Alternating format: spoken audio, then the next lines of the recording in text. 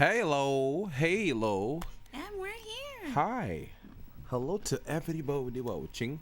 We're going to play games tonight, Nickelodeon games. Yeah. Gameboy games, specifically. Nickelodeon. Yeah, we've been on a little Nickelodeon binge the past week. We've been watching a lot of Jimmy Neutron. A lot. We watched practically all the Jimmy Neutron movies. We were just watching Jimmy Timmy Power Hour before the stream. So yeah. That one was okay, but Timmy's personality in them are like completely different from the show. He's a jerk. Granted, it's still different with Jimmy too, but with Timmy like specifically, it's just such a difference from the show. How he acts in the show. I was actually kind of shocked that he was even acting the way that he was acting. Like, this is Timmy. Yeah, talk more about it. We watched a lot. Talk. Yeah, like this is Timmy. Like, he's such a jerk. Yeah. I don't get why he acted that way. I didn't. Even he admitted it in the first one. He admitted it. He was like, "Oh, I'm sorry, I was being such a jerk." It's but like he admitted that at the end. Yeah. Like, and then he even told the city to play along, implying that he didn't even mean what he's saying. He's just straight up being like, just say it. Just say whatever. Yeah. It was and then her going all crazy and liking Timmy because she thought that he was smart. Oh. It's like Cindy, right? Yeah, it's like, can't you see that he's stupid? Like, everybody else can see it. Oh. Like, why couldn't you? You have to play the whole stupid female role thing. This had to. Like, they were okay movies. Like, it was nice seeing like Jimmy and like the gang drawn in different styles. Yeah, Fairly Odd Parents style. So that was kind of nice. But I mean, other than that, because I'm not even really like a big fan of Jimmy Neutron and Fairly Odd Parents. So I mean, I lean more towards Jimmy Neutron than Fairly Odd Parents. So yeah, I mean, other than that, it was just okay. Yeah. What about the other ones? What about like the Attack of the Twonkies one? Oh, now the Jimmy Neutron movies minus the crossovers, those ones were actually good. I actually did like them. Yeah. They were pretty random movies, I would have to say. The only thing is the music. The music was very random. It's like they just took it's like they just took popular music from that time. It didn't even matter what type of music. They just thought if it was popular, just put it in. And they just put it in. Yeah, I got that too. The soundtrack was very odd in the Jimmy Neutron Boy Genius movie, the first one. Yeah, it didn't seem like anything was really planned out with the music. At least with music wise. Yeah. It was just kind of slapped together. Yep. And then with the other two, it was like the music was like non-existent. Like I don't really even remember most of the soundtrack, but that's only because there wasn't like a random like band playing some random song that they thought was popular with like a catchy jingle. Oh. And they had like Little Romeo on the track too. Oh yeah, they did. That was very odd. Very random. Okay. And was it at the end? It was during most of the film actually. I know no. Actually, at the very end, yeah. They had some other next little black kid for the rest of the track. And I don't even think he was singing like his like own music. I think he was singing. It was like Jimmy Neutron music. Yeah. Like, just talking about Jimmy Neutron. Didn't you say it was a cover to Will Smith? Yeah. Parents just don't understand. Yeah, so that was pretty random. You should be the one to go first. How are we going to do this? Are we going to do this alphabetical order? Are we going to do it based on the series that we like? Or how are we going to do this? I guess we can play it all based. Yeah, I guess we can do it in order if you want to, or we can do it based on a franchise. So you gave me the same options that I just gave you. All right. Did I? Yeah. You just used the word franchise instead of show, but okay. Okay, we can just go by franchise. Okay, so I guess because we watched Jimmy Neutron, we'll start with the Jimmy Neutron game based on the movie.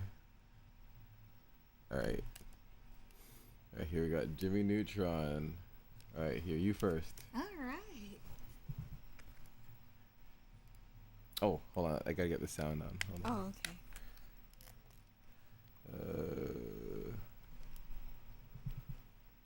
Make sure. This emulator is always so finicky to use. Oh. You know what we should have watched? We should have saw if there was a cat dog movie. A cat dog movie? Yeah, cat dog. God, cat dog, cat Yeah. dog. Cat dog. You like that? You did it? It was just so cringe. Ah! It was so stupid. It was dumb. But I don't know. That's why it was just so dumb that I liked it. Like half a cat, half a dog. Cat dog, cat dog. And It's in the title. They're siblings and like their day to day is just so random. I can't. Honestly, I can barely remember an episode, but I do remember that it was pretty random. But I did end up liking the show. We should have saw that as a movie. I wonder if it has a movie. You know what? It deserves a movie. Wow. Is it not? Oh, hold on. It's doing that thing with the. Where I need to do the.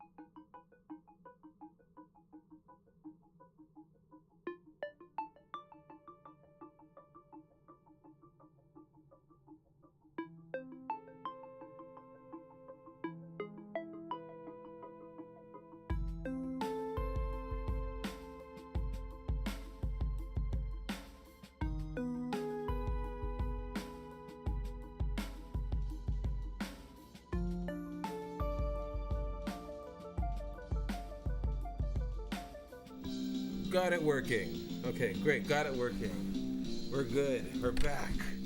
Oh. Turn the game down just a little bit. On our side. Okay, good. All right, so we're gonna play. You play here. You play for AJ's gonna be playing first. Yeah. All right. Let me switch the game to Jimmy Neutron. Jimmy Neutron. Boy Genius. All right. All right. Now, yeah, you can go now. Okay.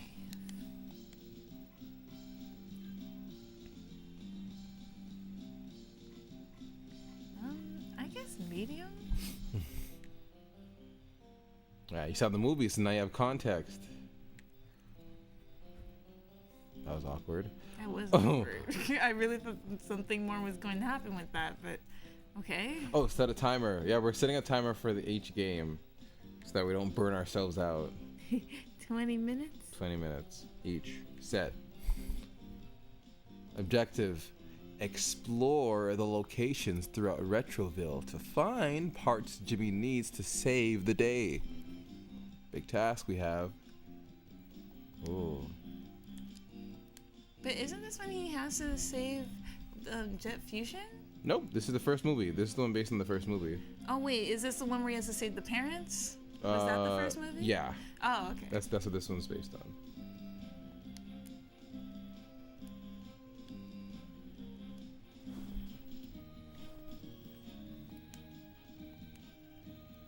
Tonight we're going back to the past to play some Nickelodeon games that suck ass from back in the day, you know? Game Boy Advance. So, Game Boy Advance people only. If you didn't have a Game Boy Advance, get out of here.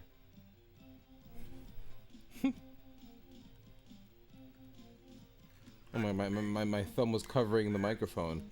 I gotta make another one of these. Alright. Ooh, collect the diamonds scattered throughout the Retroland amusement park. The coasters can be helpful in reaching certain areas. Oh. Yoki and spies are on the prowl, so watch your back.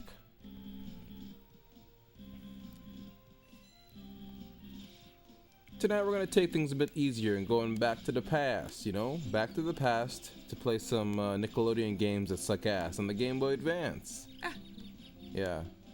And AJ's gonna be playing too.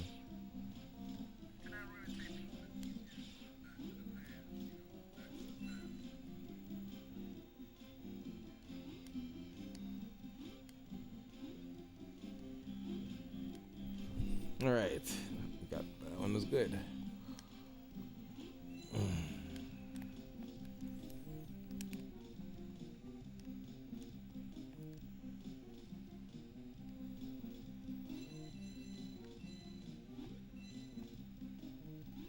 My gun just stopped working. I mean, is it supposed to stop working? Oh yeah, talk about the game. How's it feel?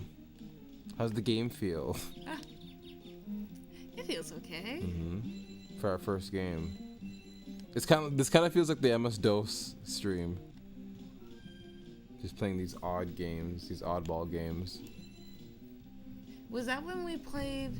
Oh no, that. Hold on, AJ. Oh, we have a. No. Dang it. Okay, there was the. Now we're properly in. Damn it. What happened? We didn't have. It was on that loading thing. Oh. But it's okay. Now we're in.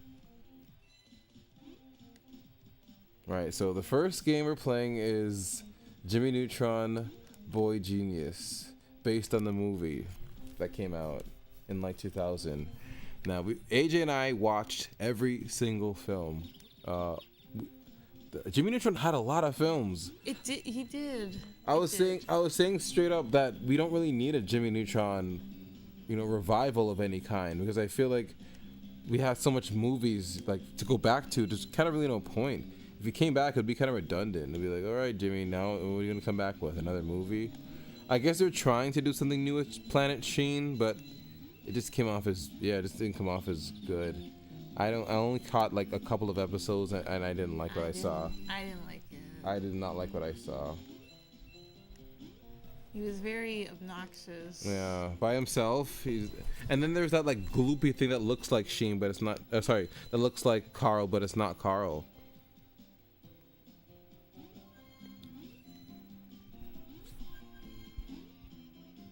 A goopy machine? Yeah, he has some gloopy sidekick.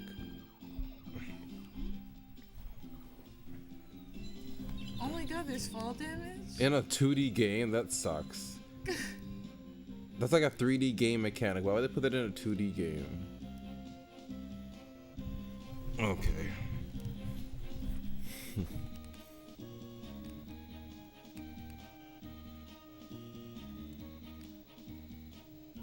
I mean, this just seems like a run-of-the-mill platformer game. I guess it would keep a kid entertained. Because as a kid, I didn't really care about the quality of a platformer. I just cared that I was playing the character that I was on. Oh yay, Bricks is here. Awesome. Glad you're here. We tweaked with the settings and stream should be better now. Stream should be much more healthier. But yeah, tonight you're in for a treat. We're gonna go back to the past this time. We're gonna be playing some older games. That probably don't suck ass. Just got off work. Awesome. Nairus, you're with us for the afternoon.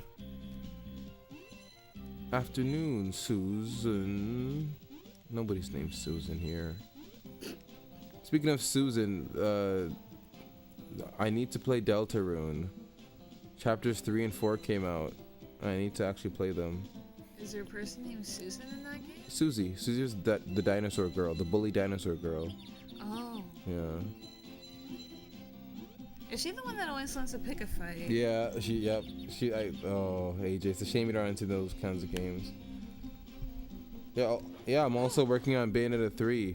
Well, the game kind of already came out, so it's amazing that you're actually able to get a part on the team of Bayonetta 3, but I'm happy for you, Bricks. Congrats.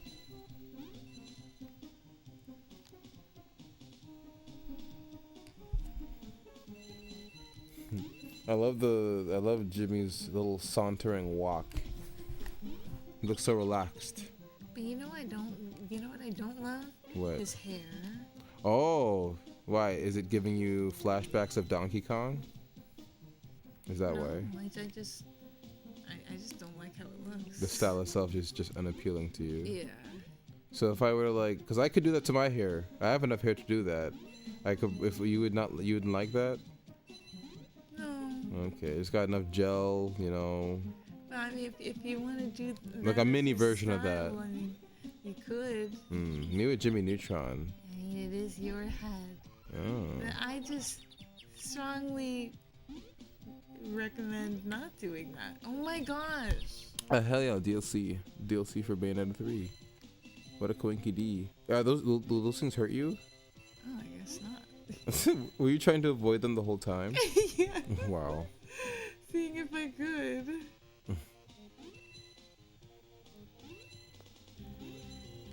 Droll. So now I have my gun? Where's your ammo? I have no idea. My gun was gone, so I stopped using it. Your gun go off. Are you trying to be like that? What was his name? Casey from Teenage Mutant Ninja Turtles when he does that attack. No, but that does remind me of that song you love to sing so much. That Casey Jr. is going down the track song, and we're on a train right now, so it works. I do love listening to that song. Yeah. We lived in a place that was by a train and I couldn't stop listening. I was listening to that song even more. Yeah, we could talk. Let's talk about that place we lived at for a bit. AJ and I have lived in some strange places over the years, but one of the strangest places that we lived was with this. We had a roommate. His name was Frank, and we'd never found out his real name. We don't even know if Frank was his real name, honestly. I felt like it wasn't, so that's why I feel like we could talk about it. and he had this. Let's hope that it's not. No, yeah, he had this dog. He had this dog named Charlie, and the dog ate up the entire couch that was there. Like when we were there, it looked like somebody just brought some sponge in from like outside, and they just made him eat it. And he told us that's just how the couch is because of Charlie, and that's just how they sit on it now. And yeah, the guy took such miscare of his dogs. I didn't know. I didn't even know that dog owners had this, but he had these pads that you put out. These pads that you put out for your pets to make their mess on. It's supposed to be for potty training, or if you live in an apartment. But I mean, he just left it there for a very long time. Yeah, and it was very unsanitary. Gross. It was just gross. The final straw for us was when he, instead of going out to, put the dog mess outside, he put the dog mess in a party cup and then left the cup like sitting on the counter, and it smelled the entire place. And I told him about it, and it's like he treated it like almost forgetting like to like leave the door unlocked, like oh whoop, or leaving the door unlocked. He's like, oh whoops, oh sorry about that. It's like, what the dude, you left shit in a cup, like you live with people. Yeah, that was one of the weird roommates that we've had. It was actually really gross. Another weird roommate that we had was Pick that up or something? Oh my God. one time AJ and I lived with this, well not like live with, like they're our roommate, so we're like our housemates. So one of the housemates that we had would always have this. He was an older guy. He looked like he was like maybe 45, and he always had this young person over, this young guy over, and we would always kind of like just like not really care, because we would think, oh, it's just his family member, maybe it's his nephew, maybe it's his like I don't know, son that he can't see on a regular basis because his divorce or something. But one day AJ and I, like, we heard like footsteps, and it was the guy, and he was wondering where the kid was, and we said we didn't know where the kid was, and he went back outside, and then the kid came back, and was asking for the same question, where's the guy? And we said, oh, we don't know, and he went outside as well. And then the guy comes back, the older guy comes back, and he's like swearing and getting pissed off and everything. And he's like, I have to leave here. I have to get out of here. Like, he's just mumbling about how he needs to leave. So he leaves, and the police come by, and break down the room that he was living in, the door of the room that he was living in. No. And he, they pretty much like ransacked his room. The police got involved, and then they left. They left the door open, so we got to take a little look in there for the first time, and oh my god, it was a mess. I saw these capsules, these like drug capsules all over the place. So they were in there doing drugs. Him and this young guy, they're in there doing drugs, and the room was just a cluttered mess. They're drinking in there, and the room smelled like burnt ass. Like it smelled like you took someone's ass and burnt it on fire. I don't know how you would know what that smells like. And there were condoms too. I saw that there were condoms as well. So I'm putting two and two together, and that's not a good equation. Yeah, we lived with some crazy people. Oh, what should I make for Din Din? You should make something healthy. You should make something that'll make your body not regret you treating it the way you do. Give your body a good old break. That's what you should do. Give it a break at that Kit Kat bar. Or you could fast. You don't need to be religious to fast.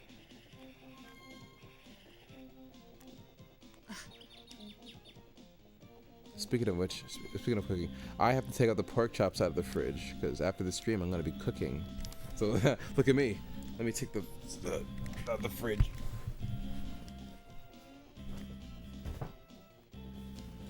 Honestly, AJ, watching you play is pretty relaxing. I can see you watching me play.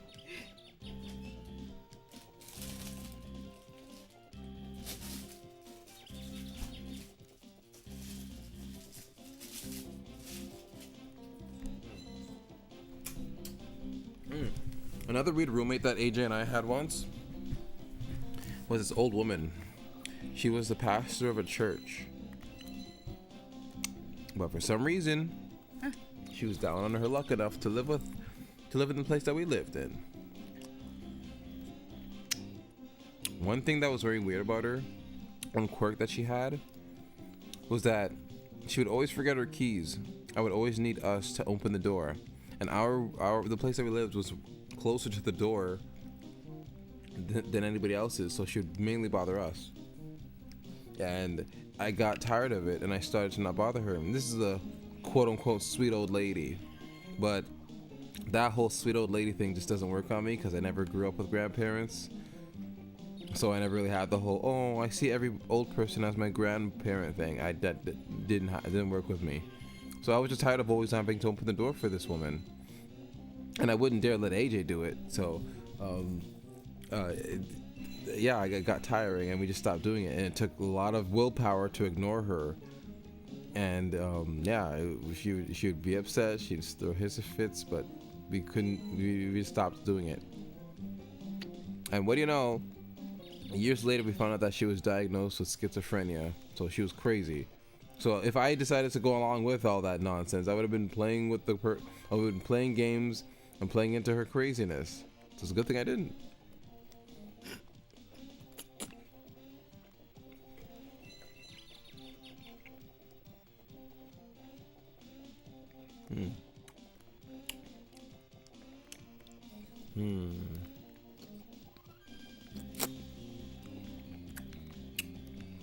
Playing old games like this is taking me back to when I first discovered emulation in middle school.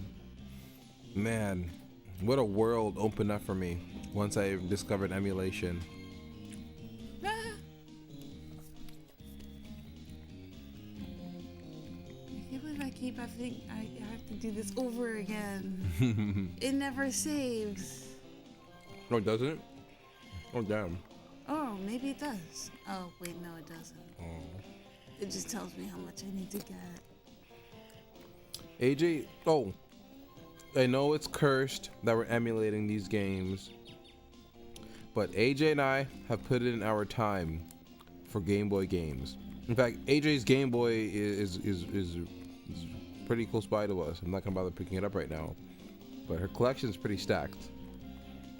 So she can emulate games. It's okay.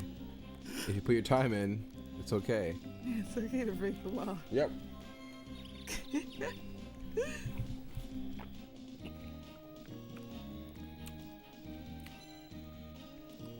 They call it the Nintendo Pass. Or the Nintendo Clause. Oh, so that's what that's for. And oh.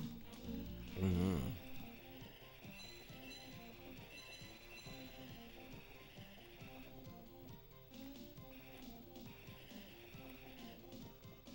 How do you kill those things? Is there a way to like shoot, do some kind of like laser move? I don't think so. Do you remember this part in the movie when Goddard had to go into the sewer and fight off rats? No. Yeah. Games back in the day always did that. To make the movies seem interesting, they always add some kind of like flair. They always add some kind of like flair to the Also, there's a Digimon Minecraft mod, but not mod to cross Pokemon with Digimon. Well, I'm not into Pokemon, so I mean neither of us really are. AJ knows Pokemon, but she's not really into it. Yeah. Yeah. And I'm not into Minecraft at all. I have no kind of. Yeah. Sorry. I stopped playing Minecraft a while ago. Yeah. I never played it at all. Minecraft is not for me. Never played it before. I mean, I'd be willing to try, but I'd look like a moron.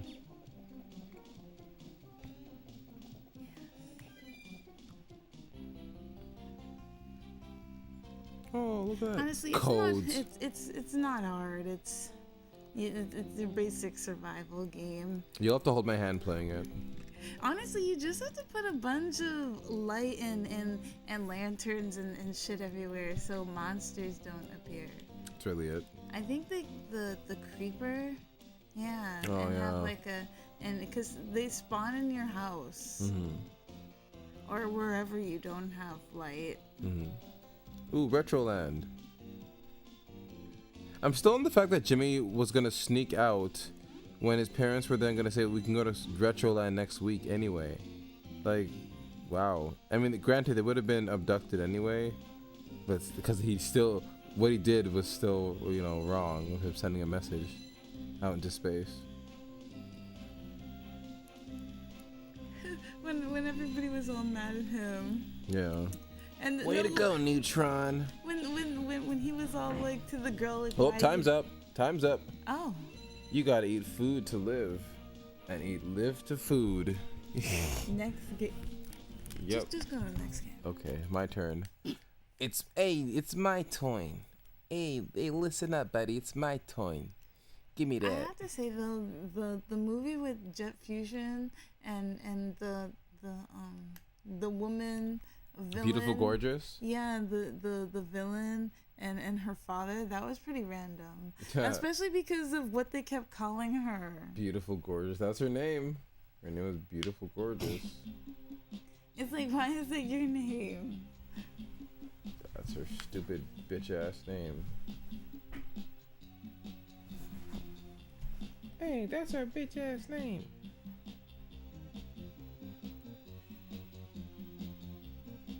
Alright. Let's change games. If it's all the same to you, let's change games for two. Oh, these games are gonna be fun to play tonight. Alright, let's see. Well, first you have to play them. Alright, hey, watch it. I'm just making sure the stream is healthy on all sides. That's all I'm doing. Making sure streams are all safe on all sides, lady. You can do. Hey, get the hell off me. Okay, Jimmy. Okay, Jimmy Neutron. It is me, Jimmy. It's me. We should do a British version of Jimmy Neutron. That's what we should have. If Jimmy Neutron is gonna come back, make it be British. Hey, it's me, Jimmy Neutron. I'm really smart. I'm a little boy, and I'm really smart. I can make inventions, and I can impress my parents. I'm a good little boy. Just no. I'd watch that. No. I'd watch Good Boy Just Little Jimmy no. Neutron. Okay. Shit. Set a timer. Almost forgot to set a timer. God dang it, woman. I almost forgot to set a timer because of you. I could tell. Me? Yeah, I'm kidding. It's not because of you. Alright, this is Jimmy Neutron versus Jimmy Negatron. I had this game. I played this game twice on stream now, so it's been done to death. But it's a do you know that game? Remember how I told you it meant so much to me? No, I only played the one that I had, the one with the. Oh my god. Yeah, what is this? It's a 3D top down. Oh, this is. What, didn't you play this? No, I played the PC version. Oh. This version only came out for PC and Game Boy. I never played the Game Boy version. Oh, this is. Ooh.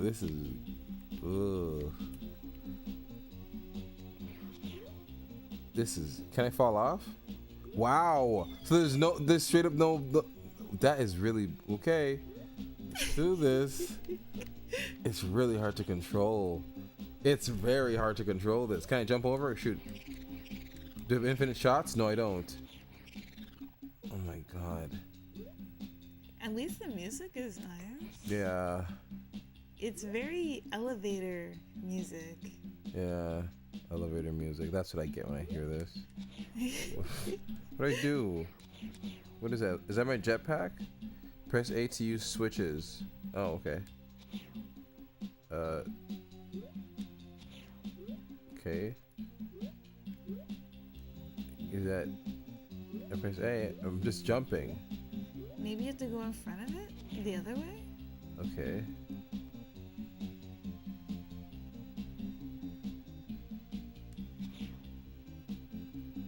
Did it do something? Wow. You have to go all the. Why couldn't they have just put it on the other side? That's really stupid. Okay, game. You're what a dick move, game. It's already 3D isometric, and now you're gonna make it even harder by having stupid rules like that. Okay, Jimmy. Is that a shield? Pick up the shield and activate with R and A. Okay. Only bitches use shields. Well, at the moment I turn it on, like you didn't even get to. You didn't even wait to insult me. Like, you already like said that you are ready to finish the stage. Can you just make it happen, please? Why you say I'm ready to finish the stage? Just finish the stage. It looks like a picnic blanket. And what do you mean insulting you? I was just saying in general. Like, oh my God, AJ, look! It looks like that Rayman game that you have. Remember, AJ has Rayman Hoodlum's Revenge, and that was her first Rayman game. Was it really like this? Yes, AJ. It was a top-down isometric game. We have to play that game again because on stream. It's been so long since I played it. Yeah. Oh, this is really bad. So is the Rayman game. Yeah, it was bad. It's like how you played Crash Bandicoot Wrath of Cortex as your first Crash Bandicoot game. On the GameCube. Of course you're not going to like Crash bad. Bandicoot. Of course. After that, I didn't like Crash because of that. That's such a shame because, man, that really goes to show that when you make a bad game, it can affect even potential fans. Like, damn. Well, it affected me because I said, what is this? This is bad. But I feel like you wouldn't have liked Crash Bandicoot's character because he's Jungle Boy adjacent. Well, to be fair, I already didn't really like his character, and I would just what do you know? it. I'm starting to see a pattern here. Garfield is orange and you don't like him, and now Crash Bandicoot's orange and you don't like him either. No, Garfield just happens to be orange. I don't like him because he's a nasty snob. Snob? Yeah, he's a nasty I always did know Garfield to be the one to put his possessions over others. No, not a snob. Oh, I'm atrocious. He likes to eat a lot of food. John, we need to buy more things to embarrass these poor people. Imagine if he did. No, remember when he said that he would take that little girl out and she should be shot. I'm gonna take a little girl out and then shoot her. Is that what he said? Something on those lines. I mean, girls who sing like that deserve to be dragged down to the street and shot. That not for singing. How is he allowed to say that? I don't know. If Lala talked like Garfield, would that? I think we would have to get her out. Oh, I'm gonna say you have to put her down. Like, what if you put a translator on her and that's how she sounds? So you would want to kill her because she sounds like Garfield? No, I'd love her if she sounded like Garfield. You're the one that hates Garfield, so I'd be on suspicious of you wanting to do that. But to her. I don't hate Garfield. I just think that he's a snob. A snob and a slob. Nah, both. Nice save. Okay, well, where are we going to go to now? Oh, it's my dad. It's my dad. You're my dad. Look at him. He's looking so close to me. Whoa. Is this my dad? Didn't you tell me that? You mean Jimmy's dad or your dad? No, because he's like disappeared. Well, that's Jimmy's dad, but the way you made it sound was like, is that my dad?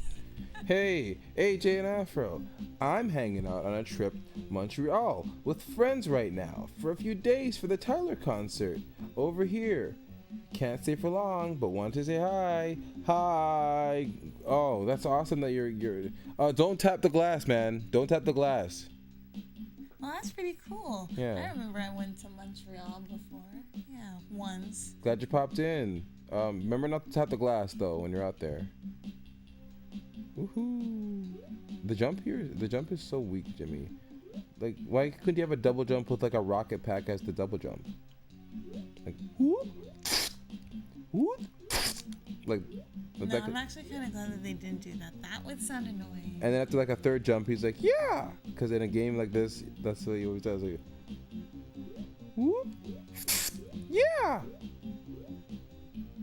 If I had a double jump, I can see why characters say some exclamation after they do a double jump. Because I'd be pretty hyped too if I could do a double jump. I would say like a little, yeah! Oh yeah, what are your favorite songs on the album? All of them. I'm kidding. We kind of had a little listening party this morning. Yeah. I honestly I can't remember all the titles. Yeah. But we liked it. Yeah. It was a good summer album. Yeah, a lot of 90s vibe was bumping. The auto tune was used very sparingly as well. Mine are "Don't You Worry, Baby" and "Tell Me What It Is." I wouldn't be able to tell you the difference because we just listened to them.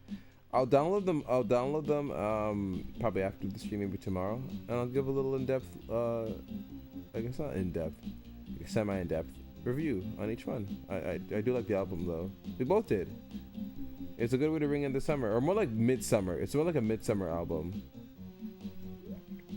Heavy 90s R&B and pop vibe. A little bit of Michael Jackson too. We heard too. Yeah, it sounded also. It was also kind of very classic. It sounded very vintage. I had like a vintage classic feel. Yeah, it's like he wanted this to be the kind of track that you would like find on a record player, on a record disc, in a shop somewhere. It felt like that. It felt like you weren't meant to see this. I kind of like how exclusive it felt.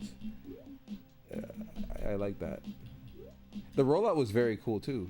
And it was mainly just him. Yeah. From what I've heard, I didn't hear much people. He had Daisy. Like features. I think for most of the production he had help because we saw Childish Gambino and Vince Staples. Oh yeah, that one little music video that he had. Yeah, so it's like, oh, okay, so he had some help, or maybe they were just there for decoration. Maybe. Rocket launch site. We cannot go into, and yet we can go into dark dimension, time machine, and Cindy's dream. Okay. See ya. Enjoy the concert. See you. We were so confused when we saw it though. Yeah, we were. I can go into Cindy's dream. I don't want to go into Cindy's dream. It's just gonna be pictures of Timmy. And who wants to see that? Me. I'm kidding. Oh, that's what it's part of? No, this is Jimmy Neutron versus Jimmy Negatron. Oh. In this game, Jimmy Negatron is Jimmy's evil twin from another dimension, and he hops into this universe to pretty much ruin Jimmy's life. He falls in. He makes. He looks just like him, but has like a mustache. He makes Cindy fall in love with him so that it would ruin him. He pretty much, he just ruins his reputation, and it's up to Jimmy to undo what he does. I liked playing it on the PC, but I've never played this version of it before. This version is so, ooh. They like doing the whole somebody fighting over Cindy. Yeah, like she ain't shit. Cindy ain't shit. Oh, that's her name, Cindy. Cindy. Oh, it's Miss Crocker. That's what she sounds. That's what she sounds. You know, we're just gonna move past that. Okay, Retroland. Ajemon. Oh, can't go there. I've been in this hub world for so long. Okay. In the hub world. The hub world is where you wanna be. The hub world is where it's at. It makes you wanna get a little pat on the back because you're on the map. the map. It is the map. Jimmy Neutron is the map. Oh, we can go to the dark dimension. The dark dimension. Dark streets. Oh no, we're gonna go to a neighborhood that we may not like. Jimmy Neutron, roll the windows up. Hey, you, roll the windows up. Yeah. Would Jimmy Neutron be the kind of person to roll his windows up if he saw a black person near his roll the window down? Hello there, sir. Hey man, what do you want, Jimmy? You know my name. Everybody knows who your name is, But Jimmy. he knows not to talk to strangers because of the first movie. Right, he wouldn't talk to a black person. He wouldn't talk to anybody. True.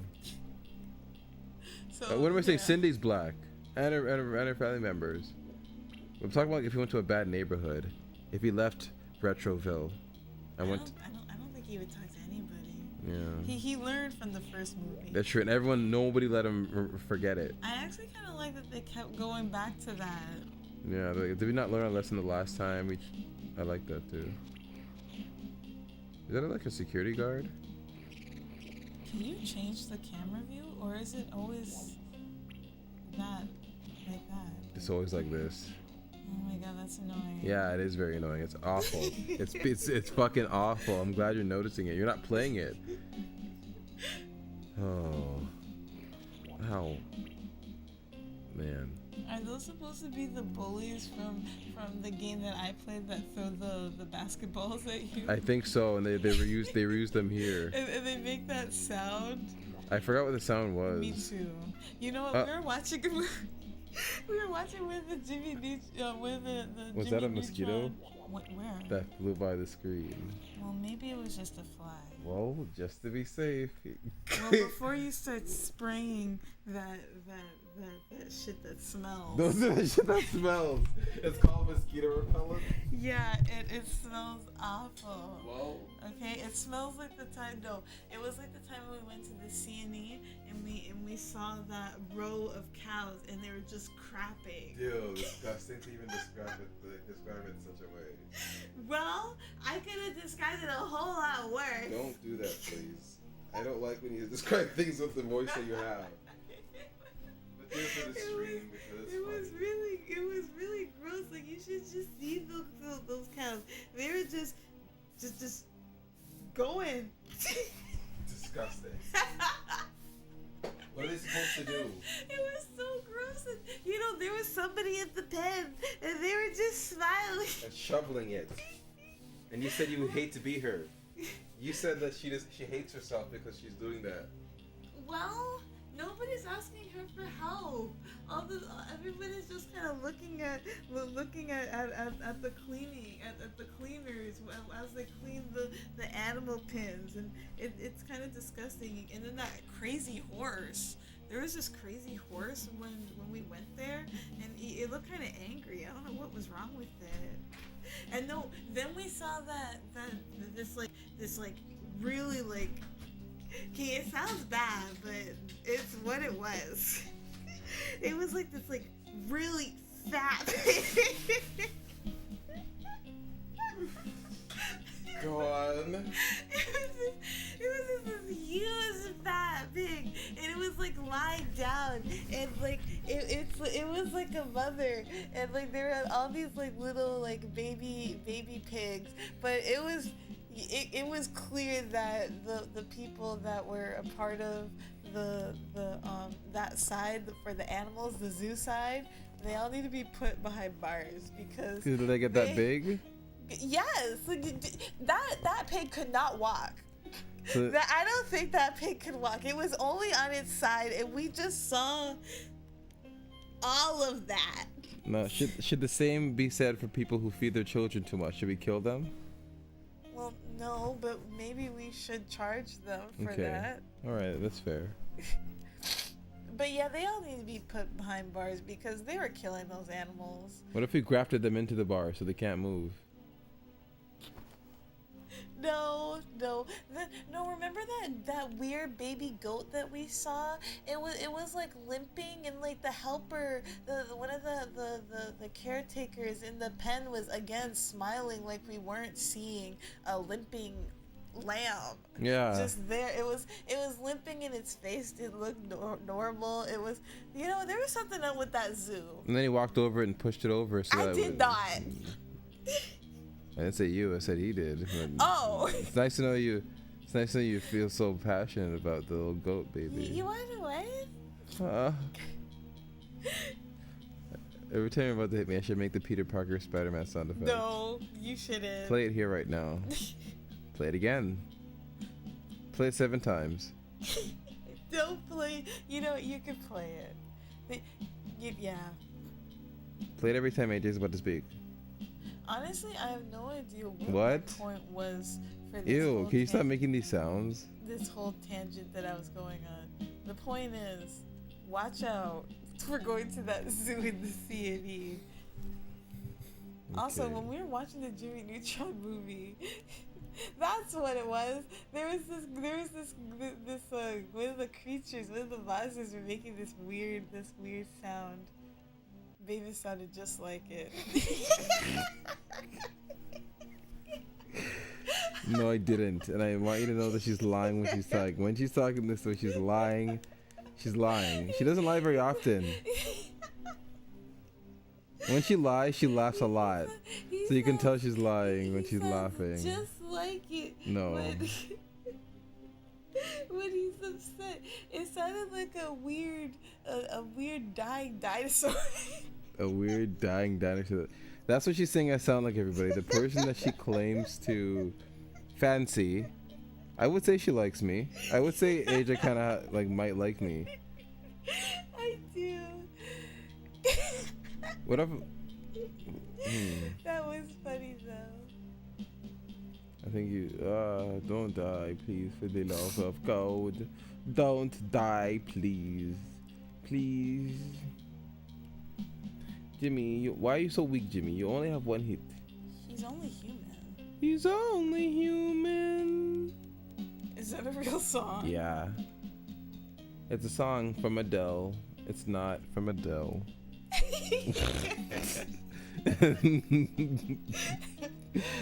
Oh, Dell computers were so fucking bad back in the day. I don't know how we got away with giving them to people. That's all. Did you have a Dell? Yes, it was bad. No, you know what's bad? A Toshiba laptop. Oh yeah, Toshiba. When you bought a Toshiba, you were just essentially buying metal that's going to break on you. Pretty much, because I don't even think I had it for more than a year, and then it just shut off on me. To me, you don't count as a PC owner if you have a Toshiba. I couldn't play MMOs anymore. I had to take a pause because anytime the fan would get just a little bit hot, and then it shuts off. I remember one time when I worked at the computer shop and someone brought a Toshiba in, and I laughed at him, and I had to actually apologize to him because my manager said I had to. That's how much I don't like people that use Toshibas or the computers that they own. Lala. AJ, I got her. Why would you even... AJ. Well, it's the next game anyway. It's the next game anyway. Oh, okay. Well, it's gonna be AJ's turn now. It's AJ's turn now. It's AJ's turn now. It's hey AJ. It's gotta be the game that you should have familiarity with. It's Jet Fusion. Ah. The PC version. Oh. I mean, sorry, the Game Boy version. Oh. I only played the GameCube version.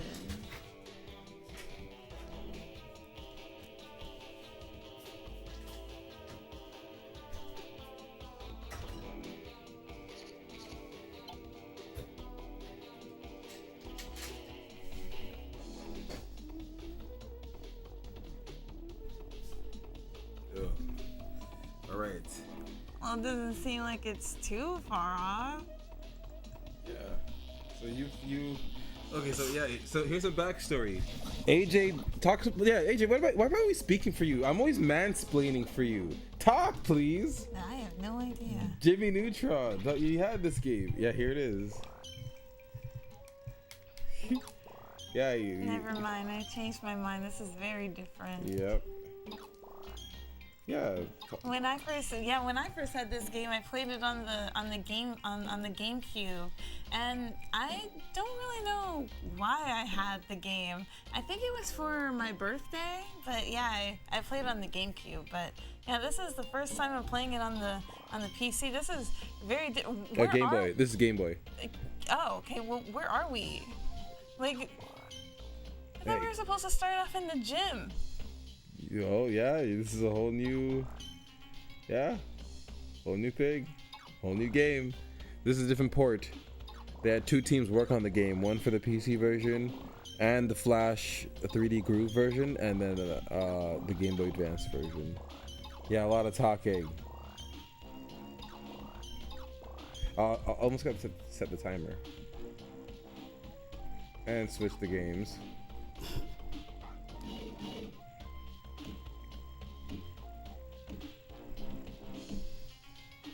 Okay, so instead of the characters coming out of the book, we went inside the book instead. Oh, really? That's the twist of this one? I assume. Oh. Well, I saw a bit of the cutscene. Yeah, you sped past it. I just realized I could shoot these things. Yeah, you got a little shooty shoot.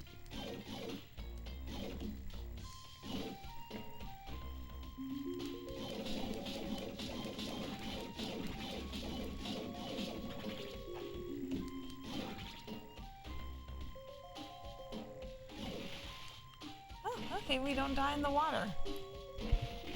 Yeah. Okay, You and can swim. And the fishes don't kill us either.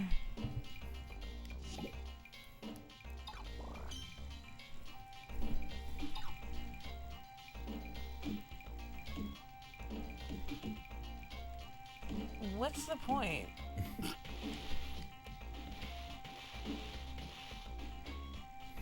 I mean, it looks fun. It doesn't look bad. Oh, look at little Ultra Lord figures.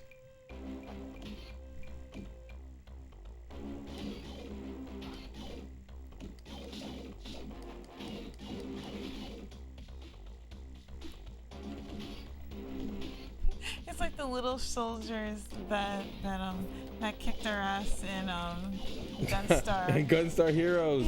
That was a good gameplay.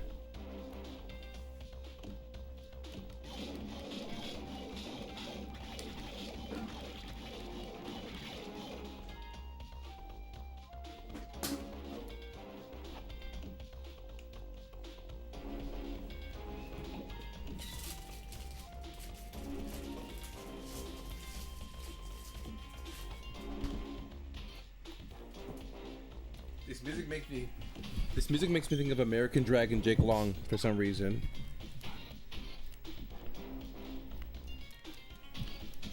Makes you think of what? American Dragon Jake Long.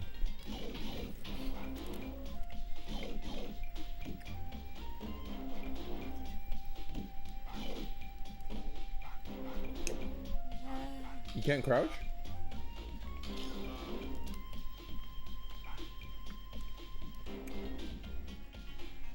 Oh yeah, you can crawl. Yeah. Oh, so I'm gonna shoot it? Oh, okay. They're just tanking these hits. Well, what else is normal? What else is new?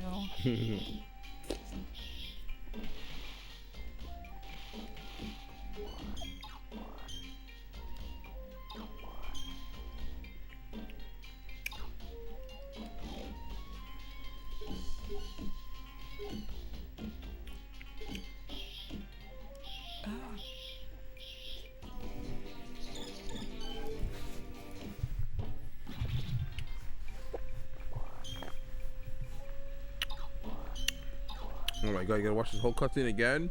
Oh. You can't press start? No. Damn. Brutal.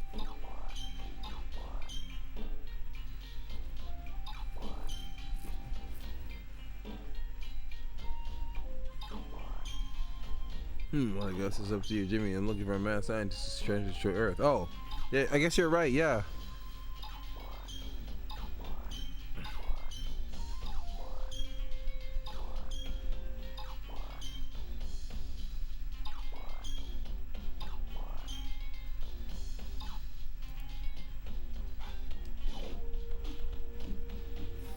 I remember when I was young and I discovered emulation. I just got a bunch of ROMs, Game Boy Advance, Sega, Super Nintendo. It didn't matter. I just got a bunch of ROMs, and this is one of the ROMs I played. That's how I played it.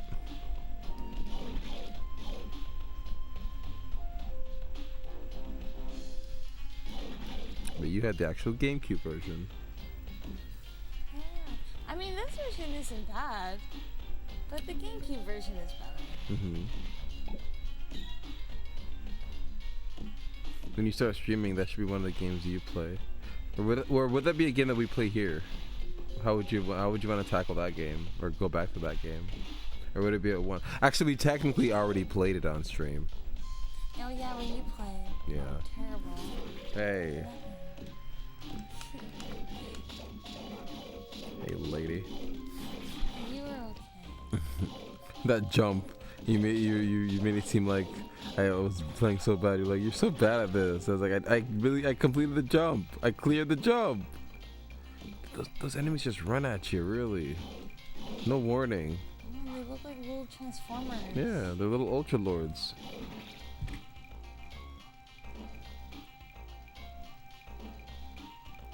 Ah.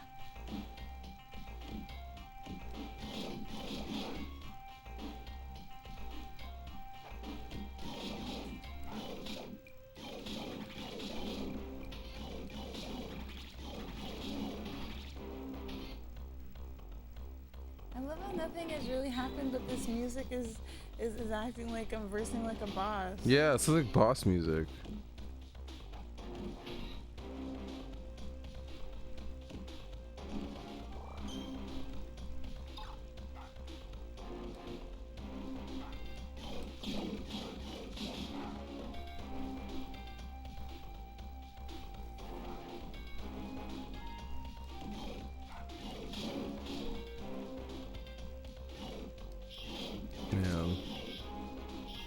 For a person that's just playing this for the first time, you're not doing bad. Ah. You can't shoot up? Oh.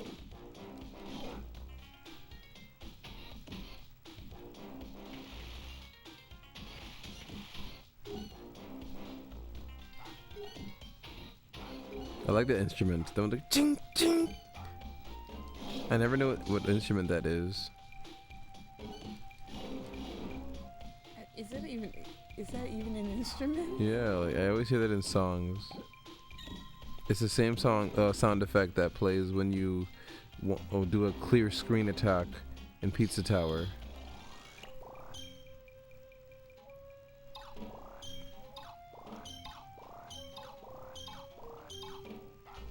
Jump, jump. I'm curious on the Rugrats game because I've never played any of the Rugrats games on Game Boy. Same. I didn't even know there were any games. Yeah. We only played Castle Capers on the stream where we played Nickelodeon games, but outside of that, I've never played any of them. We were going to play that one that recently came out. That one had a golden Reptar, remember? It had a golden Reptar for the pre-order. Oh yeah, and they didn't even. It was just a shadow drop. Yeah. They didn't even really announce it. Nope. That was I hated for that. like everything, and that gold edition was gonna be for the bundle. Yeah, there was going to be a physical a physical Super Nintendo cartridge that was able to be compatible with the game. Ugh. Maybe I'll go back to that game on my own.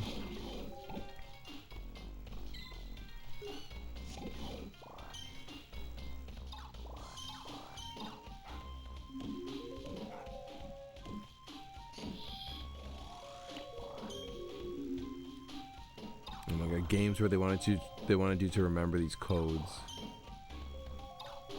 I mean, how did you feel about that, AJ? Games that made you have to remember a code or write them down, because it kind of made you feel more, I guess, you know, involved with the game. Like you felt like you were writing things down in your real life, and the game was kind of like, you know, making you have to do that. So in a way, you're like more involved with the game. Were you a fan of that? Oh, I never actually played much games where I had to remember a code. Was I even supposed to remember that code? What about the Grand Theft Auto codes like that? Oh, well, those are cheats. Yeah, or cheats, even cheats. Oh, well. Did you feel more involved when you had to write them down in the games? No, I kind of just printed them off. Oh, you should have printed them off. Yeah. Okay. So I didn't have to write them down. Never mind. But that was actually kind of the only thing. Yeah. Yeah, GTA was the only game that I played with cheats. Mm-hmm. I never really played any other game with cheats. I used to play games with cheats. Because on emulators, but oh, Lala. Hi, Lala. Our cat Lala's here. What are you curious for, girl? Oh. No, if I have to do this over Lala. Nope. You got a checkpoint. Checkpoint. I can't run faster? No. Whoa, that's overpowered. It is overpowered. I just use my gun. I barely even use my gun. Why would they give me bombs? Yeah. Those are like the same bombs that Green Goblin uses. Those are the ones that can disintegrate a human being just upon contact, and he never uses them again. That was really fucked, and I love how the movie just kind of went past him blowing up the people. Out am I? Like, oh my god. So, are we not going to remember the people that he just killed? You're the one who's out, Gobby. Out of your mind. And it didn't do anything for him. Yeah. Like, I really thought that after he did that something would happen, but he just went crazier and crazier. Yeah, that was a side effect of the serum. I wonder what would happen if you had the Goblin serum. You'd be way stronger. You'd be able to throw me. I would be able to throw anybody. Just anybody in general. Yeah, the Goblin was pretty strong, and his physique never changed. So yeah, you'd just be the same looking you, but super strong, aka the woman superhero look. See, if the MCU wanted to really be brave, they can get female bodybuilders to play Captain Marvel or any female character like that. But they get these women that don't even look like they work out. We're supposed to believe Monica Rambeau is gonna be able to take down Doctor Doom. I swear to God, AJ and I talked about this. If the woman of Marvel end up getting the kill shot on Doctor Doom, I swear to God, I'll be very happy if that happens. You heard it here first. I'll be so happy. I'll be so happy if where's that, Lala? What was that? Please stop. Don't kill flies here, Lala. I think it was a mosquito. If it is, kill it, girl. I think it was a fly.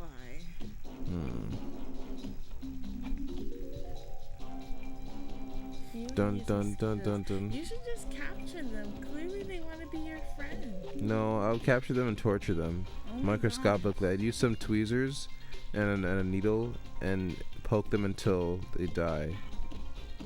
Just keep on poking that little mosquito. Who's gonna arrest me? Torching a mosquito. And then sending its body back to its parents. Yeah, you blow up Jimmy. Go ahead. You're lucky you don't have self-damage. That is something you would do. You'd have that ability and then you just throw it back at yourself. You wanna what? You shut up this. I'm trying. What are you trying to do? Kill the things. Okay. Yeah, I just realized I actually don't have to. You know what? Shut up this.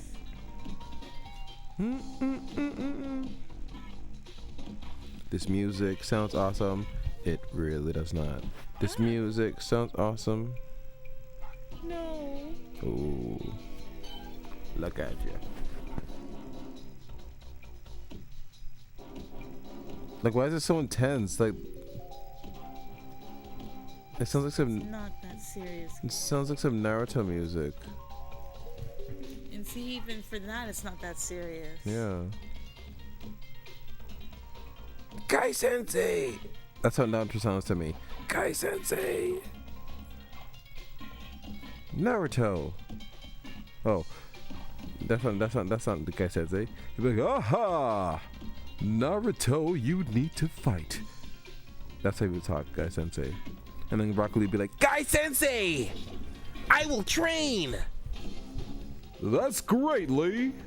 Go out there and fight. I will, Guy Sensei. Remember when Kakashi was all like, you didn't for teaching Lee some secret moves. Oh, the 8th gate, or how to open the 8 gates. When he was versing Gaara. I had to teach Lee everything he knows. And Gaara practically almost broke his leg. He's a man. Yeah, I can see why him and Jiraiya were friends.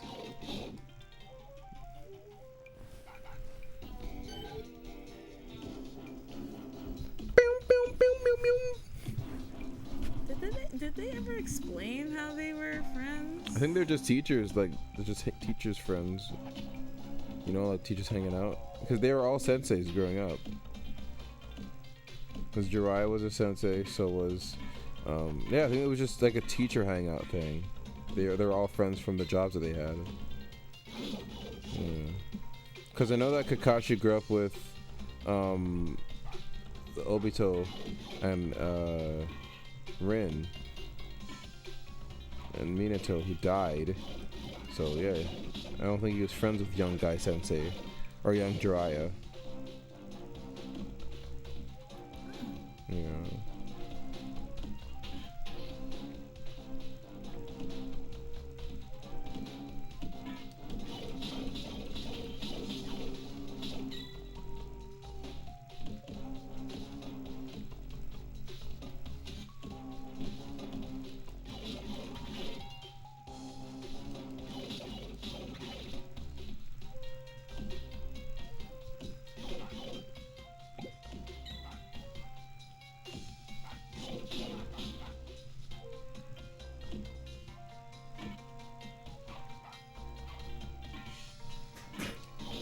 Lala? What are you doing, girl? No, she didn't knock over her water, did she? I don't think so. Nope. If she did, would you make her have to drink up the water that's fell on the floor? To really teach her a lesson and the error of her ways? No. Okay. It's just that we now have to clean it. But just in case, we should check the floor. So this is the music that played. Oh. Okay. I guess there's the water in there. No, I see some water. No, you don't. You don't. No, I do. It's like in Bob's Burgers. No, there's a dent.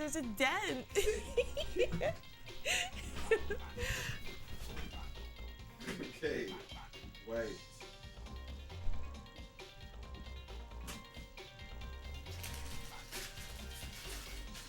You happy now? Are you really gonna eat those stale fries? I mean, stale fries. Those stale chips.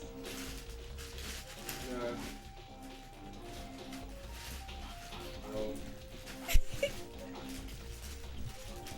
I'll have a peanut or two.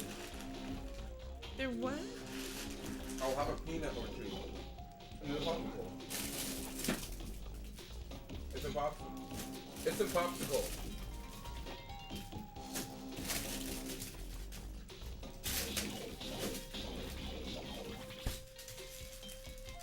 You know why I keep eating these popsicles, AJ? Because Do you know why I keep eating these popsicles, AJ? Because you love popsicles? They're in popsicle to resist.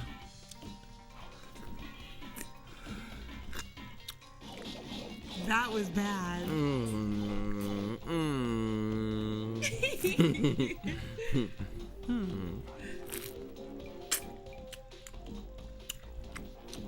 And today we're gonna be eating a popsicle.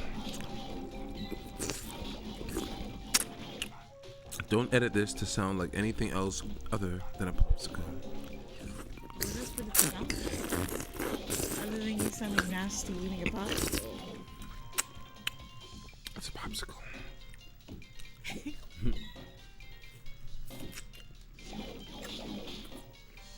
that right and hit him right in the ass. Groceries. Groceries. AJ is groceries.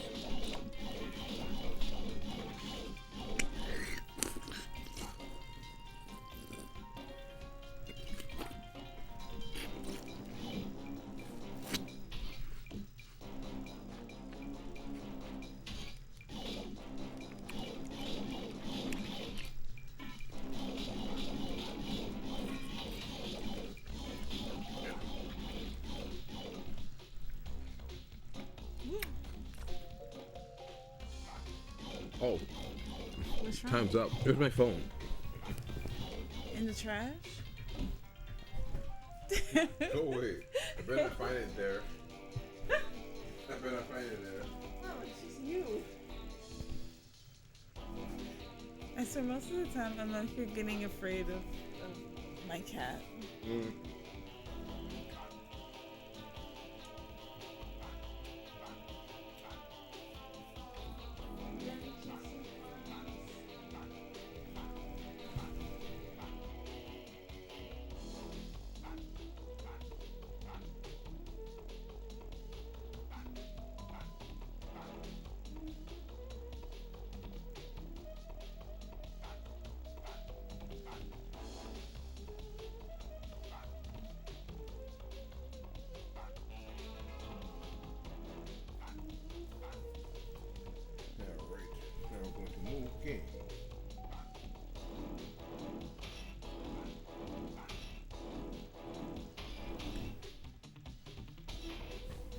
Next game, let's see.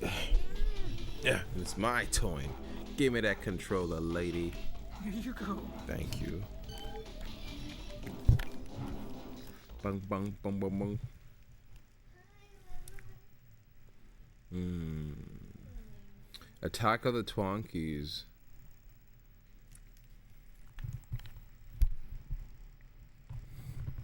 Okay.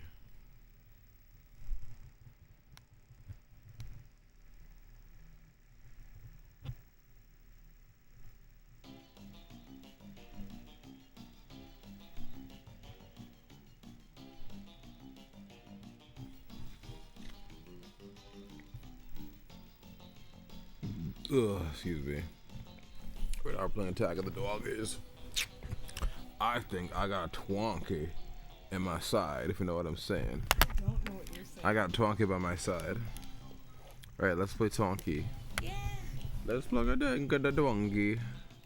Let's plug a dog the donkey. Now let's see how bad you are at this game. Let's plug a dog the donkey. That's the one called this game. It's called Attack of the Donkey. It's not called Attack of the Twonky. It's called Attack of the Donkey. There it is, Carl. It sure is, Jimmy. It sure is. What is it? Twonkus 3, Carl. A huge comet that only crosses. We've seen the episode. Like, we've seen this episode. Quite literally. Alright, let's set the timer. 20 minutes. 20 minutes to game. Alright. Well, Carl, I better collect everything I need for my trip to Twonkus 3. Like what, Jimmy? Neutronium for start. I know I left some lying around, and I should put together some kind of safety gear. Like a giant hairy suit made from rubber with extra legs sticking out of the head, so you look like a dangerous space spider so you can scare away the other spiders. No, Carl. I was thinking some kind of protective footwear. Oh, okay, well, let me know if you change your mind about the space spider idea. I won't. Okay. That's a high jump. Ah, neutronium. I'm not quite sure what it's used for. Oh, yeah. Oh, yeah, it's a high jump.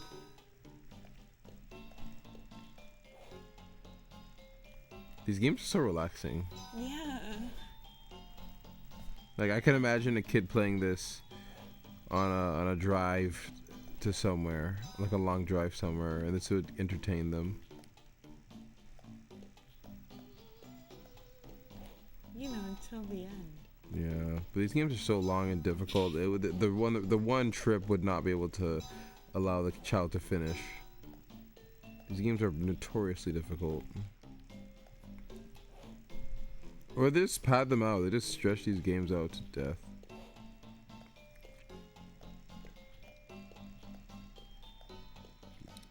He walks so slow. I know there's no running feature. I don't even think. Yeah, there was no running mechanic in the other one either. I don't remember any Game Boy game having like a run mechanic. Oh, it's Goddard. Goddard won first prize in the science fair. He's a custom-built cybernetic canine with an. Well, I'm sure a person playing this game would know who Goddard is.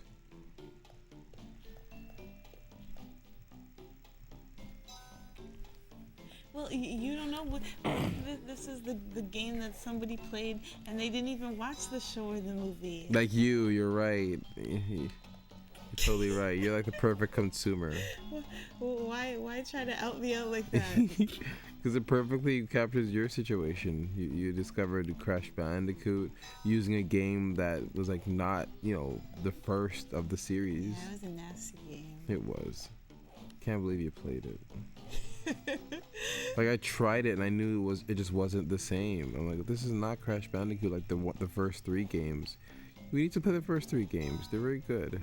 Very difficult though. I'll watch you play them. Yeah, that wouldn't be bad.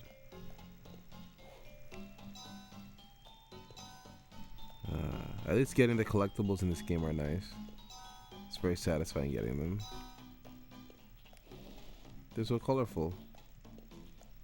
This game is like a flash game. Yeah, I get that.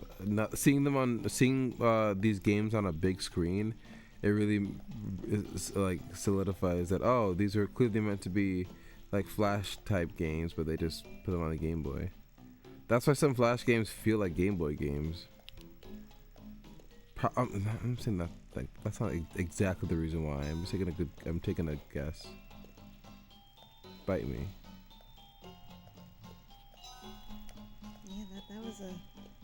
That was a take. That was a take, yeah. I'm gonna take you and push you. Look at all this violence. Not to cause you harm. It'll cause me harm. It'll cause you harm if I push you by the arm.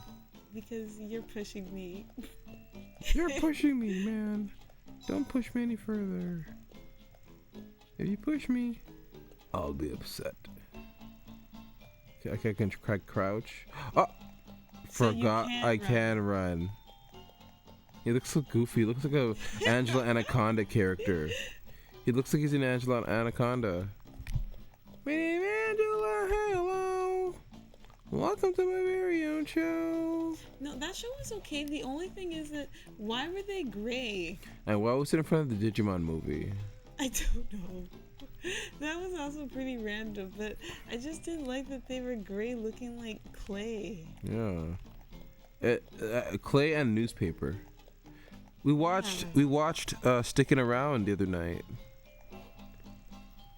How'd you feel about it watching it back again? Do you feel like it's still just as funny?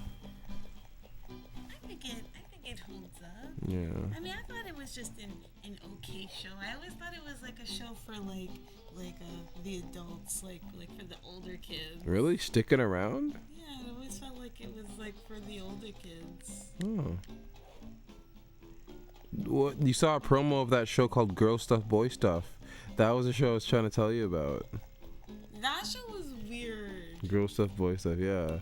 The art style was so bright and vibrant. The art style for the characters was weird though. I did not like the faces. Yeah. Those face, the expressions. Yeah.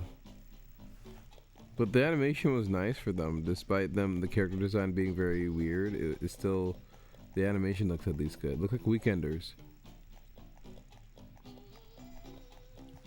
Yeah, it looked okay. What?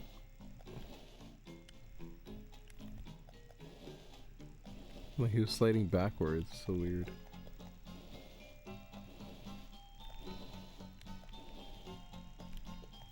Okay, Jimmy. What do I get? Like I got everything up here, practically.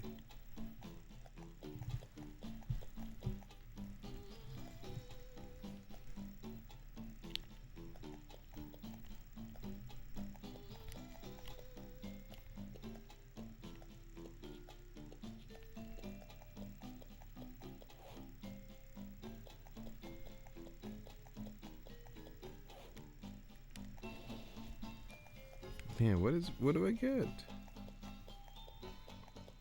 These games. They just turn you around and around. Bring it around Town. Bring it around town. Like SpongeBob is so quotable. Like there's so many moments. Oh, can I move that chair? Like what? Like what is that? Why does he do that?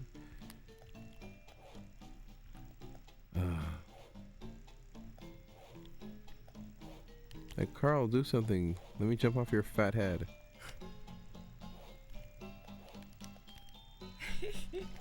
Why? What did Carl ever do? Nothing. He's a good friend.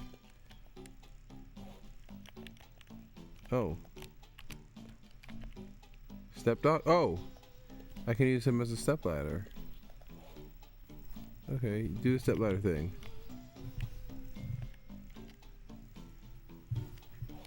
Do it. I need you to.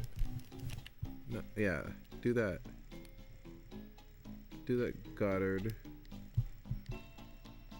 Wait, why can't I?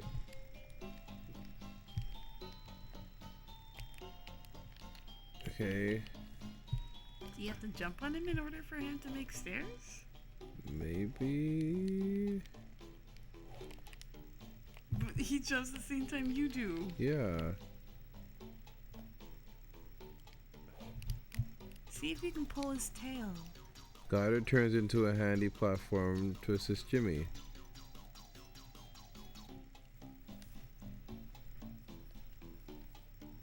Like, why did he do that? Okay, because I'm freaking out.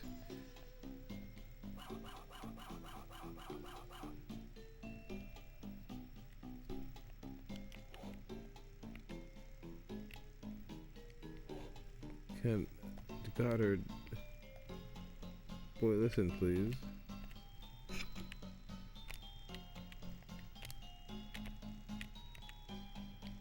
Okay.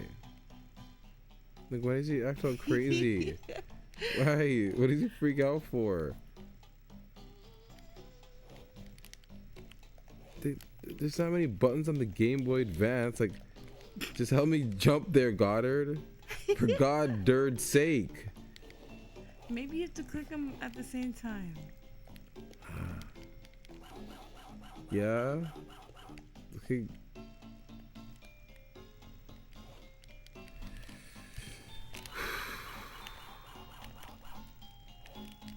Play dead. Yeah, let's try to make him play dead then. If he's not gonna listen. Just gonna kill him. Like, yeah. He needs to learn obedience. The last lesson you'll learn.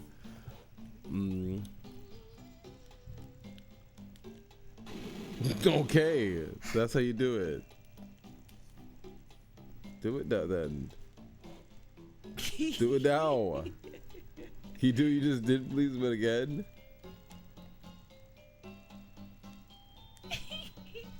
Like, do it again.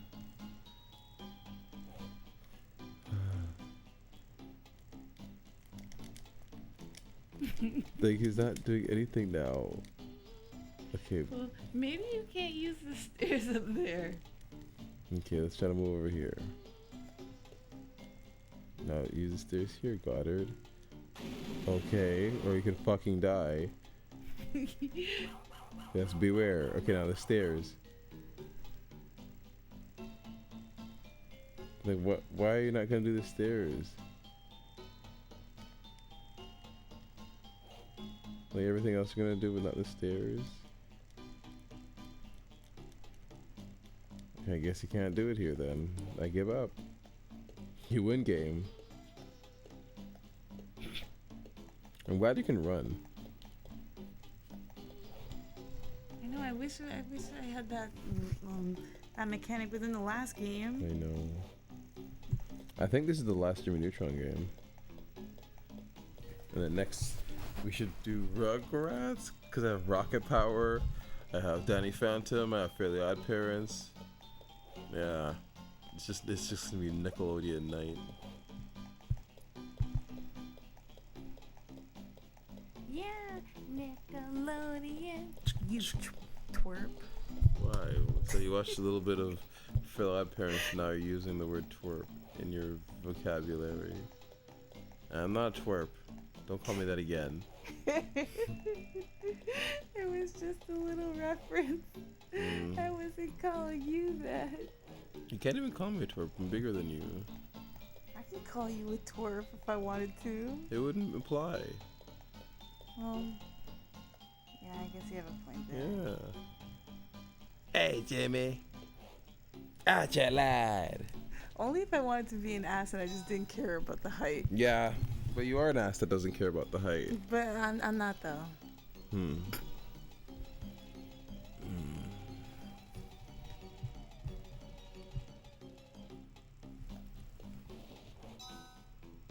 Oh, a double jump? I have a double jump now. All right. Got a double jump. Coming at you, bitches, with a double jump. I'm a double jump on your asses.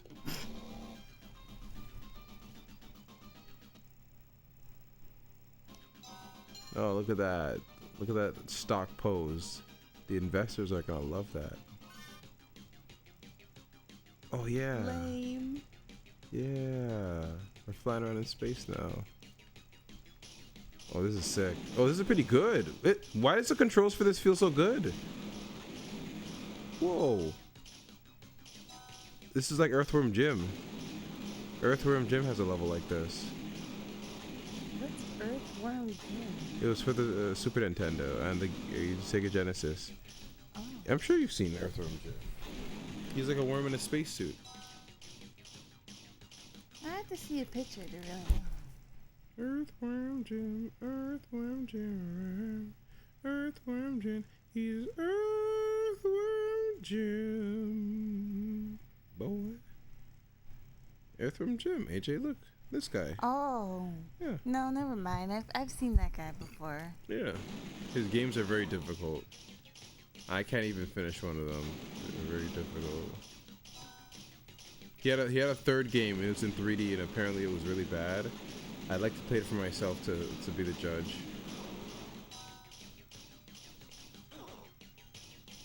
Well, why don't you? Yeah, I should. I mean, didn't you? No, you didn't play the Tick. You watched the Tick. Yeah, the Tick. I had a binge of the Tick once, like my Garfield binge. I like the Tick. Tick is funny. Oh my god.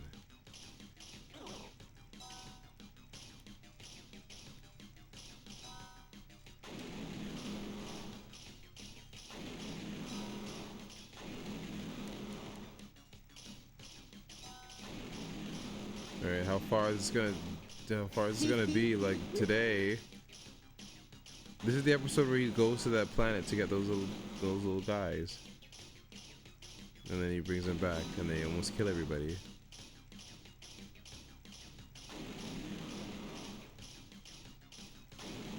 There's this Jimmy Neutron game that was on the Nickelodeon site called Jimmy Neutron Space Blast, and I really liked it. The music sounded so cool. Was it a Flash game? Yeah. I can barely remember the Jimmy Neutron Flash games.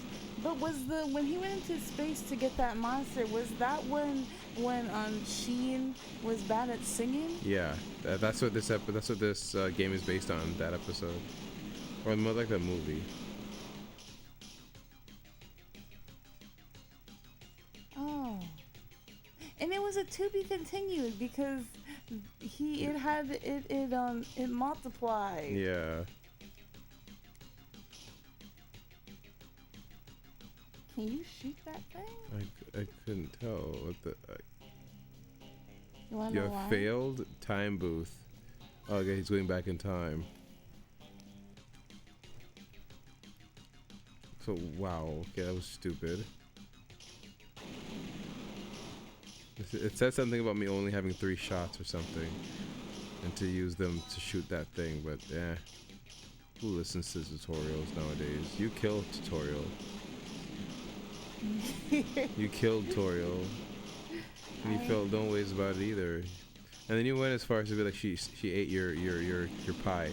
She made you the pie. Why did I kill her again? Was it because she ate my pie or something? You don't even know the reason why you killed the character. She was so motherly and caring too. Well, there had to be a good reason. There was none. You just saw a character that was worthy of killing and you killed her. Don't make it sound like that. AJ killed Toriel. She enjoyed it. She did something to me.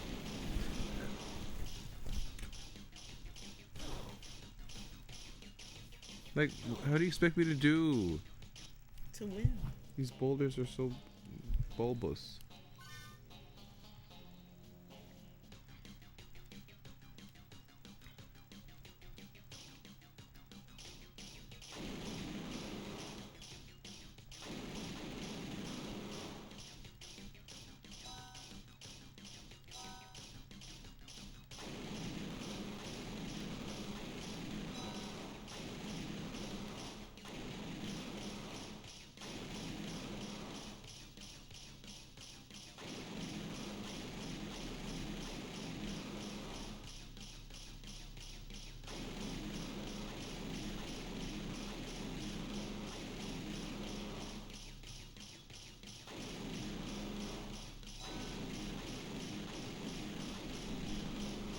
I just want to get to the end already. This is actually pretty relaxing. I know, these I'm old not games. gonna lie.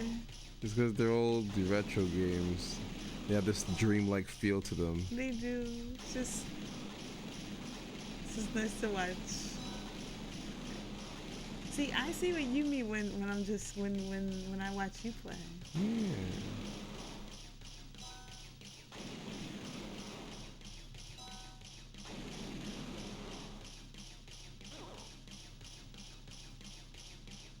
Come on, don't die.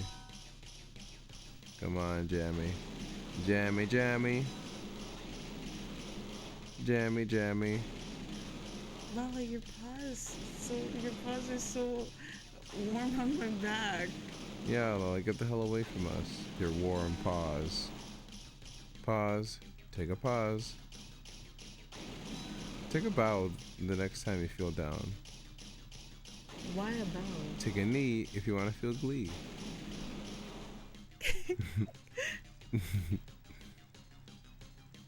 Touch your nose if you want to strike a pose.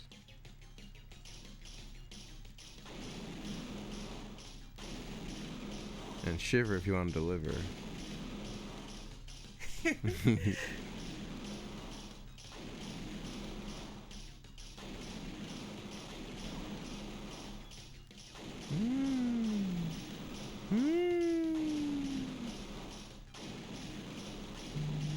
Oh, time's up.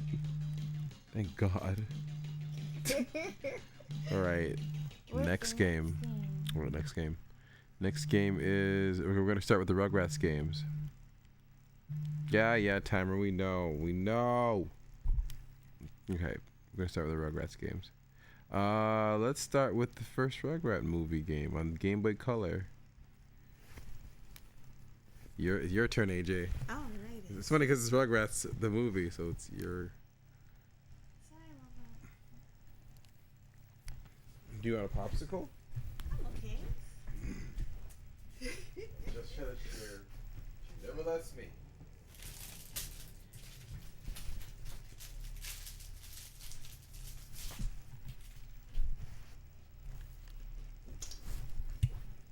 Rugrats the movie game.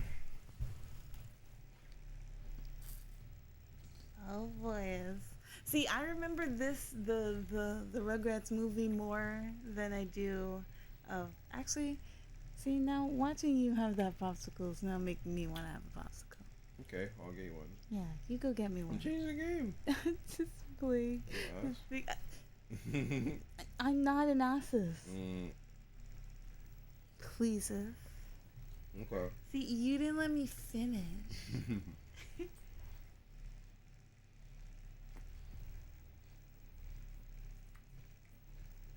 Okay. What were we going to say about Rugrats? Oh, but I remember the Rugrats movies more than I do the Jimmy Neutron games. Mm-hmm.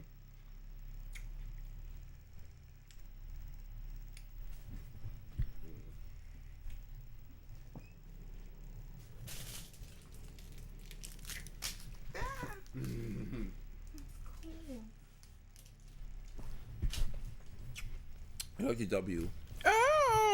What's wrong? It's cold. I do not sound like that. Okay, that was the episode when Arthur punched her, right? Punched her fucking lights out. And his middle name was used. Mm-hmm. I remember there was like dark clouds. And there was a storm of brooms. Mm-hmm. Mm-hmm. Like that show, that episode they really wanted you to know that You could that get was shit. not good.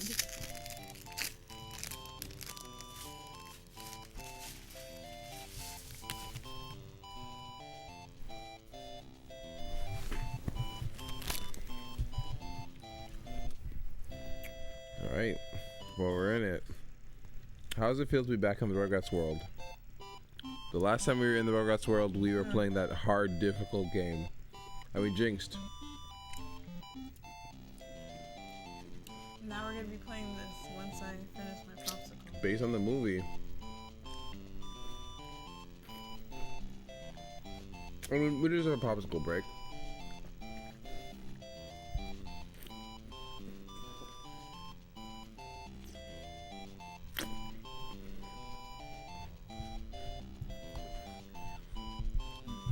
That crazy, the crazy ranger people better be in this game. Oh yeah, the one of them voiced by Whoopi Goldberg, right? And the other one voiced by David Spade. I actually can't remember who they were voiced by. But I remember. I'm a park ranger, not a knight of the round table. Go find somebody with a lance. That. Oh.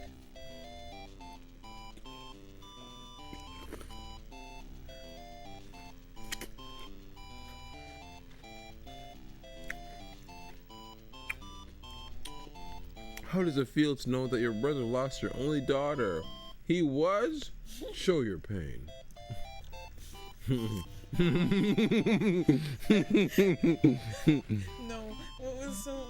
what really got me from that scene was Phil and Lil's mom.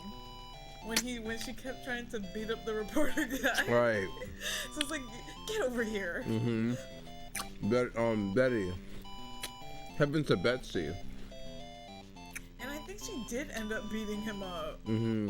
Yeah, because at the end, he had like a neck brace. Yeah.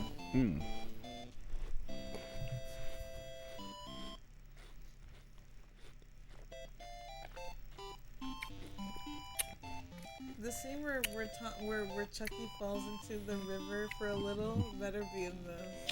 You're expecting so much from this game, AJ. It's not gonna give you anything like that.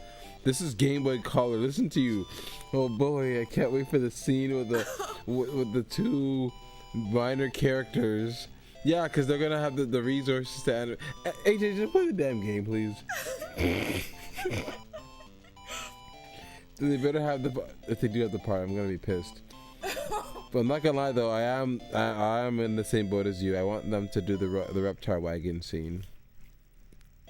That was my favorite scene in the movie. And they're all like, they're not going to the hospital. Yes, that was my favorite scene in the entire movie. I loved that whole scene. It was like the scene in The Incredibles with Dash running. I really liked that scene too. Growing up, those are iconic scenes. Growing up. I like that scene too, but my favorite part of that scene was when the man punched him. Yeah, because it was like, come on, this is real life. I'm sorry, it was a very satisfying punch. Yeah, because like he thought he was hot shit. He did. I'll start the timer once you start. Okay, I'm gonna start now. Mm-hmm.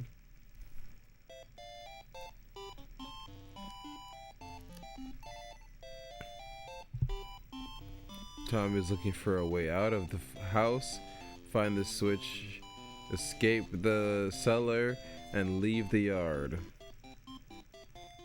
Oh, this is really old.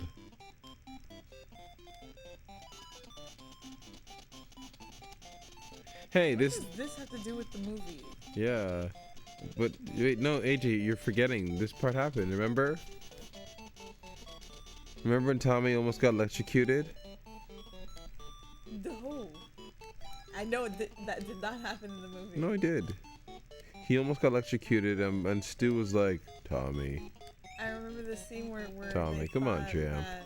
That Spike died. Come on, When he was champ. fighting the wolf. Okay, champ. Hey, champ. You're That gonna scene better be here. you're gonna fry yourself to death, champ. Let me take you away from there. I remember that scene. This is just so random. Like, what does this have to do with the movie? A lot. Ah, It's a crab. Why would you try to collect it? I was trying to jump up. You know what? Never You mind. jump directly into it.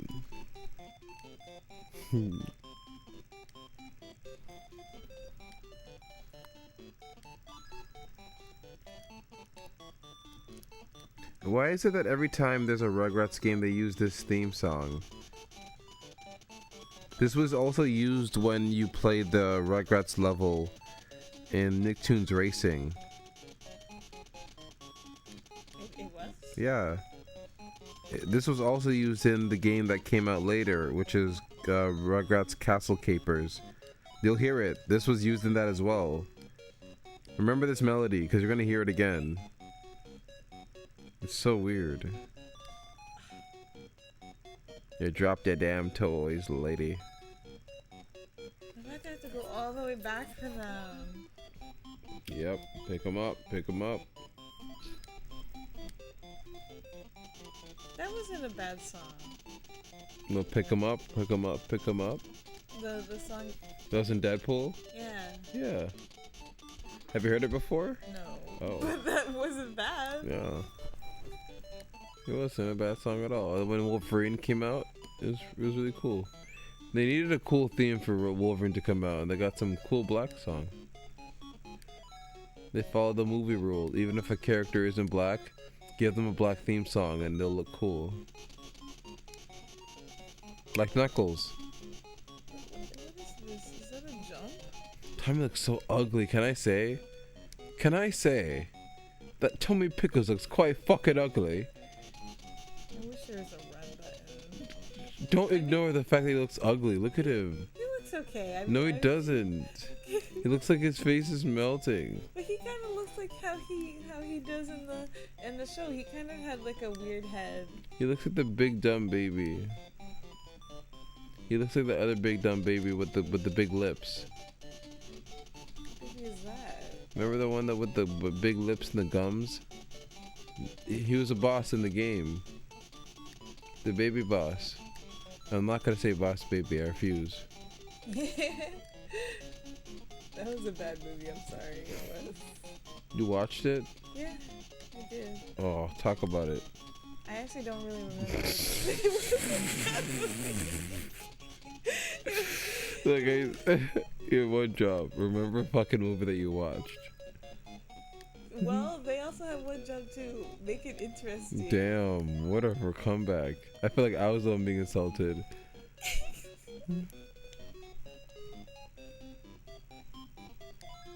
Go. I don't understand people that like will purposefully buy a physical version of a movie that they hate and then burn it like as a fuck you to the director. It's like you wasted your money and you gave them money. See, I feel like people that do that, they just don't understand. Yeah, they're just stupid idiots.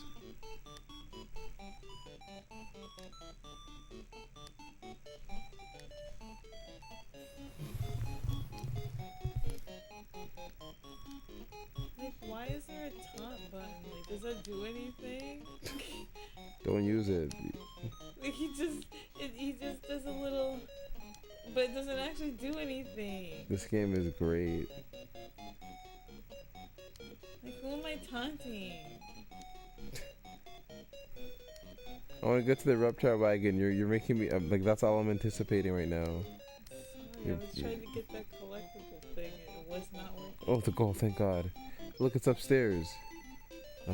Why were we even in the basement? I don't know. Tommy got stuck down there. Oh, now we're upstairs. Great. Now enter the reptile wagon.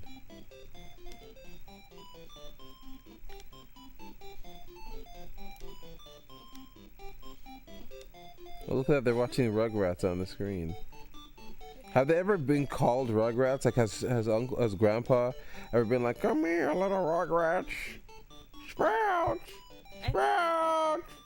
I think they have. Come here, you little Rugrats. Sprout. Is it Scout or Sprout? Which one is it? Does he say Scout or Sprout? I think. It's been 15 years since I called you Sprout. Maybe Sprouts? Scout. Sprout. Yes, because he does. Yeah, I think it's with an S. Yeah.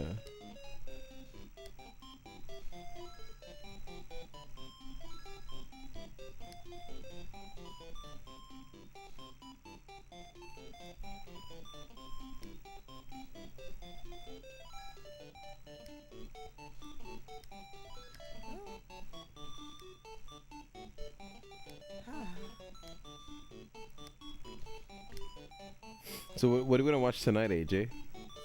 Since we were doing our Nickelodeon binge, what are we gonna watch tonight?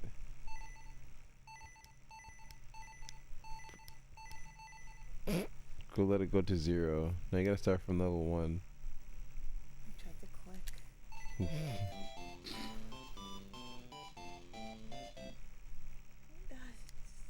Doesn't matter. Just get me out of here. Presenter. Oh. Joe AJ.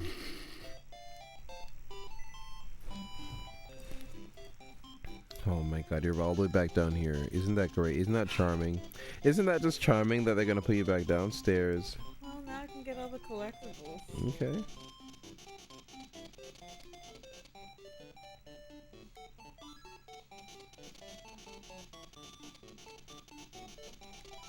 And wait, what were you saying? I don't know.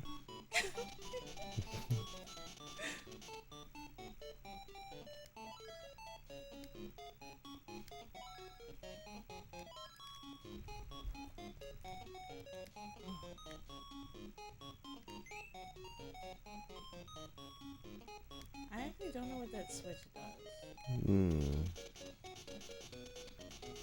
What if you flip the switch? Do you think you'll ever flip a switch one day? I don't think so. And like lock in? Lock into what? Oh, lock into gear. Power Rangers, RPM. Get in gear. Every time they say get in gear, I want to stand up and salute. This sounds so. Why? It sounds so serious, and intimidating. Like, get in gear. I'm like, whoa, okay, all right, all right. I'm up. Maybe that should be my ringtone for when I wanna. No, your ringtone is always going to be Sonic Underground. Well, that was fast. With the words. You should make it a sped up version of it. No. You know how to use Audacity. You should do some engineering over it. make it more personalized to me. But it's pretty personalized already.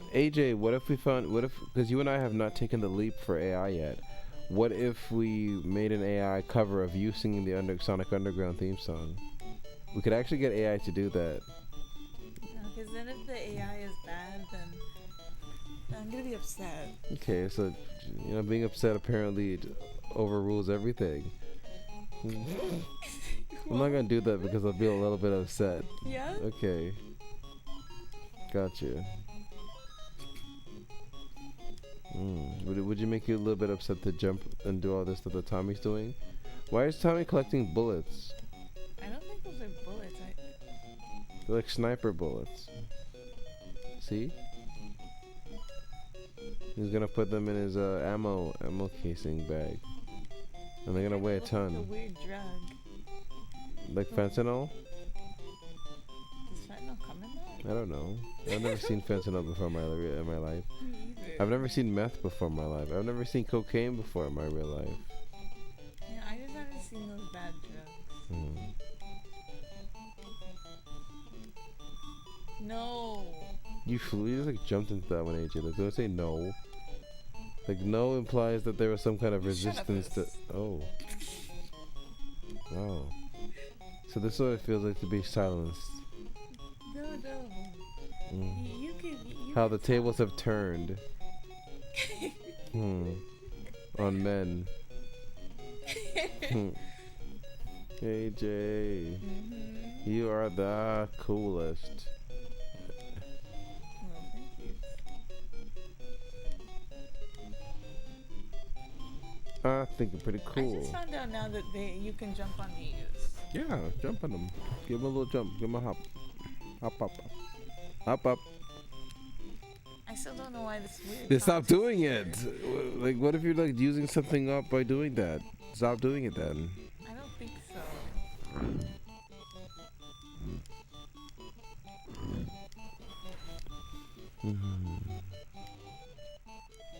Like, I just want AJ, hurry up and play the song and get to the reptile wagon. Just get to the reptile wagon. That's all I want to see.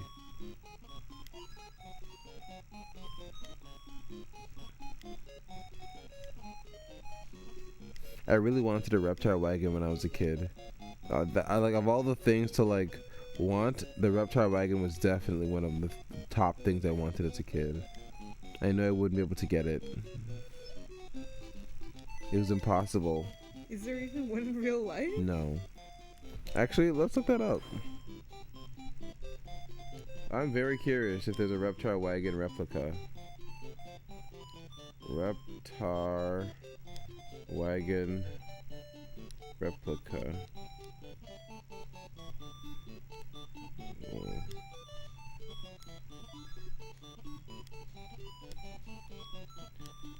After 30 years of hunting, I found my dream grail by a YouTuber named Comfort Cartoons.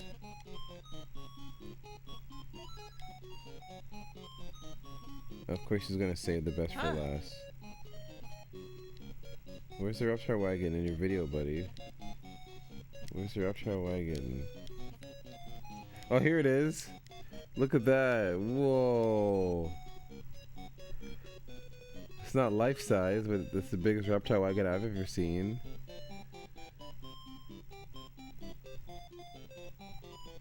Oh, it looks so cool. I really would have wanted that as a kid. But I want like an actual one that you can ride in. I guess not. Oh no, found one. Wayne Fultz. Reptile wagon. Look at this, AJ. Are those real? This is real. Wayne Fultz reptile wagon. Wayne Fultz of Texas has made a working reptile wagon for his son, who's an avid Rugrats fan. Here's his brief description of his reptile wagon. Hi, my name is Wayne Fultz. My son Dustin is a big fan of Nickelodeon. He has most of the movies and half of the toys. I like watching the cartoons with my son. We like Rugrats and Cat Dog the most. Dustin's favorite one is the Rugrats. I took a go-kart and made a reptile wagon out of it. It looks just like the one in the movies. My son loves it. Here are some pictures of the Reptar. It has AM, FM cassette radio, lights for the eyes, red lights for the nose, and a 5 HP motor. I spent 3 years building it and spent about $4,000 to build it, along with a lot of help from friends. Wow, that looks so cool. I mean, with all that money that he spent building it. Yeah. Jesus. See, like, as a kid, I'd be fine with this. Like, you see all that? I would have been fine with this. Like, really, as a kid, I would not have minded this at all. I'm showing AJ this shitty version of the shitty version of it. Like, it's not as cool. But I still would have accepted this as a kid. Now, hurry up and get to the Reptar wagon in the game, AJ. I want to see how it looks in the game. I should get myself a Reptar figure.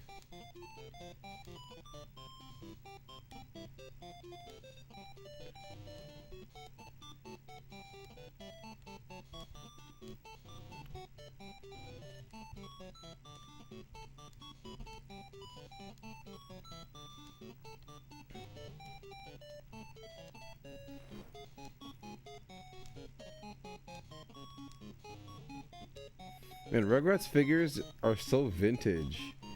Like, there's so many. I'd like to get a Reptar figure. Why don't you get a pop figure? Ew. I already have a Reptar pop figure. I'm talking like a figure.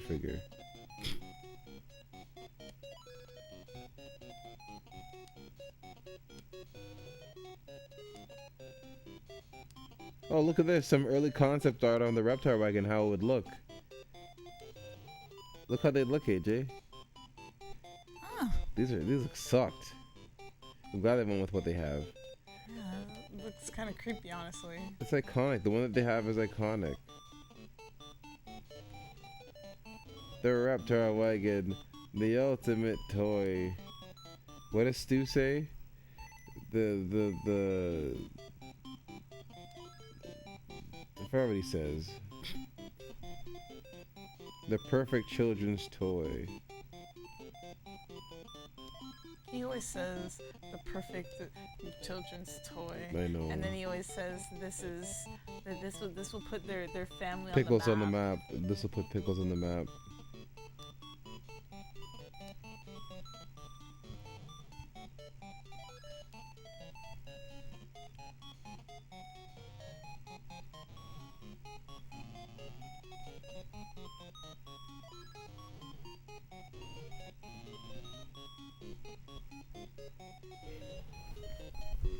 Never even made it to the Reptar wagon. Who even knows if that's even in this game? You had all this hope before too. Oh my god, Damn, there is fall damage. damage. That's really lame.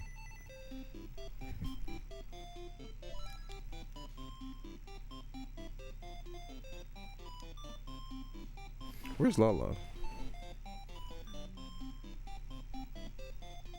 I don't know. I mean, she's here. Just, I don't know where she is.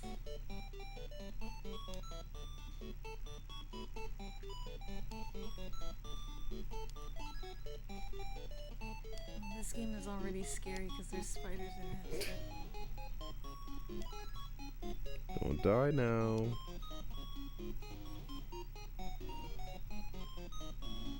I know, now that I know that there's fall damage.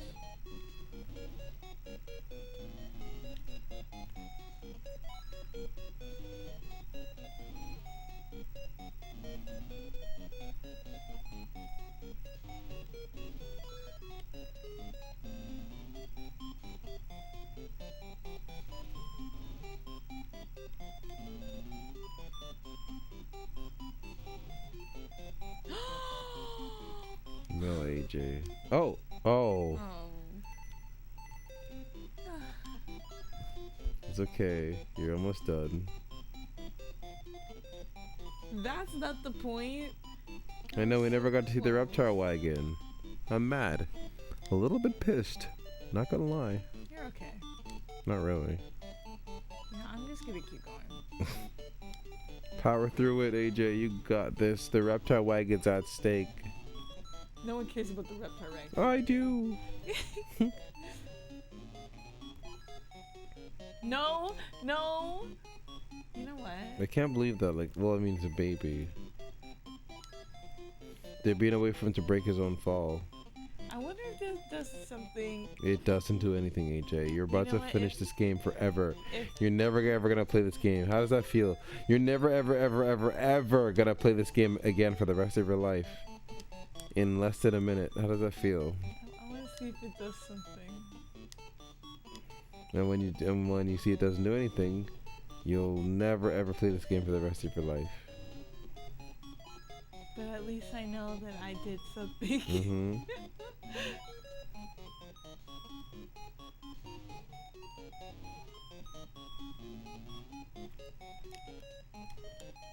You know what? It doesn't do anything. Nope. And I don't understand. time. Next game. I'm taking My my turn. money. My turn. Thank you. Alright, next game we're playing is going to be Rugrats in Paris.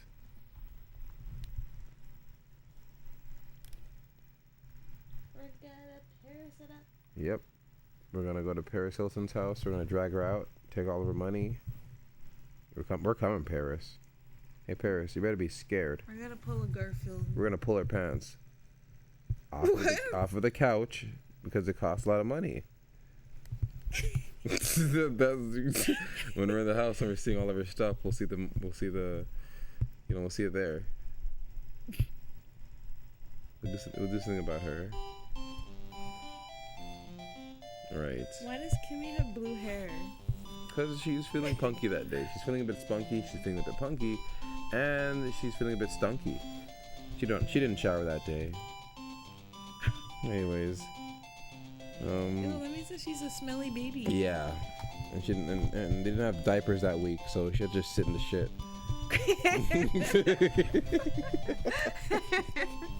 Anyways, let's start. Ooh.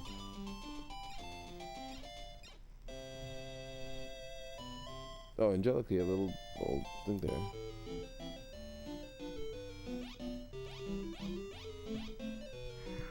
Alright, let's see.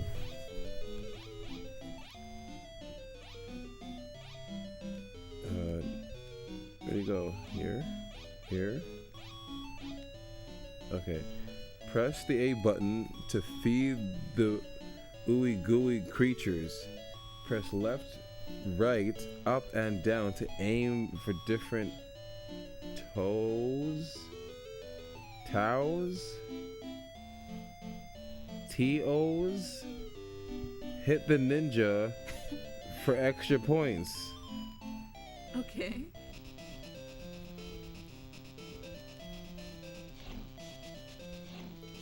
How upset would you be if I said that little monster thing with the big mouth was you? AJ. How upset would you I'd punch you really hard, Oh, okay. and it would hurt. Look at all this violence. Yep. And no one's gonna be able to help you. And they'll know you deserve it if you ever go crying to them. I'll tell them. They'll go running to them. I need to go get help. I'm already on the phone with them already. Yep, he told us everything.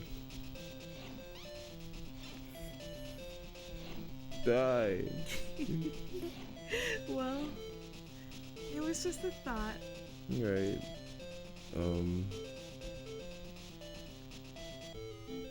Next level. Press left to right, up and down to move the Reptar mallet. Don't trigger me with saying Reptar. I'm good at these.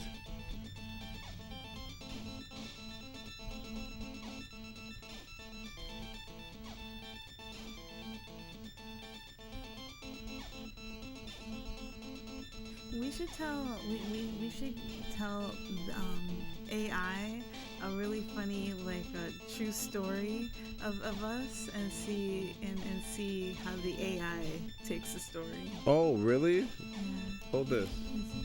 Like a view. Okay, hold this. Okay, I can. I'm glad you said that. No, whatever. We'll leave the music on. Yes, sorry. All right. Okay. All right. What do you want to write a story about? How about that time when you ate the apple?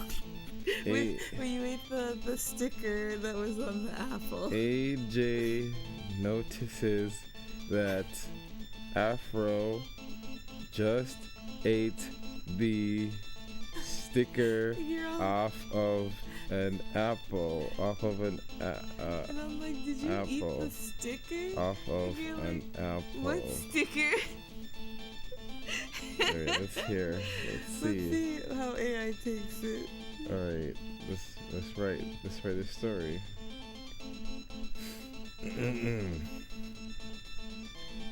It's writing. I just said, alright. Alright, let me take a piss so I can read this story.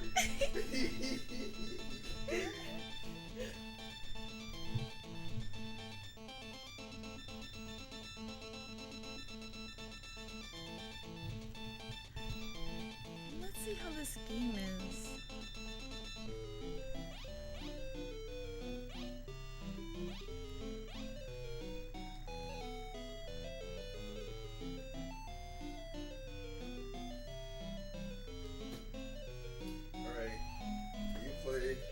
I'll read. Okay, so this is the story of AJ and Afro.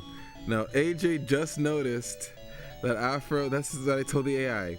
AJ notices that Afro just ate the sticker off of an apple. So here's what the AI has to say. Here's the AI story, right? It's not our story. AJ was just reaching for the crisp green apple on the counter, humming a little tune about Tuesdays. When his fingers, oh, you're a guy in this story. Oh, okay. Okay. When his, no, that's, no, I want to make it a female, so it's fitting. AJ. The fact that the AI thinks I'm a guy. Let me rate female. AJ, female, just noticed that Afro, her male companion,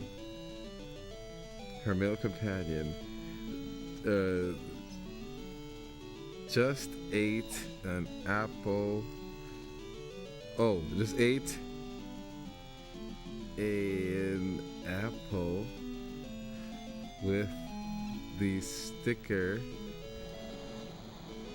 still on it. Alright, now we're gonna write an AI story for that. So let's generate a story with that as the plot. And I made sure to have the genders right.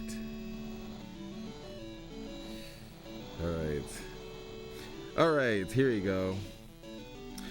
The late afternoon sun dappled through the park's ancient oaks, painting shifting patterns on the picnic blankets. Ooh, we're on a picnic, AJ. AJ hummed contentedly, sipping her iced tea, oh yeah, while across from her, Afro held up a pristine ruby red apple. It glistened, promising crisp sweetness. Perfect, he declared, Said nothing like this. turning it admiringly before bringing it to his mouth. AJ watched, a soft smile on her face. Afro was a man of simple pleasures, and a few things brought him more unadulterated joy than a good piece of fruit. He took a robust, satisfying bite, that distinct sound of apple skin breaking and flesh crunching. Her eyes, however, didn't follow the bite into his mouth. They lingered, instead, on the part the apple he'd just bitten. And that's when she saw it. Or rather, when she didn't see it. The small glossy sticker, the one with the PLU code and the tiny organic written on it, was gone.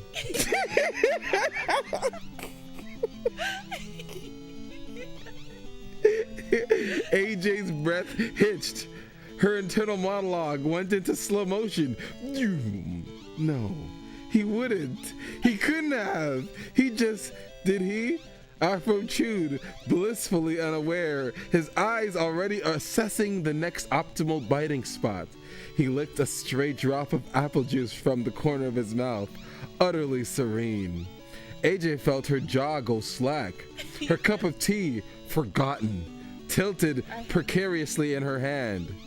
Afro, she managed, her voice a reedy whisper, almost a squeak. Yeah, knows your voice. Move for miss. He looked up, his expression one of pure innocent enjoyment. This is a great apple, AJ. Really crisp. The sticker! AJ pointed, her finger trembling slightly, not at the apple itself, but at this empty space where the sticker should have been. It was already part of the bite he'd just swallowed. Afro blinked. He looked down at the apple, then back at AJ, his brow furrowed in mild confusion. What sticker? The one that was on the apple. The plastic sticker. You just ate it. The words tumbled out, a mixture of horror and disbelief. He paused, a new, slower chew beginning. His eyes widened very, very slightly. A minuscule crinkle appeared between his eyebrows. He looked back at the apple, then to the exact spot where he'd taken the first bite. There was indeed no sticker, only a smooth, slightly damp cavity. A beat of silence stretched between them, punctuated only by the distant chirping of birds. Oh my god, this goes on for a while. AJ stared at him again, aghast. You just ate plastic and glue, didn't you feel it? Didn't it taste weird? He frowned thoughtfully, still chewing his second bite. Nah, he finally declared. AJ, I just had a great idea. You just brought a great idea to the stream. Why don't we remember dreams that we've had and see what the AI would come up with for the end of the dream? I only remember some. I don't really remember a lot of it. Well, I told you, the pregnant dream, the male pregnancy dream. I only kind of briefly remember my dreams. Well, I remember my dream. I remember the one dream I had where I was about to jump into that pool, and remember when I had a dream that the subway nearby was flooded, and you came outside to see if I was there, and then you and I were both about to fix the subway. I mean, yeah, we could do dreams. No. What do you think though? Because AJ, this is a great idea. Because I love reading stories and shit. So for you to this is great. Come up with another one.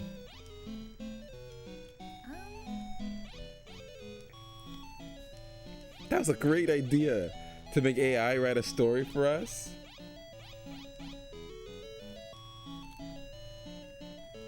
Sorry, I was trying to. Oh, there's Chat GPT as well. Whoa, there's so many AIs. Okay, what story? AJ, you meeting a character that you want to always meet. AJ, okay, AJ. But the AI makes the story so long. Okay, we can make a shorter one. We can add some. Oh wait, story length. There we go, AJ. We can add a short one. Let's add a short story. Let's make it 300 to 600 words. We can add some more details. This is awesome. Character details, AJ. Entered character details. We should do that time when we were playing Five Nights at Freddy's and I slapped you. Okay, good idea. Okay, we'll do that. Age group. How AI takes the story. Okay. Let's make the ages of us 21 to 35. Narrative aspect. Should it be first person or third person? Actually, no, let's just do whatever this. Let's keep it random. Genre. No, let it choose. I like whenever it chooses. It makes it more funnier whenever it chooses. It's so random, yeah. Format. No, make it anything. Oh, great. Okay, now that we have extra details, let's do a story. Okay, so you said the Five Nights at Freddy's thing. Okay, let's do the Five Nights at Freddy's thing. AJ accidentally. Oh, let me book female. AJ, female, accidentally slaps Afro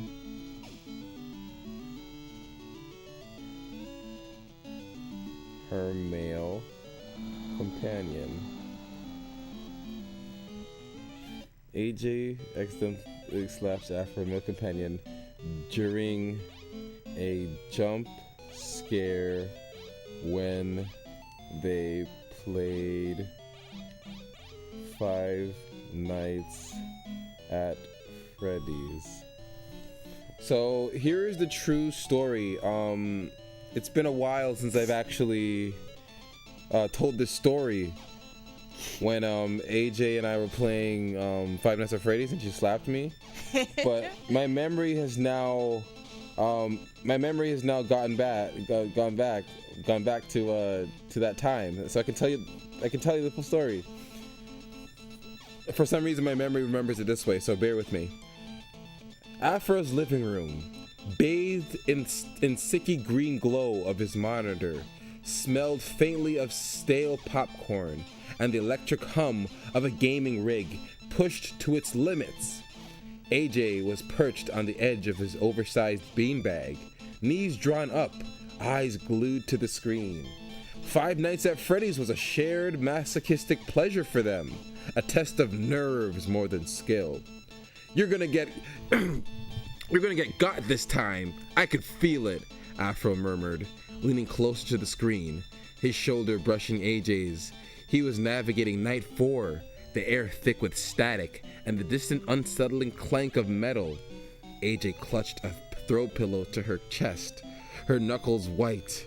Each flicker of the hallway light, each garbled radio squawk, ratcheted up the tension. Afro, usually stoic, was even breathing shallowly. Check the left vent, dude. I swear I heard something, AJ whispered. Oh yeah, AJ loves to say the word dude. Her voice barely audible over the game's ambient horror. This game thinks of you as a gamer chick. I mean, it's not wrong. Yeah. It's not so wrong. Afro flicked the camera over, then back to the door. Just as he was about to hit the light, bam!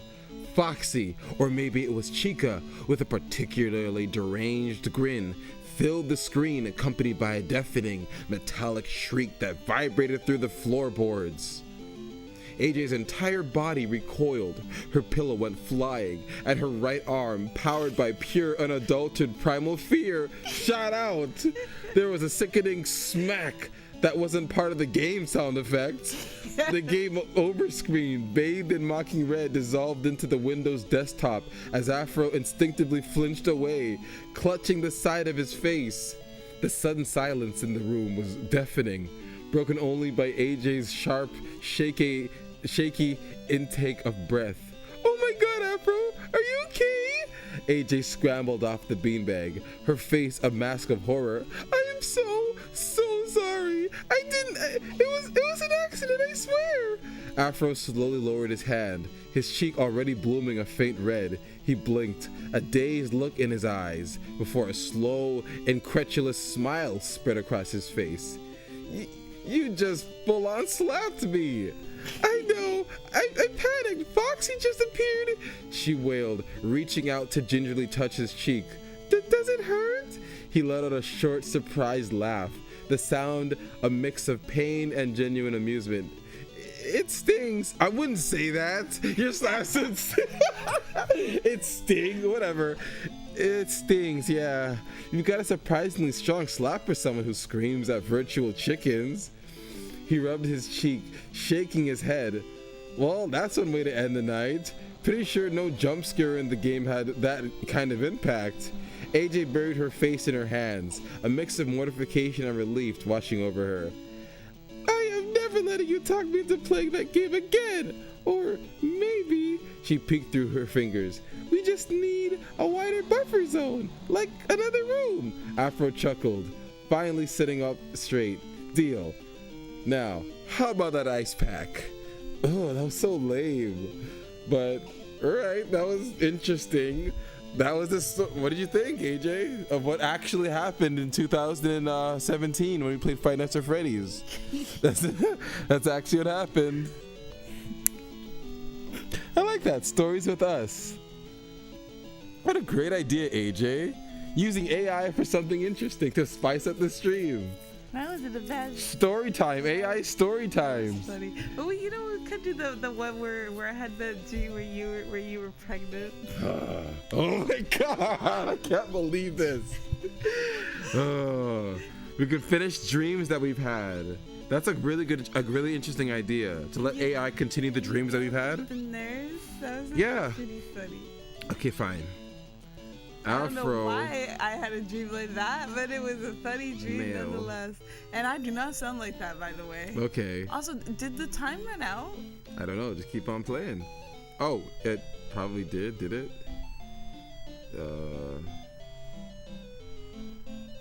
Yeah, it did. It's the next game. Okay. You don't mind playing? No, we can go to the next game. Okay. Okay, next game. Okay. Yeah. Oh my god, this AI story times. That's actually fucking funny, AJ. You're so smart. What a great idea. It's genius, Melissa. That's just genius, Melissa. What a great idea. So you're telling me in order for you to go to bed, in order for good blah blah blah blah. You know what Coach McGurk said? That's just genius, Melissa. It's me, Coach McGurk. You kids. Hey kids. Get off there. Stop playing around. Hey kids. Coach McGurk is a hard voice to do. Hey kids. You're not listening. Alright, listen. I'm the coach. You listen to the coach. I don't want you guys messing around. Like that, is that Miss Coach McGurk? He goes, hey, listen. We're gonna be playing sports today. Brendan, bring Melissa. Yeah, that's how you have to get like the voice low, like, Brendan, I need you to get Melissa. What do you mean? Bring Melissa. Brendan, what are you 12? That's how it is. Melissa, I don't need to listen to you. I don't care anything about you, Melissa, or the family members that you have. I don't care.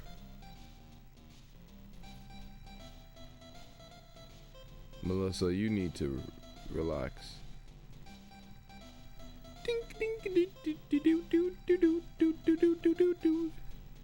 AJ needs to come back. Because once AJ's not around, I start talking weird. I start getting a little bit crazy, a little bit wacky. Not gonna lie. When AJ's not here, I feel a little bit kooky. I feel like a kooky woman. I feel like a crazy lady. But the AJ brought up a good idea. Doing AI story time. That was a good story we told. What should the story be this time?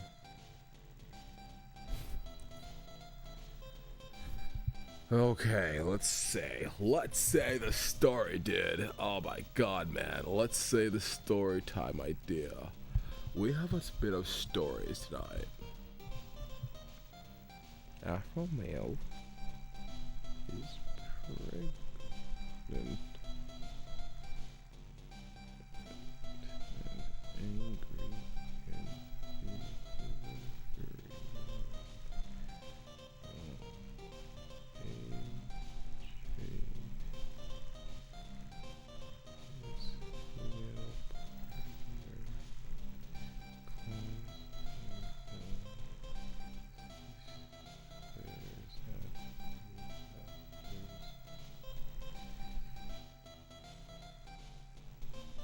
Okay.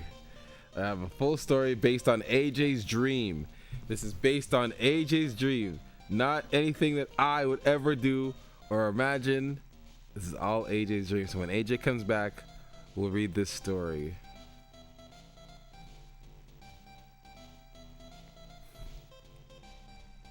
When AJ comes back.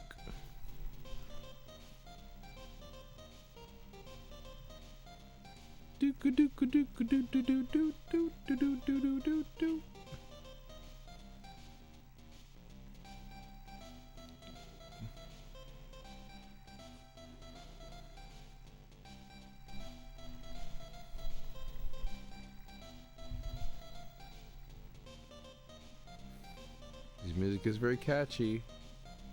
I could tap my toes to this. I could tap a toe or two.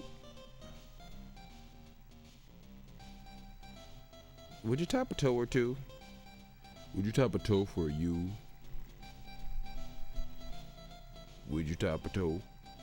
Would you tap a toe? Would you tap a toe? Would you tap a toe? Would you tap a toe or two? Would you tap a toe? Would you tap a toe? Would you tap a toe or two? Would you tap a toe or two today? Or would you tap a two today? Would you tap a toe two today? Oh, you're back. You're back. The lady's back. Hey, the lady's back. And she's back. She's not gonna attack because she's back. She's black, but she ain't gonna attack because she's black and she's even back. Come on, let's read the story about the dream that you had the other day.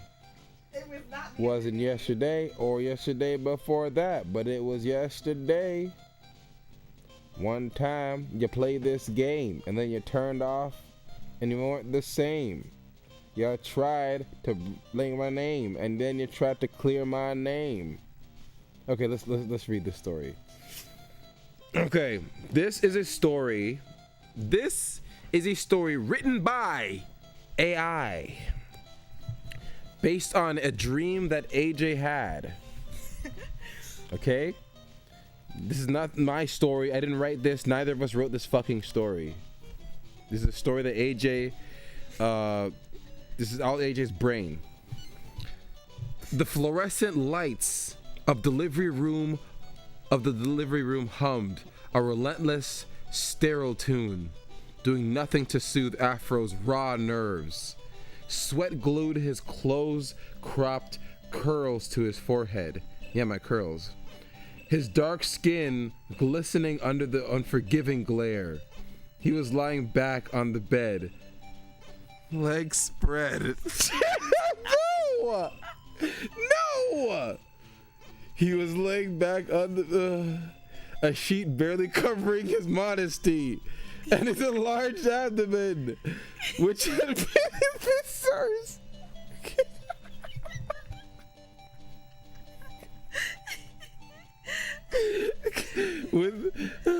And his enlarged abdomen, which had been the source of months of incredulity. Oh my God. Incredulity and wonder, was now the epicenter of an unbearable, soul-crushing agony. Oh, for God's sake! What the hell was that? He roared, his voice cracking with a mix of pain and outrage as another contraction ripped through him. His knuckles white from gripping the bed rails, looking ready to shatter. You said this wouldn't last all night. You lied. You lying sons of... Baby, look at me, AJ murmured, her voice a steady, calming counterpoint to his escalating fury. He was kneeling by his side, her hand firm on his arm, her dark, kind eyes... kind eyes locking onto his. Her long braids... Whoa! Her long braids were pulled back, but a few strands had escaped, framing a face etched with concern, but also a familiar, patient fondness. They didn't lie, my love. That's you. It's just labor. It's doing its job. Oh, it's doing its job all right, Afro snarled, his eyes wide with a wild, almost feral desperation. It's doing the job of trying to rip me in half. I swear to God. Definitely not the dream. If one more of you tells me to breathe through it, I'm going to... He broke off, gasping as the contraction tightened its grip. I'm going to sue! I'm going to sue this whole damn hospital! Dr. Evans, you look like you're enjoying this! Oh my God. I don't think I was able to read the rest. When did childbirth turn so painful? I don't know. Oh, never mind. It's right here. It's right here. Dr. Evans, a calm, middle-aged woman with a perpetually unruffled demeanor, merely offered a small professional smile from the foot of the bed. Just checking on your progress, Afro. You're doing excellent. We're almost there. Excellent? I'm in hell, Dr. Evans. Hell! And don't you dare tell me to push again, unless you plan on pushing this thing out yourself, he yelled, thrusting a hand vaguely in the direction of his bulging belly. This was your idea, AJ. All of it. It'll be beautiful, Afro. We can experience it together, Afro. Why do you keep saying my name? Oh, I'm mimicking you. This was your idea, Afro, AJ. All of it. Oh, no. I'm saying that. This was your idea, AJ. All of it. It'll be beautiful, Afro. We can experience it together, Afro. He mimicked her voice, high-pitched and mocking. Hi, this nosy high-pitched voice. Then groaned again. It's not beautiful. It's a barbaric torture. And I blame you. AJ squeezed his arm, her smile widening just a fraction. And yet, here we are, my magnificent dramatic grump. You chose this path too, remember? I want to carry out child, AJ. I want to feel that connection. She leaned in, her voice dropping to a teasing whisper. You said you were evolutionarily ready. I resigned that. I resigned it the moment I felt the first kick that could have dented a car door. He bellowed, then gasped. Oh God, another one. No, get it away. Don't look at me. He buried his face in AJ's shoulder. Man, his entire body trembling. Make it stop, AJ. Make them stop looking at my... Hey, my love. It's okay. AJ soothed, stroking his hair, her voice a warm balm. No one's looking at anything. They haven't seen before. Just focus on my voice. Breathe with me. That's it. In. Out. You're so strong, my love. Almost there. Think of our baby. Our little miracle. Afro lifted his head, eyes bloodshot, but a flicker of something after. More vulnerable, passing through them as he looked at her. Miracle? This is a monstrous betrayal of the male anatomy, he whimpered. Then another wave hit him. Doctor, nurse, get a move on. This child is taking its sweet time. Is it stuck? Is it broken? Is it judging my life choices already? The lead nurse, a woman named Beverly, who had seen it all, chuckled softly, adjusting a monitor. Baby's doing great, Afro. Just getting ready for the grand entrance. You're doing amazing. Next contraction, we're going to push, okay? Push! Afro shrieked, his voice reaching a new octave. Push! Push what? My very soul out of my body? I swear, if this child comes out looking anything less than perfect, I'm sending it back, and I'm taking all of you with me. AJ pressed a kiss on to his damp temple. He just wants to meet his dad and his mama. You're doing so well, my heart. Just a little more. You're almost holding our baby. Her words, soft but unwavering, seemed to pierce through his pain-fueled rage. He gritted his teeth, A What is guttural this groan story escape. turning into? You made this. Oh my, AJ. How long Oh my God, I'm not reading all this shit. I'm not reading all this shit. I'm not reading all this shit. Think of another. We said short story. Oh, we didn't even keep our options. Oh, never mind. Okay, let's think of another story.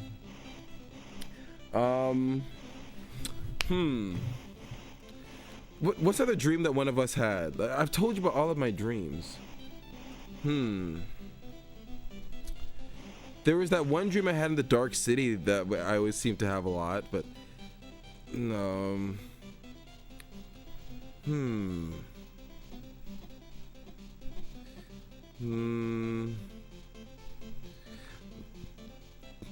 I have something. I have a story for you.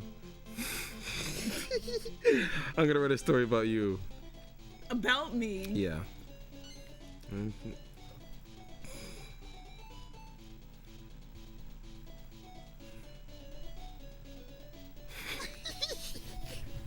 Oh, this is gonna be AJ. I hope we're in for a fun night tonight because I'm just gonna. This is great.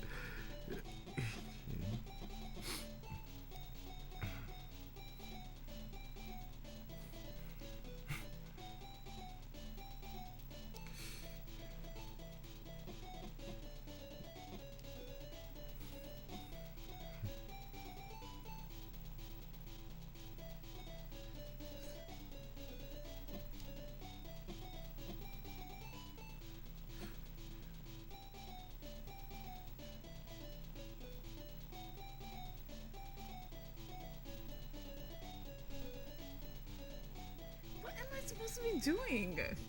Well, this story is gonna be funny, AJ, because it's so personal to you.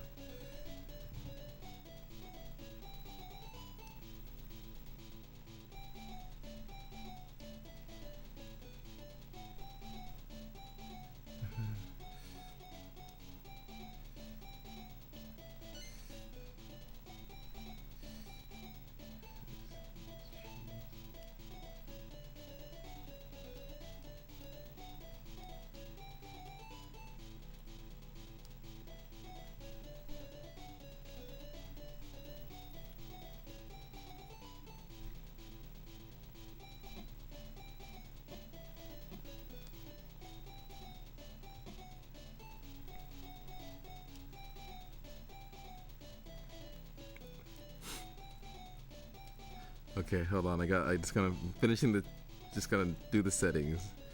Okay.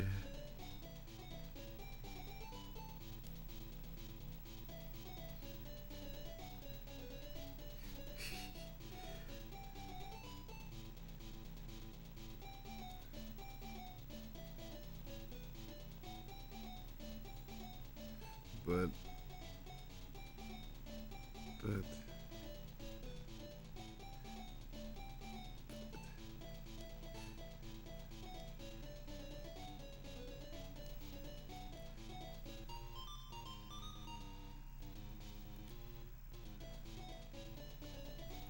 Is this even a game?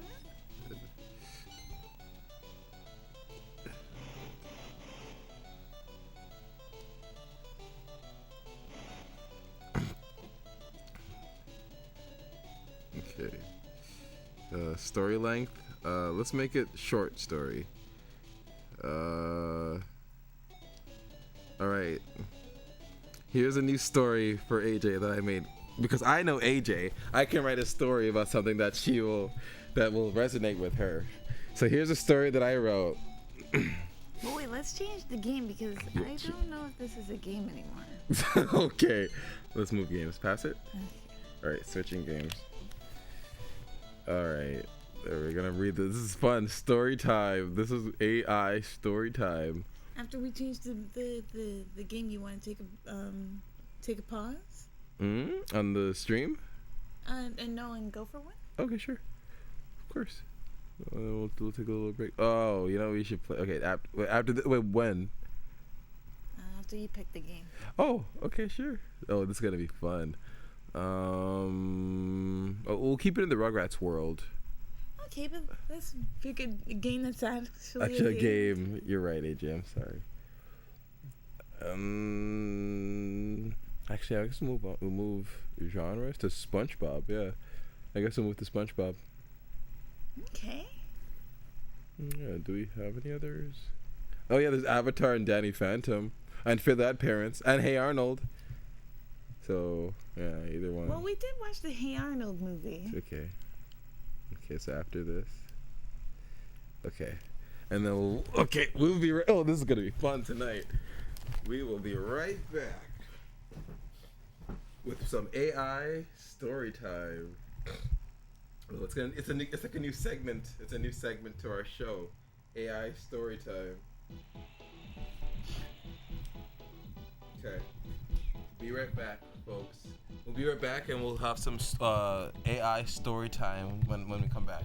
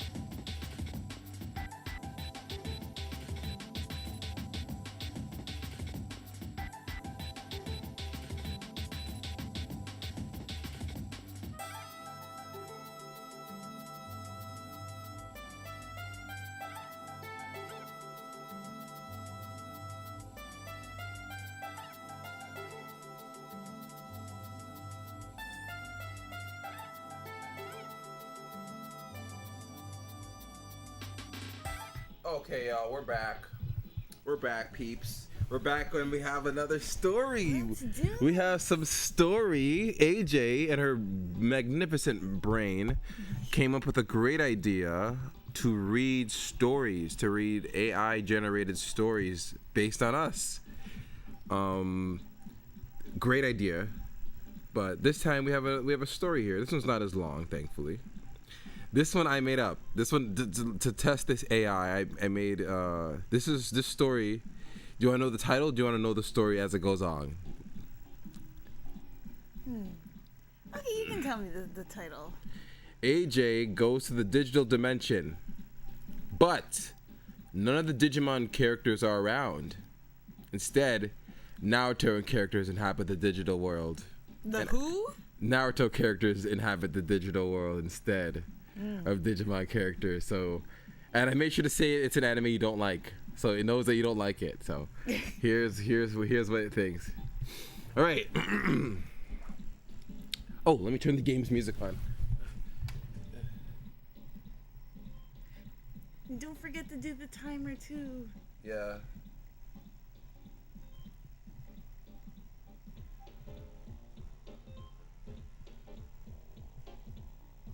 Okay. All right, let's set the timer. All right. So that's the story. AJ doesn't like Naruto at all. Hates it. And but she loves Digimon. So I took the story with something that she loves with something that she hates. So here's how it thinks that she would react. AJ's room was a shrine to the digital world. Agumon plushies guarded her bed. A worn Digivice replica sat on her nightstand. And every surface was plastered with screenshots of towering War Greymon battles. Her soul yearned for File Island, for the thrill of a Digimon evolving, for the comforting, pixelated landscape of her favorite anime. Tonight, as she drifted to sleep, amidst the flickering glow of her monitor, a single prayer formed in her mind: to finally step into that digital realm. The next thing she knew, the air tasted like ozone and static. Sunlight, impossibly bright and geometrically precise, streamed through crystal trees. The ground beneath her feet hummed, a low frequency she recognized instantly from the anime's background hum. This wasn't her bedroom. This was it. This was the digital dimension. An impossible dream come true. A wide grin split AJ's face. "I'm here," she whispered, her voice barely audible over the hum. You're making this dream wish it was real, but I know that there's gonna be Naruto. So I'm already upset. Oh my god. She spun around, expecting to see a curious Patamon float by, or perhaps hear the distant roar of a tyrannical Devamon. She waited for a familiar voice to call out, "Hey human!" Nothing. And the AI really put these names in? The vibrant polygonal landscape. No, AI, please don't tell me you you still have the story. Good, it still has a story.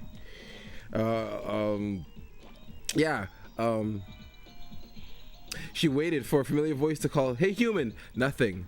The vibrant polygonal landscape stretched out, eerily silent, devoid of any digital monsters. Her smile faltered. Where are they? A flash of neon orange caught her eye. In the distance,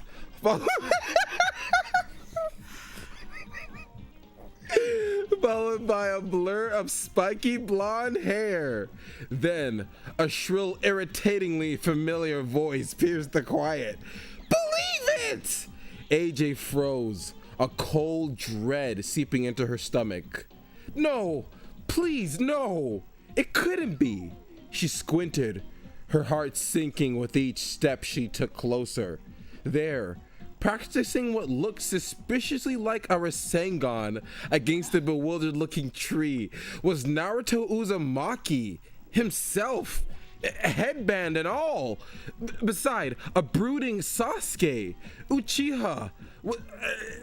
Beside him, a brooding Sasuke Uchiha was attempting a Chidori, sparks flying. A pink-haired girl, undoubtedly Sakura, was yelling at both of them.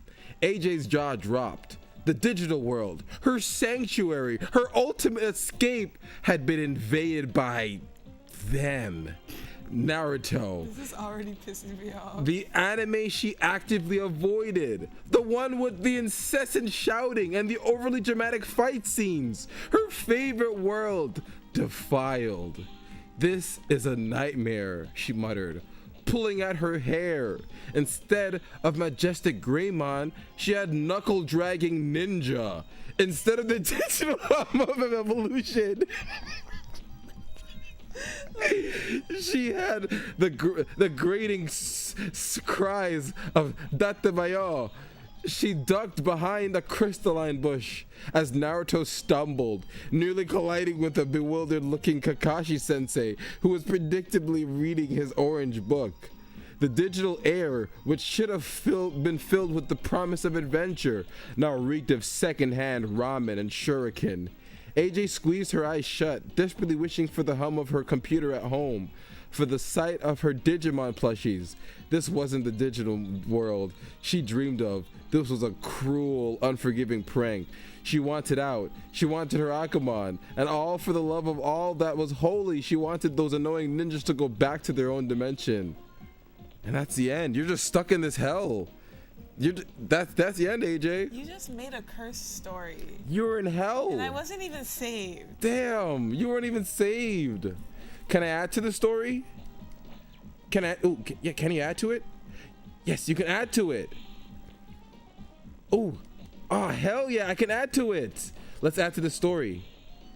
Enter instruction. Oh, let's her stunning male counterpart, Afro, steps through a Rick and Morty portal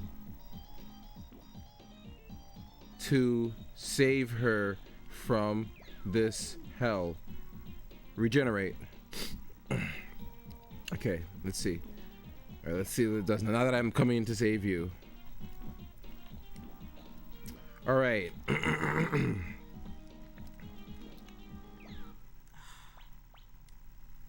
All right. Here we go. So after okay, the air crackled with the grotesque burping energy.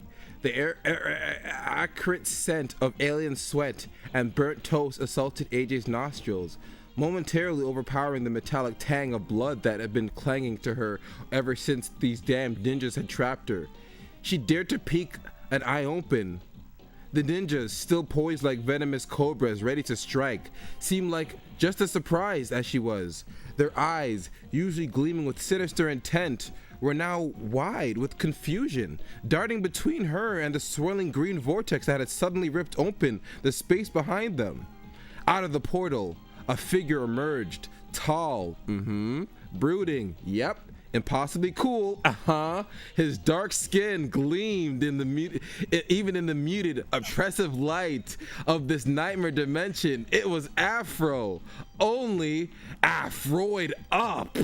Oh, I'm like, holy shit! I'm like leveled up. He wasn't wearing his trademark headband, like I do.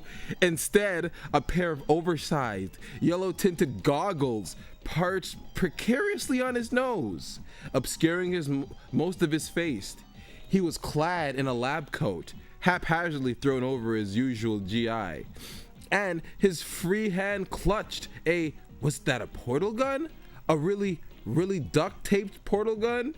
AJ! Afro's voice was raspy and distorted. Oh, sorry.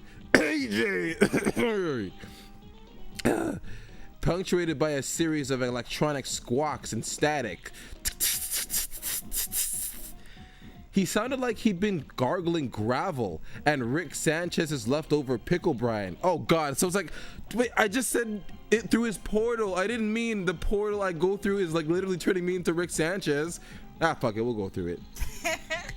God damn it, AJ! I told you not to mess with the dimensional traveling modem I built from the old toaster ports. He lumbered forward, nearly tipping over a tangle of wires that snaked out from his lab coat pocket. The ninjas, momentarily paralyzed by the sheer absurdity of the situation, finally snapped out of it. They snarled, drawing their katanas, their movements a blur of lethal intent. Afro didn't flinch. He simply sighed, a long, weary sigh that seemed to carry the weight of 1,000 interdimensional mishaps. Then, with a speed that belied his clumsy appearance, he raised the duct tape portal gun. "All right, you pointy-eared bastards," he growled, adjusting his goggles. Time for a taste of calculated, yet horribly improvised, interdimensional justice." He fumbled with the gun, accidentally triggering a burst of green goo that splattered against one of the ninjas, instantly encasing him in a wriggling, gelatinous cocoon. The other ninjas froze, their eyes wide with terror. Yeah, that was totally on purpose," Afro mumbled, regaining his composure. "Stand back, AJ. Pops is about to lay down some multiversal pain." That's so me. I definitely call myself Pops.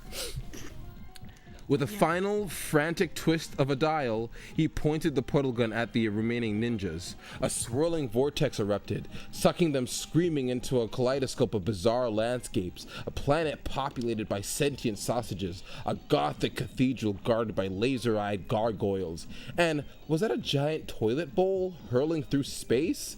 The portal slammed shut, leaving AJ staring at Afro in stunned silence. He finally lowered the portal gun, his chest heaving. "You okay, kid?" he asked, his voice still crackling with static. AJ could only nod, tears of relief streaming down her face. "Afro, you came! You actually came!" Afro scratched his head, dislodging a stray circuit board from his hair. "Well, yeah, after I fixed the quantum stabilizer and recalibrated the dimensional frequencies, it wasn't that hard. Besides," he added, a rare, genuine smile flickering across his face, "I wasn't about to let some ninja nerds with my best girl's digital collection." He offered her a hand, pulling her to her feet. "Now come on, let's get you home, and maybe we could try to fix that damn portal gun. I think I used too much pickle juice on the capacitor." As they stepped back through the shimmering portal, AJ couldn't help but smile. Even in the most bizarre and most terrifying situations, Afro always found a way. He was her hero, even if he was a hilariously inept interdimensional traveling version of himself. And right now, that was all that mattered. Agumon and digital plushies, here she comes. So that was a good story. What did you think of that story? Honestly, that wasn't a bad story. I like that we can edit these stories. Like, what the fuck? You can just edit them. Like, if the story's shit, you can just be like, yeah, can we just... No. That was pretty fucking cool. I like that. That was actually... Damn. Okay, so how's the game? Sorry, I was too busy focusing on my my little end of things. How are things with you over there? The game's is pretty good. I have to find my friends. Mm-hmm. I've found 2 so far. Yeah. The controller's dying, but don't worry, I'll plug in the other one. We can continue this. I'm loving this. This is so fun. Honestly, me too. It's just like background while I play. Yeah. Okay. Let's think of another interesting story. What if you and I enter one of a digital? What if we step into a world? Oh my God, no! What if you become a weeaboo? No, no. Oh my God. No, we can be more creative than that, AJ. We have literally AI at our disposal. The internet. Have you seen the stories of the AI that it's been making?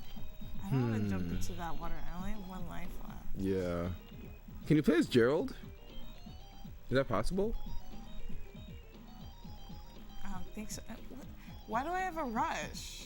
Yeah, like you can like shoulder check somebody. Why would Arnold's not very combative? So I can die. Is 20 minutes over yet? 6 minutes left, lady. Oh my Relax.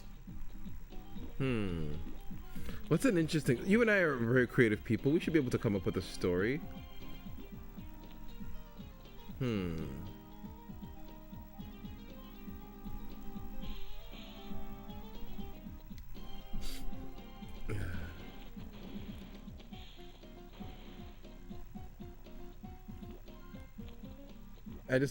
just so enthralled with the fact that it can like just rewrite a story mid-story. That's so cool. That's probably so basic, but it's like still I like that.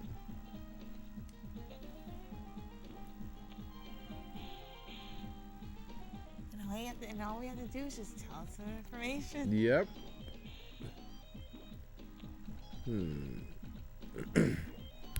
Let's see.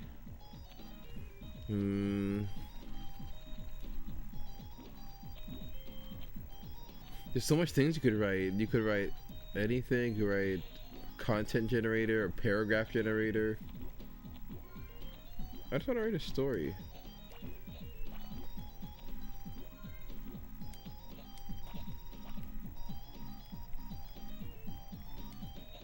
Okay, let's think.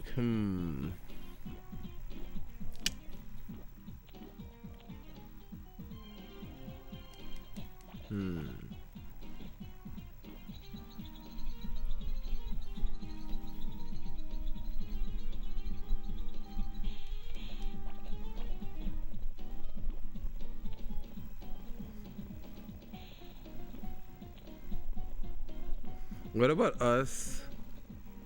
No, that's be personal to us.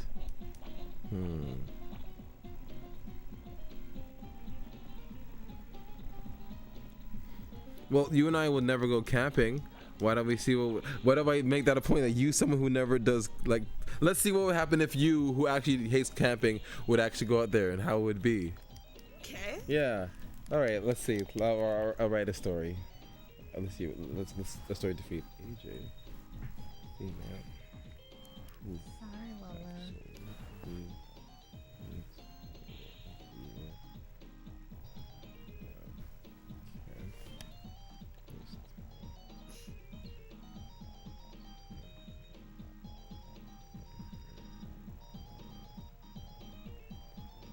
Oh, look at his little animation when you stop. Aw, it's okay. He has like a little Walkman. Well, now he actually, it kind of looks like he's wearing a helmet. It kind of looks like he got injured. Well. Or-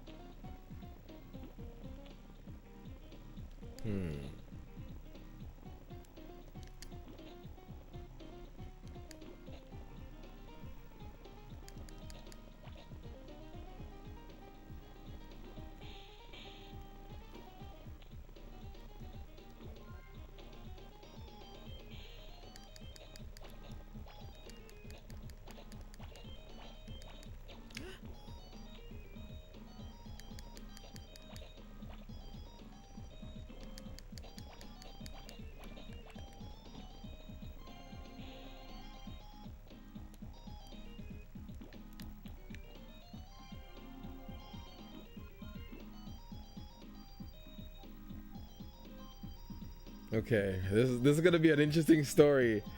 I kind of like trailed off. I kind of trailed off with this one, so I fed the AI a lot of stuff. So let's listen to this story. I wouldn't even tell you the title. You already know what's happening. It's just you. Yeah, it's just you. Yeah, me talking you into camping. Is that Lala? No. Oh. Okay, let's read the story. Oh, it's generating it. It's still writing it. All right. AJ stood by the trunk of Afro's battered SUV. A look of profound disgust painted across her face. "You're telling me," she began, her voice rising in dangerous crescendo, that we are going to willingly sleep on the ground, surrounded by things with more legs than is strictly necessary, under a sky that might decide to drop rain on us at any moment, all in the name of getting back to nature? She made air quotes around the last phrase with such vehemence she almost whistled. Afro, ever the picture of laid-back charm, leaned against the vehicle, a patient grin playing on his lips. It's an experience, babe. A bonding experience. Besides, I promised a real tent, not just a tarp. And look. He gestured vaguely towards the seemingly endless expanse of ancient gnarled trees that bordered the clearing.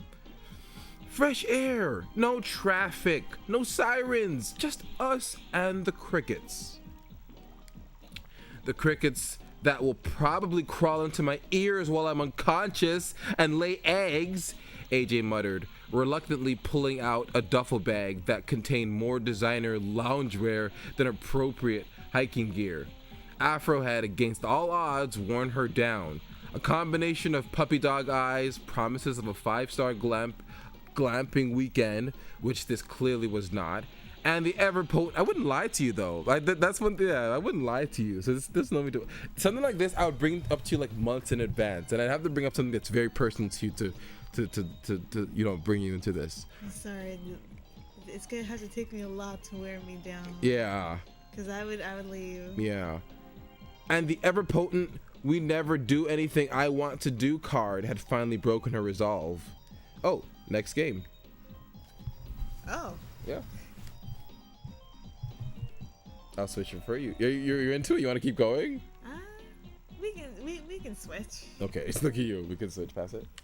All right, next game. Let's see.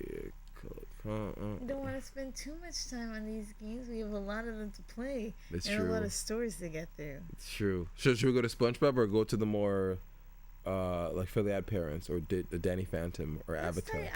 Avatar. I never played an Avatar game before. Especially on the Game Boy Advance. Like what?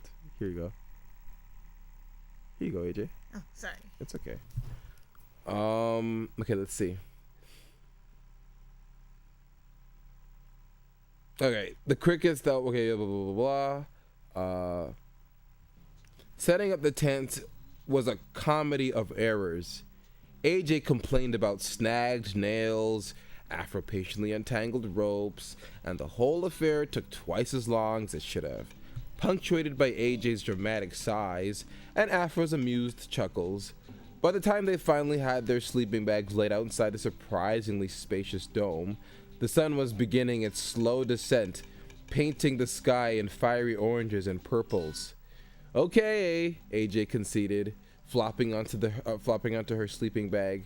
It's less awful than I anticipated, for now. Afro just smiled, starting a small controlled campfire. They ate pre-made sandwiches, talked about their week, and for a brief time, AJ almost forgot her grievances. The crackle of the fire, the metallic tang of pine and damp earth, the ink-dark sky pinpricked with a million stars, it was undeniably beautiful. But as the fire dwindled and the temperature dropped, a subtle shift occurred. The woods, once a picturesque backdrop, now felt watchful. The chirping crickets seemed to quiet, replaced by an unsettling silence broken only by the rustle of leaves that sounded a little too close. Ready to turn in? Afro asked, stifling a yawn. AJ nodded, suddenly feeling a chill that had nothing to do with the temperature. Inside the tent, it was warm enough, but the sense of unease clung to her. She tried to dismiss it as unfamiliarity, her city dweller brain overreacting to her natural quiet. Yep, you're a city liver. They zipped themselves into the tent. So sue me. Afro quickly fell asleep, a soft, even more snores filling the confined space. AJ, however, lay stiffly, her eyes wide open. Oh, that wouldn't do that with you. I would make sure that we both sleep together soundly. Oh, I wouldn't do that to you.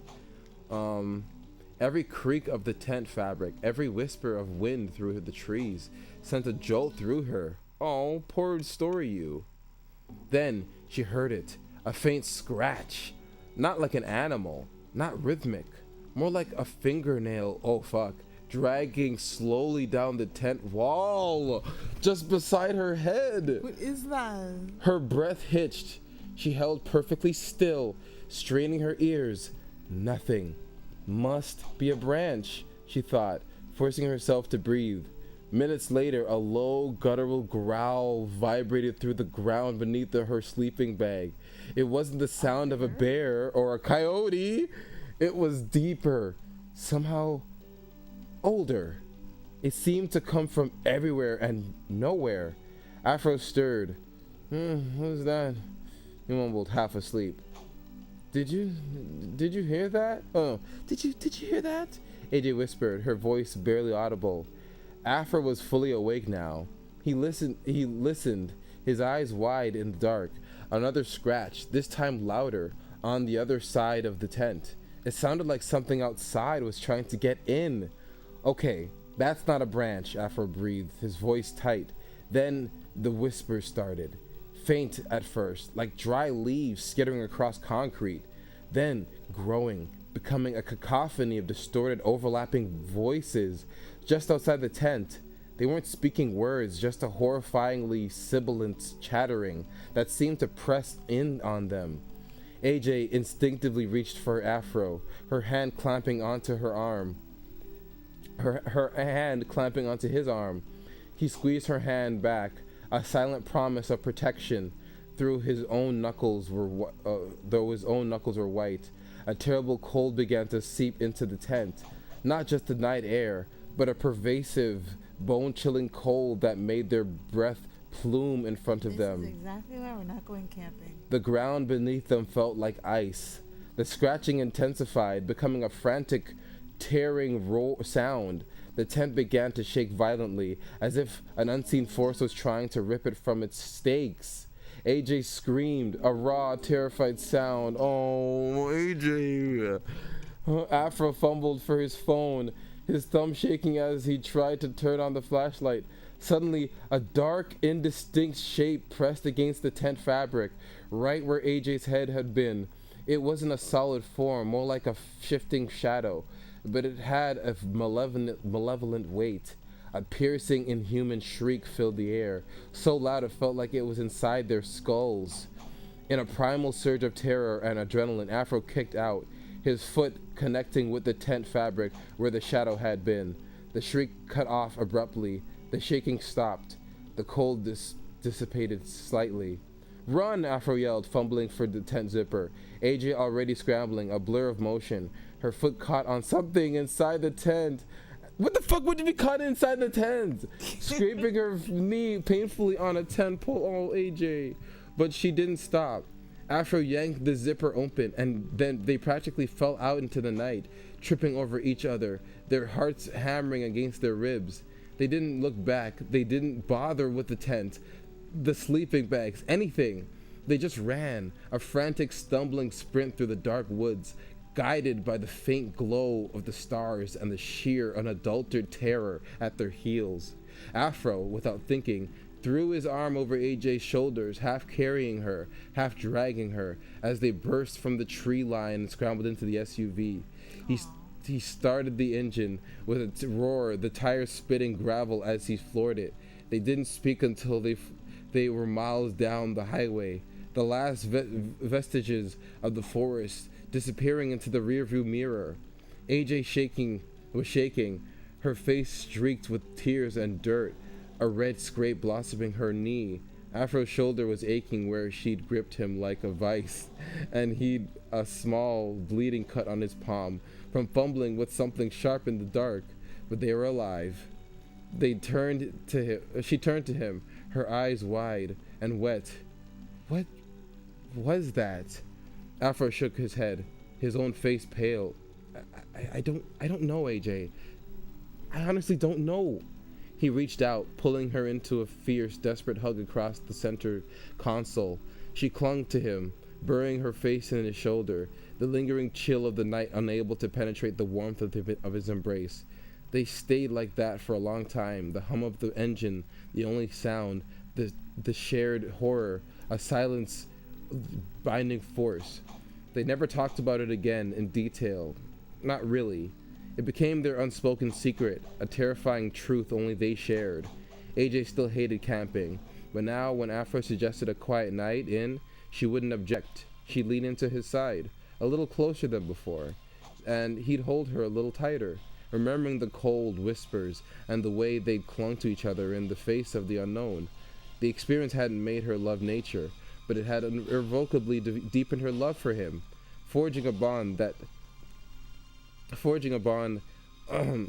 no amount of urban comfort could ever replicate. They were two people who had faced something truly terrifying and emerged scarred but inseparable. Wow, that was scary. But yeah, it got all lovey-dovey at the end. I added that. Of course you did. That was really scary. I was on the edge of my seat. I was like, whoa. I was very vague. I said something scary happens, like something utterly terrifying happens. That's all I said. I didn't want to have any kind of like direction as to where it was going. I wanted it to be very vague, and man, that was spooky. And this is exactly why we're not going camping. Yeah, that story was a good reason as to why we will never ever go camping.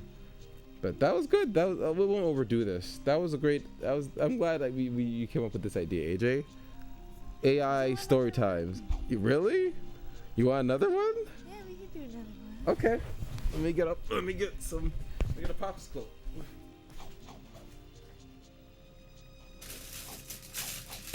Wow. One just fell out. That's what he said.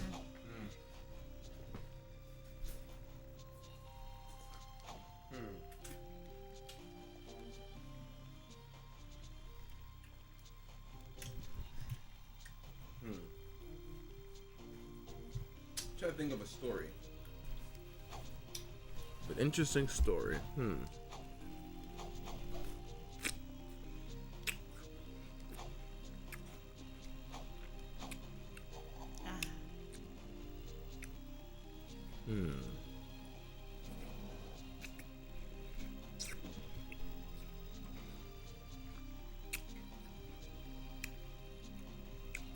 Also, this game reminds me of Dragon Ball Z.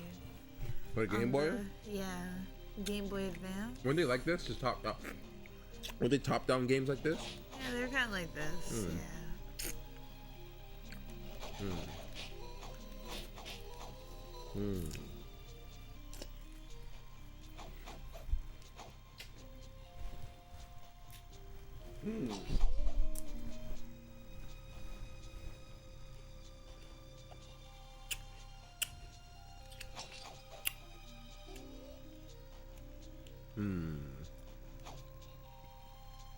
Think of an interesting story.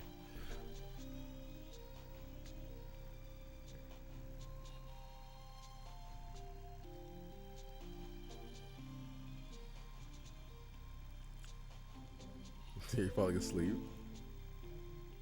Oh no, I was also thinking of a story. Oh, okay. I don't know. I still think you should do the one of you becoming a weeaboo. It just doesn't know me. That's a thing. Like, that's a story that like you need to know me to know how weird that is. That's why it's funny. Okay, fine. Let's try to see if let's try to add some personality to myself, because we can do that. Okay. Character details. Nathan, often referred to as Afro, loves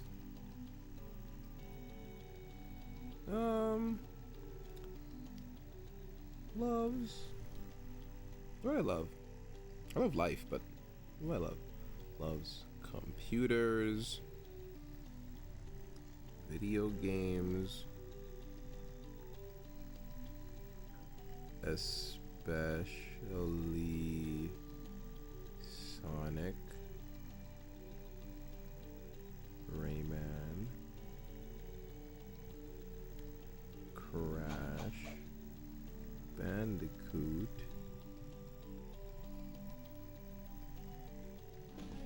and Taking up all of the space. and life. He is a huge voice over enthusiast.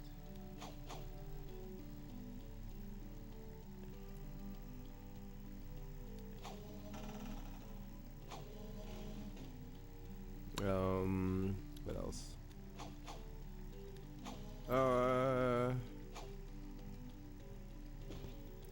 He loves his partner and best friend, AJ, more than anything. Sokka has now joined my team. Awesome.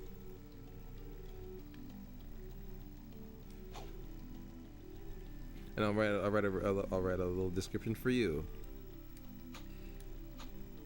AJ, he's a nerdy, An amazing person. nerdy, but funny, interior decorator.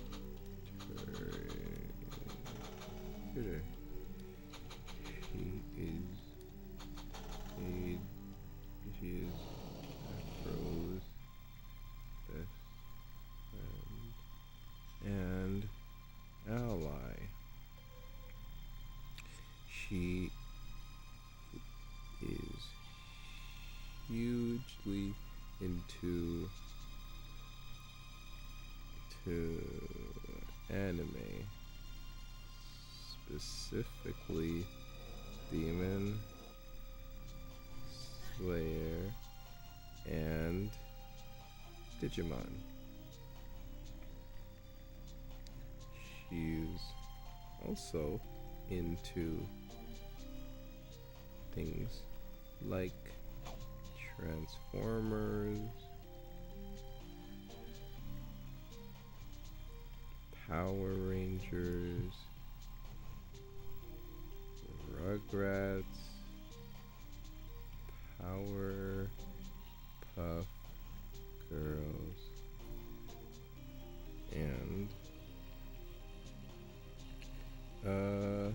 old cartoons in general.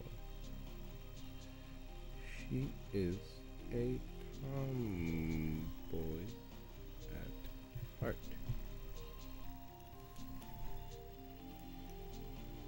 And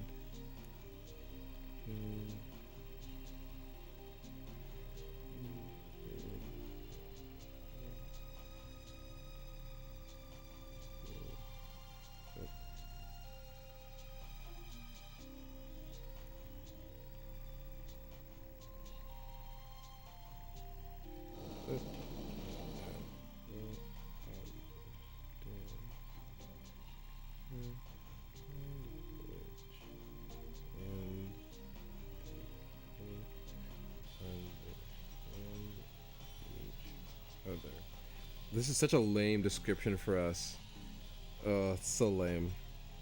But I said, Nathan, often referred to as Afro, loves computers, video games, especially Sonic, Rayman, Crash Bandicoot, and Half-Life. He is a huge voiceover enthusiast. He loves his partner and best friend AJ more than anything. AJ is a nerdy but funny interior decorator. She is Afro's best friend and ally. She is hugely into anime, specifically Demon Slayer and Digimon.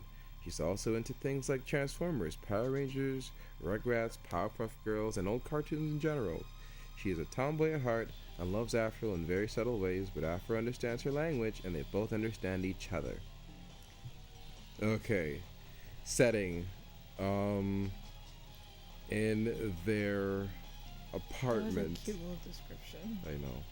I had to think of something. In their apartment. In their studio apartment. Gotta be specific. Apartment.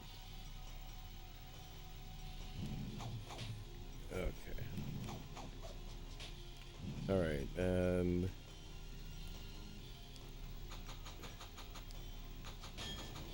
Afro. Oh, AJ notices that Afro is slowly becoming a dirty, filthy weeaboo.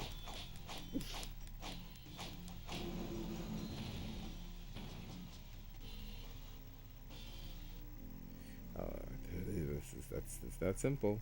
All right, let's see. Let's make this. Let's add some. Okay, so short. Too short. I don't want a too short. I want a nice juicy story. Okay.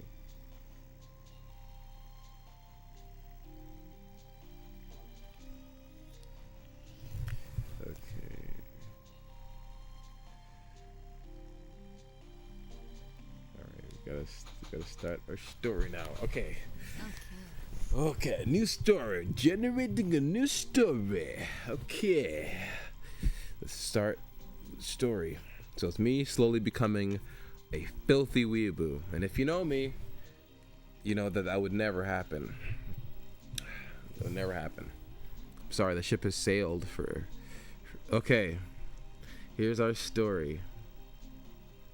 Not too long. Okay, let's hear it. Alright. I gotta put this phone down so it can charge. Okay. The late afternoon sun filtered through the single large window of their studio apartment. Cast long shadows across AJ's anime poster covered wall. Yeah, about right. She was sprawled on the futon, as she is, meticulously sketching a new layout for a client's living room. An old episode of Rugrats murmuring from the TV. Across the room, Nathan, affectionately known as Afro, was hunched over his custom-built PC, the glow of the monitor illuminating his face. AJ loved the quiet hum of his concentration, usually punctuated by the frantic clicks of a mouse during a Half-Life session, or the bombastic soundtrack of Sonic Frontiers. Alright. But today, something was different. The music was wafting from his headphones was decidedly not a synth rock boss battle theme. It was an almost saccharine J-pop tune, the kind that made her inner tomboy cringe. She glanced over, her brow furrowing. Afro was leaning back, bobbing his head, eyes fixated on the screen. He wasn't playing Crash Bandicoot. He wasn't watching something incredibly vibrant, full of characters with impossibly large eyes and, well, okay, why is it making fun of me? And gravity-defying hair. She heard a snippet of dialogue in rapid-fire Japanese, followed by Afro muttering a low, gravelly line in English, clearly mimicking the voice. Her eyes narrowed. Ew. Yo, Afro. You wouldn't say yo. Please never do. Yo, Afro. What's the new obsession? I guess it really depends. I've never heard you say yo. Didn't know Konoha was hiring voice actors now. Ew, that's so lame. This AI thinks that you're a Hollywood female. Or they think that you're funny all the time. He chuckled, pulling off his headphones. That's why they probably think I say yo. Yo, yeah, they think that you're a Hollywood female, a Hollywood funny woman. He chuckled, pulling off his headphones. Just checking out this new series, AJ. The voice acting is insane. I'm thinking of trying to mimic some of their range, expand my repertoire, you know?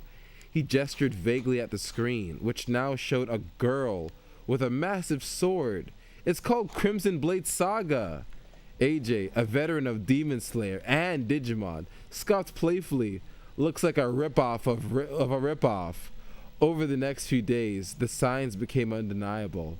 A small chibi-fied figure of a pink-haired girl appeared on his desk. nestled between Gordon Freeman and Rayman.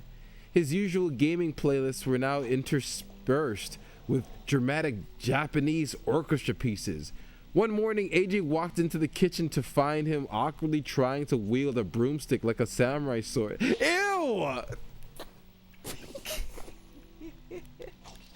This sounds so bad. This is making me sick. Actually fucking sick. Oh, a broomstick like a samurai sword, making whoosh noises and muttering, "Kakakore, ah!" Oh. AJ leaned against the door frame, a smirk spreading across her face. Nathan, ew, if you used my real name, I would not like you at that moment. She drawled, her voice. I never used your real name. Yeah, like don't. That. It would be. It's uncomfortable, don't. Her voice a mix of amusement and mock horror. My best friend, my ride or die. Ew! This is. Ride or die? My ride or die. Yeah, you're my ride or die. Are you becoming a dirty, filthy weeaboo? Afro nearly dropped the broomstick. He spun around. I love that sentence. A sheepish grin splitting his face. What? No, it's for my craft, voiceover immersion. You know how much I love the intricacies of character performance. AJ said, walking over and poking the pink-haired figure with her finger. And this intricacy has a name and a waifu pillow, I'm guessing. He burst out laughing, a deep rumbling sound that filled their small apartment. Okay, maybe just a little, but come on, you love Digimon. It's practically the same thing. No, it's not, AJ retorted, though a smile played on her lips. Digimon have actual tangible forms, and don't make me question the laws of physics with their hair. Just don't start calling me Senpai Afro, or I swear to God, I'll make you watch nothing but Power Rangers reruns for a month. With the original Japanese audio. She winked, and he knew, as always, that it was her way of saying she loved him, even his rapidly blossoming inner weeaboo. So you accept me? No, let's say you plan to kill me. Hold on. Let's write that you plan to kill me. After you left, you plan to kill me. Why? I'd want to kill this person. You couldn't just leave it at that. No. But now you have to kill up your character. Let's not put that into the ether. That story was lame. I can't believe you made me write that story. What if we write ourselves as repair people? If I ever see you with a broom now, I'm gonna think of. This is so lame. Look how AI is ruining my life. I'm not gonna think of this story. AI has now ruined my life. It has made me look. It has made me see you in a different light. Oh. AI ruins my life. The horror story. That should be the story. AI ruins my life. That's what we should call this stream. AI ruined my life. Let's think of another story. You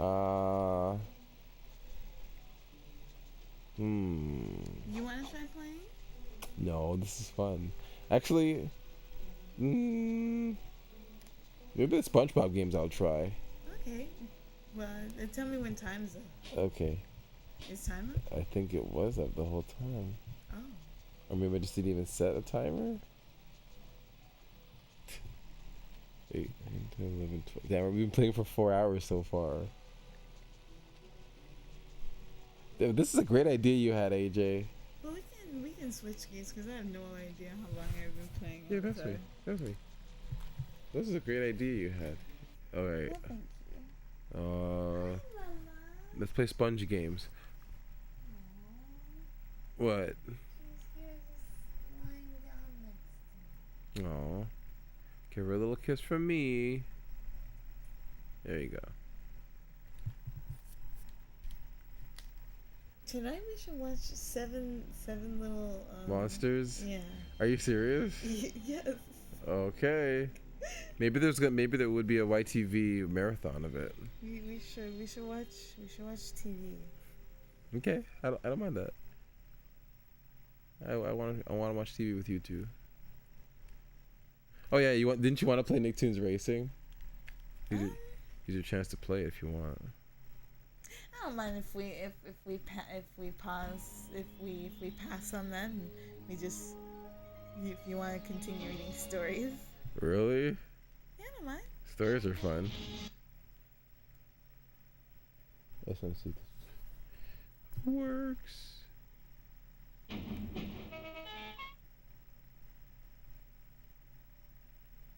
We need to find a tape with Cat Dog on it. Oh my god, fine. I'll look for Cat Dog.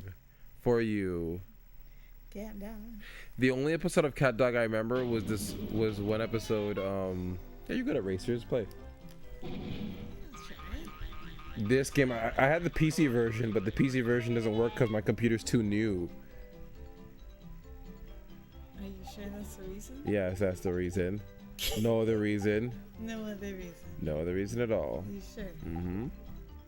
Okay. So now you can play this version of it. This is the PlayStation 1 version. I'll be Angelica. Okay. Yeah, and we've been playing a lot of racers too, so this is fitting.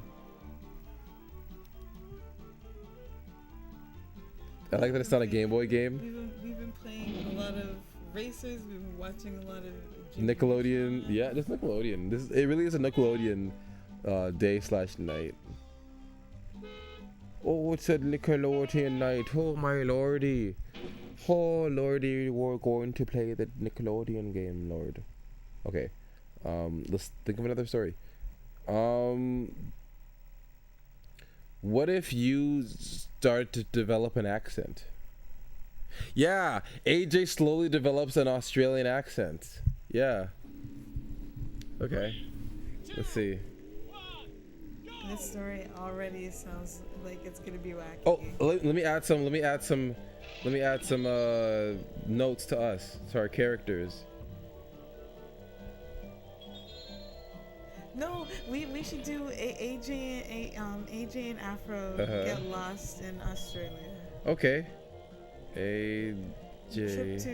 Trip to and Australia. Okay, Get Afro get lost in Australia. And Afro and Afro get lost in Australia.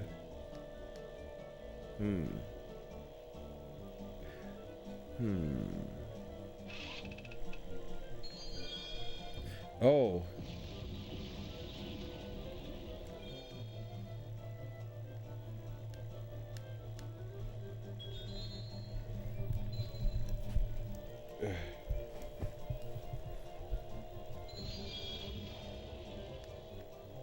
I know what detail to add to make this funny.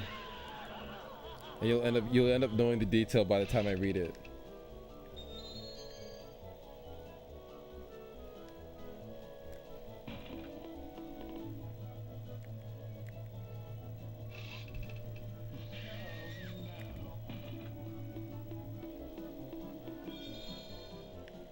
Ah! Are you kidding me?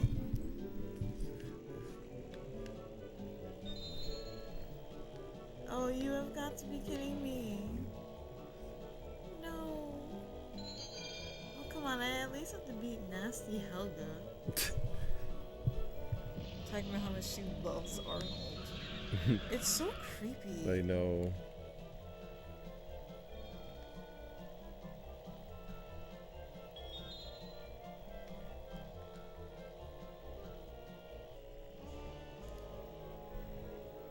Third is still not bad, game. If anything, after third place is what's really bad. You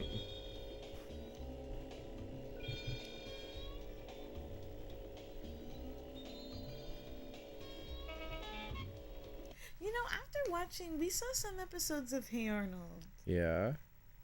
And you know, after watching some of those episodes, it's still I still don't like Hey Arnold. I didn't realize Helga's character. I just don't like her character. She's so mean and broody and bossy. She's like Angelica, but like times 10. Yeah. And like she's always picking and being mean to Arnold, yet she secretly likes him, which is like really weird. Like I get that trope, like I get it, but I mean, it's still weird to see in execution. Mm-hmm. Ha! I'm in first. Take that. And then especially in the movies when she like went back and forth, like she kept flip flopping on liking on admitting her feelings. All right, yeah. But hold on, AJ. Let's make this story. AJ and Afro. Okay, we'll go with the prompt that you said, and I added a little twist that you'll find out when I read it. Wow. You'll see. I'll find out when Sue says it. And I can't believe this. Okay. All right, well. All right, here we go. The outback sun beat down, turning the. Oh, let me put the phone to charge.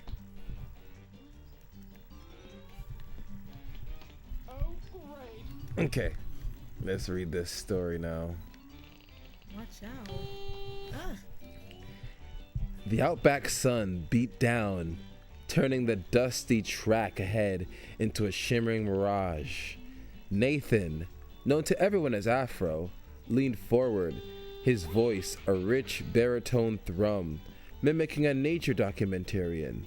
And here, my dear viewers, he intoned, gesturing vaguely at a particularly gnarly eucalyptus tree, we observe the majestic, if somewhat perched Australian bush in its natural habitat.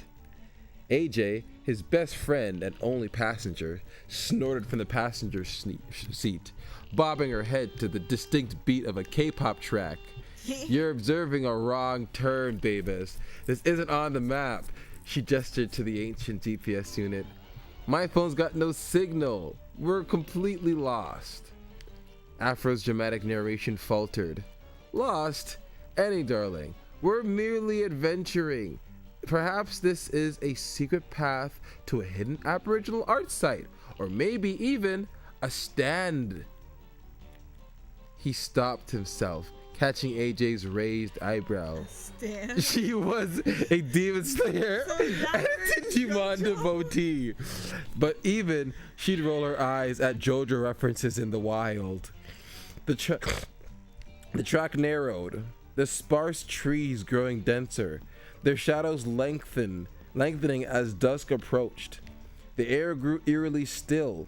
Suddenly, a faint, almost imperceivable hum filled the air, vibrating through the car. The old GPS sputtered, then died. The K-pop music on AJ's phone cut out. Okay, that's new, AJ said, her voice dropping its usual playful sarcasm. Afro gripped the steering wheel. It feels weird, doesn't it? They rounded a bend and gasped. Before them stood a cluster of ancient, misshapen rock formations, glowing with an internal soft emerald luminescence. It felt less geology and more like something out of a Digimon digital gate. As they watched, a wave of shimmering energy pulsed out from the rocks, washing over the car.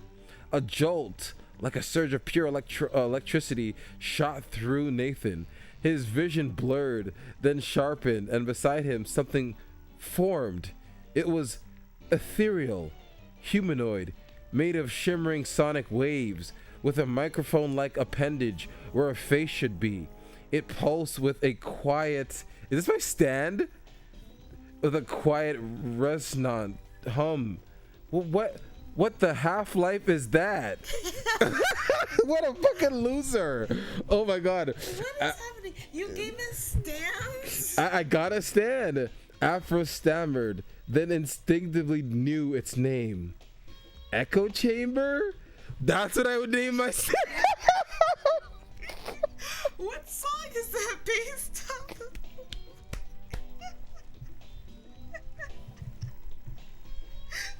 What the fuck is Echo Chamber? All right, let's get through this. Echo Chamber. Got it. A jolt. Okay, fuck it. Let's keep going. That's great. AJ was staring too, but not at his new companion. Beside her, a vibrant, somewhat amorphous entity had materialized, shifting between sharp geometric shapes and fluid cartoon lines like a living, breathing animation cell. Beavis, is that a Powerpuff Girl in a Transformer suit? She whispered, half awed, half terrified. Then a name clicked for her, too. Toon Construct.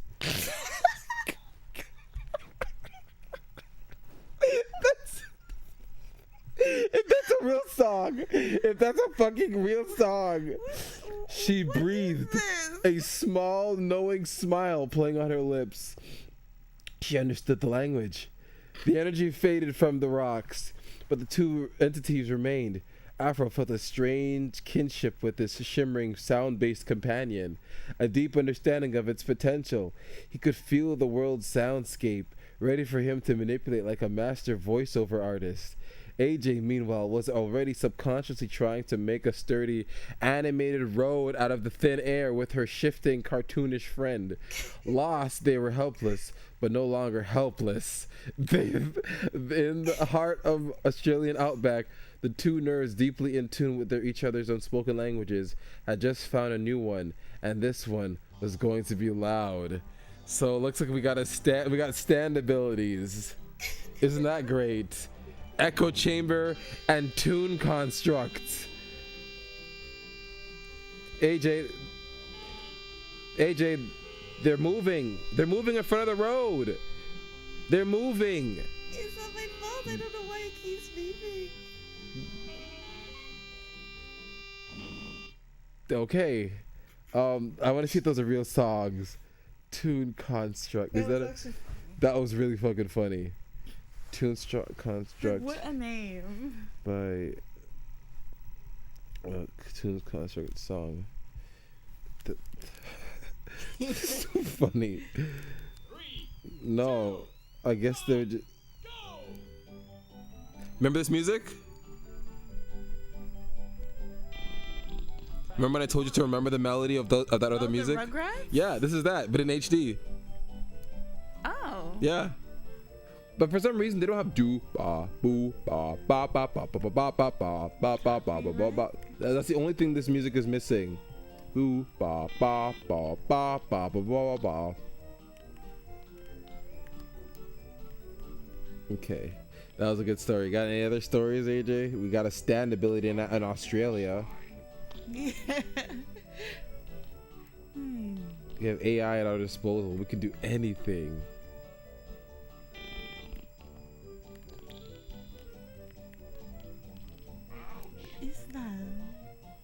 The sound is messing up in the game, but yeah, don't notice it. Just it makes it funnier.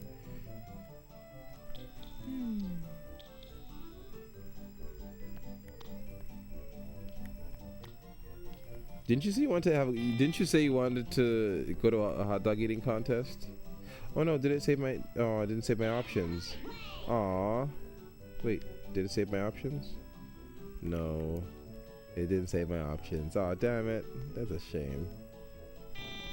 All that development I put for us, it didn't save. No. Oh no, it did.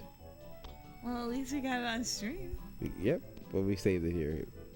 Oh, shut up, Okay, so what should be our next story? I have to pee. You don't need to. Don't stop me from peeing now. Get back here. No.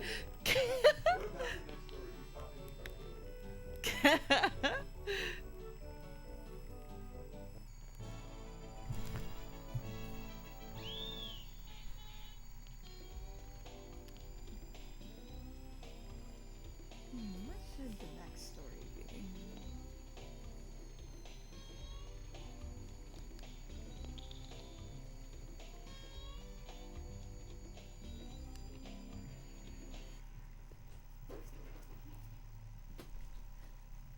Man, what a story. I'm surprised they didn't add Kilala into these stories.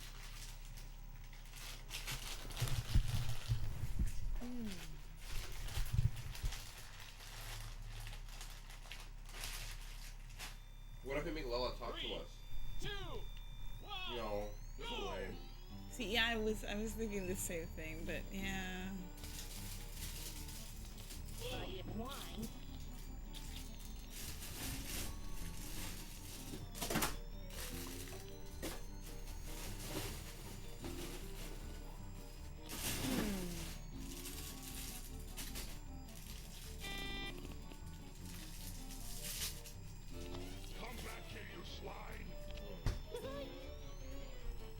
Oh, we can make a story where anime is illegal in in our country, and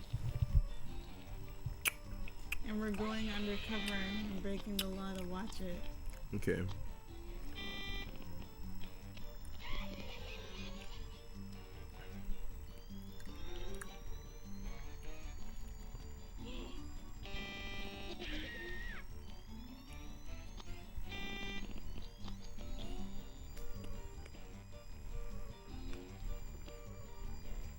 Wine.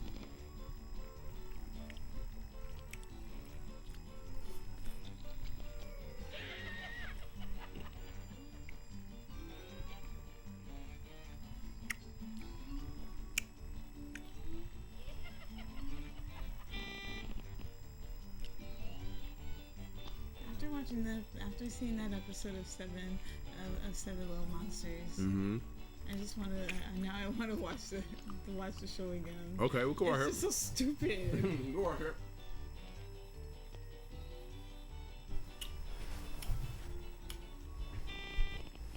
Okay, our next story.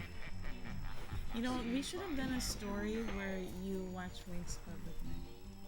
You don't need to do that. I'm already going to watch it with you. Yeah, but like you're like happy. Like you wake up and you say, "Let's watch Winx Club." It's instead of me. I hear that sound it makes. We should do a story where our personalities are swapped. Or we fuse. We fuse like Stefani. Weren't we talking about that earlier today? Oh, we were. Okay, But we'll do it wasn't after. it to kick ass? Yeah, but let's see what we could do with it. I know, but I was just remembering the story of wasn't that it? Ah. All right. Well, do you want to do that story or read this one? Yeah, we can do the one where we fuse. Okay, cool. It's a cooler idea. Oh my God! Did the game crash on me? Did it? No. Oh, Yes. it did. I think I know why. It's because the controller died. I'll fix that. Remember, we knew this was gonna happen. Did we? Because I'm shocked. Because you knew it was gonna happen. Shut up, this. Talk about being a dingus. Don't call her a dingle. She's been here for real. She's trapping fear, and she's trapping them in fear. Making the tears rain down like a monsoon. Listen to the bass go. Explosion. I'm gonna knock you out. Mama said knock you out. I remember that song. Do you remember that song? Yes. Good. Oh, oh, oh. Don't call it a comeback. It's been here for real. That song.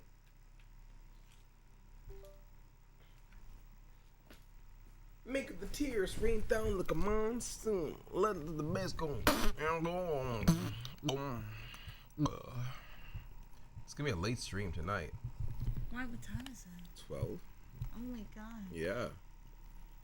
Oh my God. AJ's in trouble, and she's going to get in big trouble.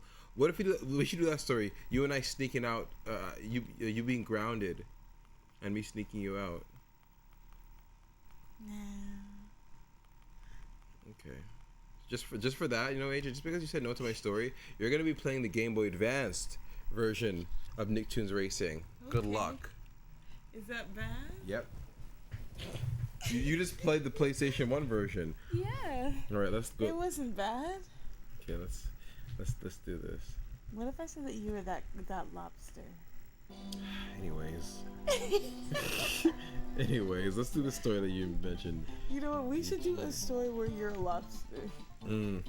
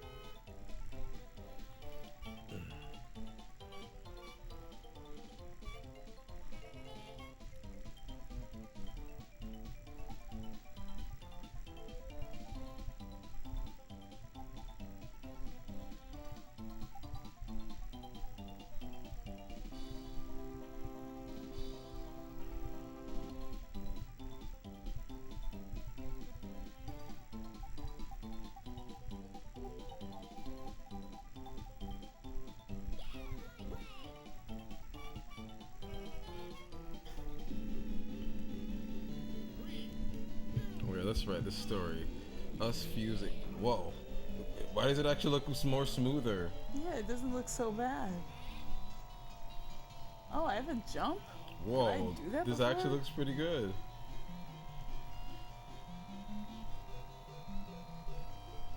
Alright. Alright, here we go. The air in AJ's cramped apartment crackled with an energy that had nothing to do with the faulty wiring. AJ, sharp-witted and restless, paced while Afro, all loose limbs and quiet intensity, strummed a forgotten ukulele. A low, yeah, I play the ukulele. Buzzing hum radiating from him. They've been What stuck song? together for hours, bored, I don't know. Ideas ricocheting off the walls like stray thoughts. This is it, AJ declared, stepping mid-stride, eyes meeting Afro's.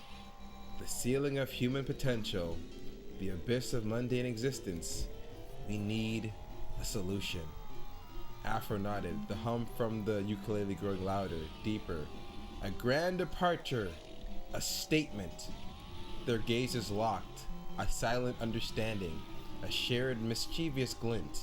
It wasn't spoken, but felt a mutual yearning to break free, to be more. A current, invisible but potent, zipped between them. It started as a tingle, then a shimmering aura of light, like heat haze off asphalt on a summer day. Did we come in at a bad time? Sounds like he's reciting some Wattpad writings. Oh no, AJ and I are writing are letting AI write fan fiction about us. So you're just in the middle of catching one where we fuse together to become one person. So yeah, well, we can start from the beginning. Let's start from the beginning. The air in AJ's cramped apartment cracked with an energy that had nothing to do with the faulty wiring. AJ, sharp-witted and restless, paced while Afro, all loose limbs and quiet, intensely strummed a forgotten ukulele. A low buzzing hum radiating from... I'm not as far that off. Yeah. This is it. Oh yeah, let's get to the part where we're about to fuse, actually. We were just about to fuse in the story. I'll just catch you up. Their bodies leaned in, drawn by an irresistible force. Hands reached, fingers brushing.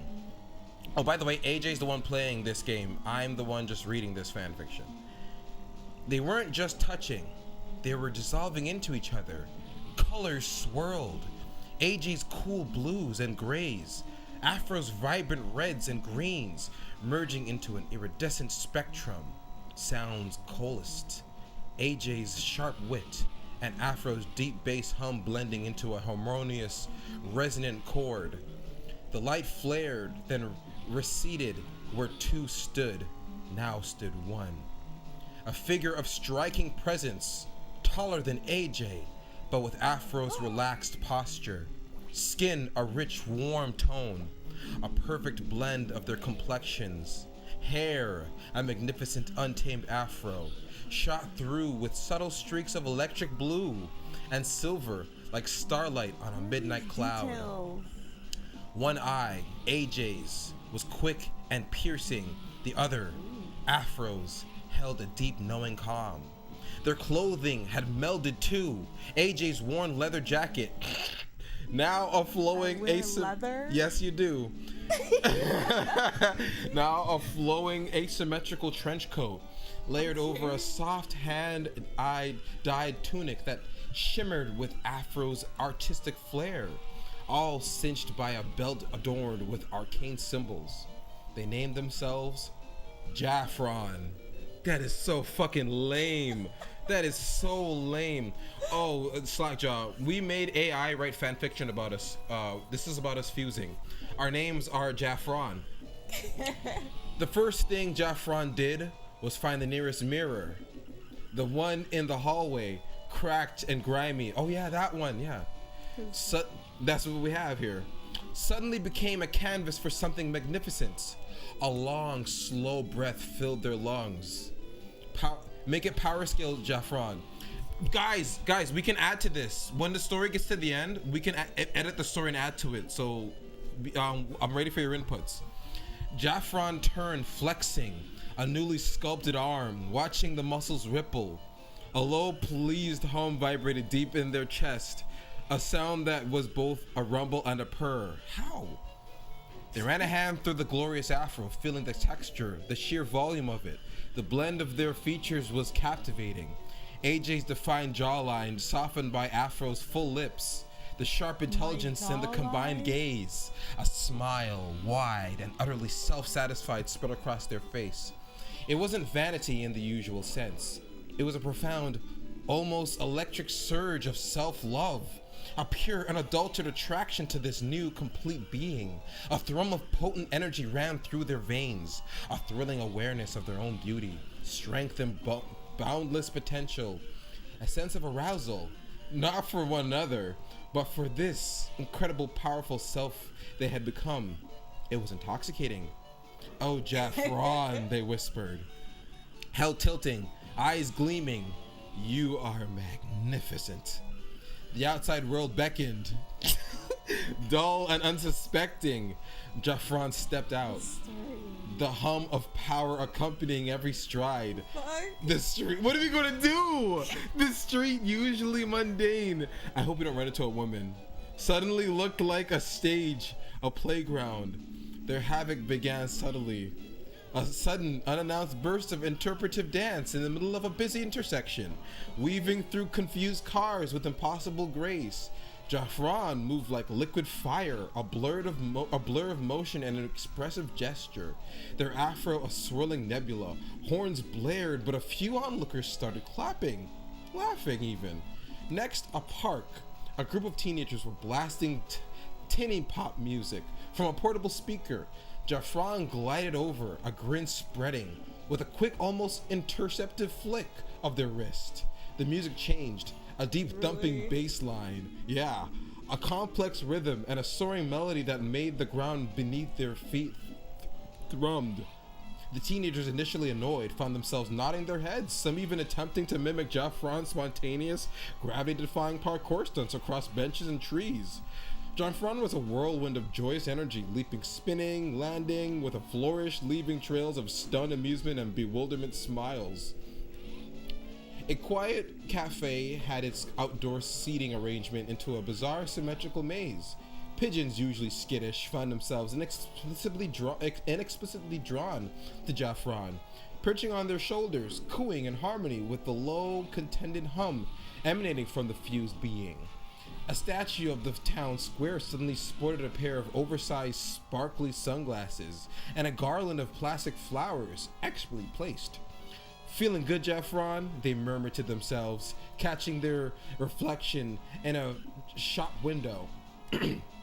The answer was a dull, full-body shiver of delight. The sense of potent attraction to their own fused form hadn't diminished. If anything, it had deepened, rooting itself as a fundamental part of their new identity. This wasn't just AJ or Afro. This was something more, something that resonated with a pure, primal satisfaction. Don't say the name. The chaos they created wasn't malicious, but a joyful disruption, a flamboyant thumping of the nose at a monotony. They were the personification of a good time, a living, breathing art installation of whimsy and power. As dusk painted the sky in hues of purple and orange, Jaffron found themselves on a rooftop overlooking the city they'd gleefully harmlessly disturbed. The hum of their city joined the steady thrum within them. "This," Jaffron said aloud, a deep, resonant voice that held both AJ's clarity and Afro's warmth.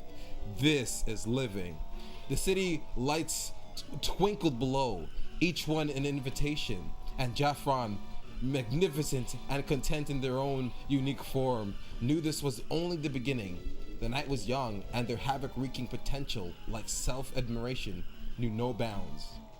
Now I imagine a superhero coming in and like being like, "You can't be here," like you're in the wrong place. What are you doing here?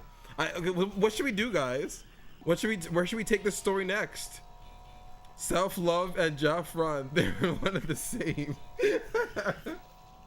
Man. So that's what we do, AJ. We would just cause havoc. How do you feel about our story? Well, it seems typical. It does. I like to concept. You like to move it. Yeah, you do like to move it. So if we were together, keep in mind, folks, we fed as much information about us to this AI as we could. Vague information about it. The nemesis, regular proportion dwarf. Dwarfs, right, AJ? Because you and the 7 dwarfs. Kukidin, you've just come up with a good idea. Because AJ hates the Snow White and the 7 dwarfs. We have to bring Rachel Ziegler into this. Rachel Ziegler comes down. This poor girl. The dwarf thing. Catching strays and she doesn't even know. No, we're gonna add Rachel Ziegler into this because she's your arch nemesis. She would be your arch nemesis. This is perfect. Edit the story. Yes, edit. Wait, edit. Okay, let's see. Rachel Ziegler. And that's her name. That's her name too. She's not even clever enough to have like a superhero name. Her name is just Rachel Ziegler. Rachel Ziegler, the local hero, takes notice of Jaffron, of the fusion. The Ziegler. Hell yes. Yes. The Ziegler. Yes. Fucking. We're gonna call him the Ziegler. We're gonna call it the Ziegler. Like, Rachel Ziegler. Hero name. The Ziegler. Rachel Ziegler. So stupid. It is fucking stupid. Hero name.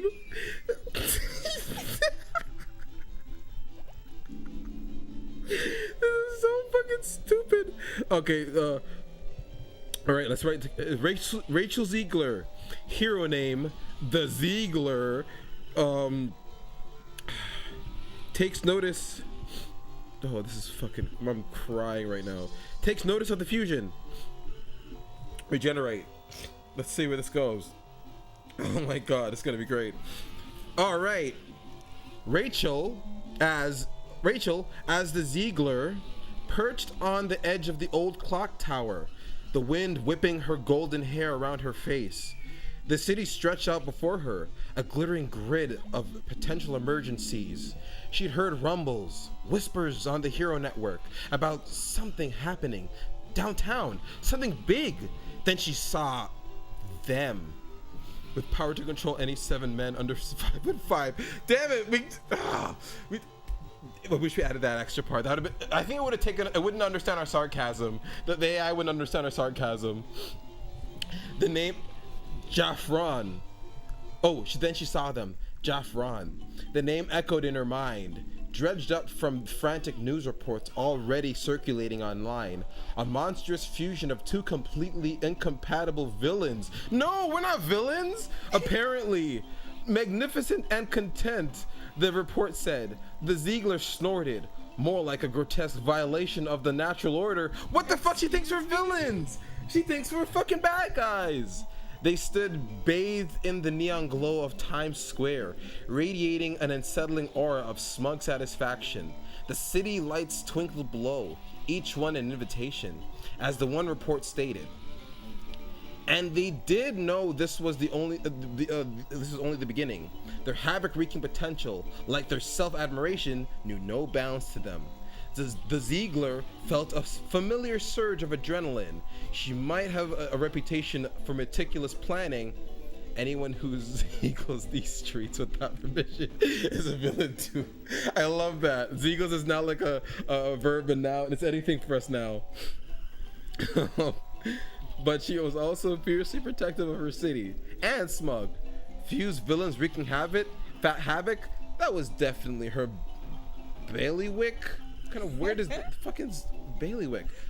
All right, Jaffron, she muttered. I can't with this name. I know, right? Her name is just Jaffron. All right, Jaffron, she muttered to herself, adjusting the focus on her thermal goggles. Let's see if that self-admiration holds up against a little persuasion.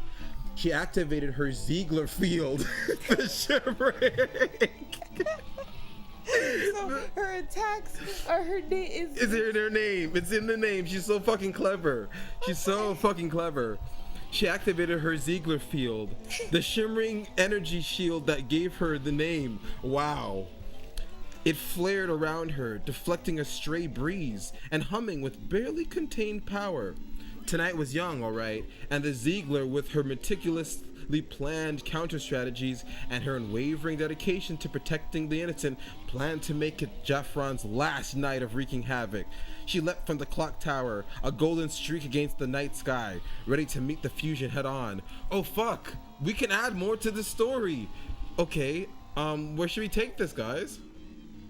This is. Oh wait, hold on. Wait, what? Oh, yeah, we can add more to it.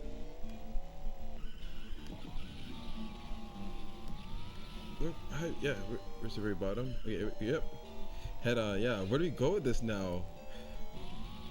Oh boy, so she's about to meet Jaffron head on. We should kick her ass. We should kick her ass. She's Rachel Ziegler, for fuck's sake. And we're half women, so we're allowed to kick her ass legally. And besides, she wanted to fight us first. Yeah, exactly. Talking about we're like unholy fusion. Like, excuse me, we're very compatible. We should kick her ass just for saying that. Okay. No. We gotta be more clever than that. Yeah, we should kick her ass, but let's be more subtle. We test out our strength on something, like we grab like a phone pole, and we're like above average strength. Like, we're not like Hulk strength. We're like, you and me together. Let's see. You and me together would be maybe maybe Green Goblin strong. Yeah, maybe you and I could be Green Goblin strong. Okay, let's see. She notices use one of the dwarfs as a weapon. Okay. No, the dwarfs are her like Teen Titans. Yeah. Oh, the Ziegler calls back to HQ. The dwarfs. Yeah. The Ziegler. The dwarfs are her like HQ. I love how this story has just evolved. This is great. This is what AI was meant to be used for. The Ziegler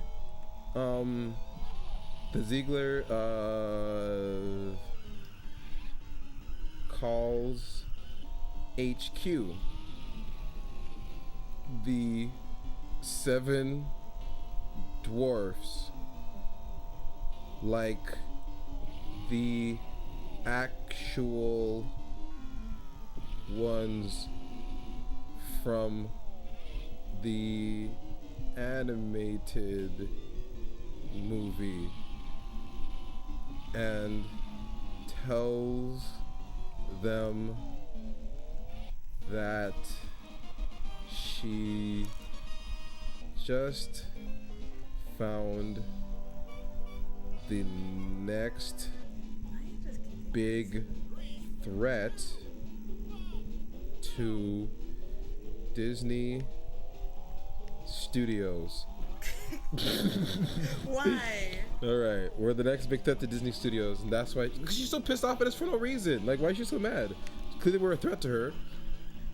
And let's see how the story plays out with that. Okay, so we gotta go. Yeah, so then we all right. The Ziegler perched precariously atop the cuckoo clock that served as her impromptu HQ, adjusted her goggles.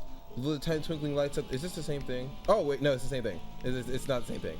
Below the tiny twinkling lights of the Bavarian-themed resort village seemed oblivious to the impending doom.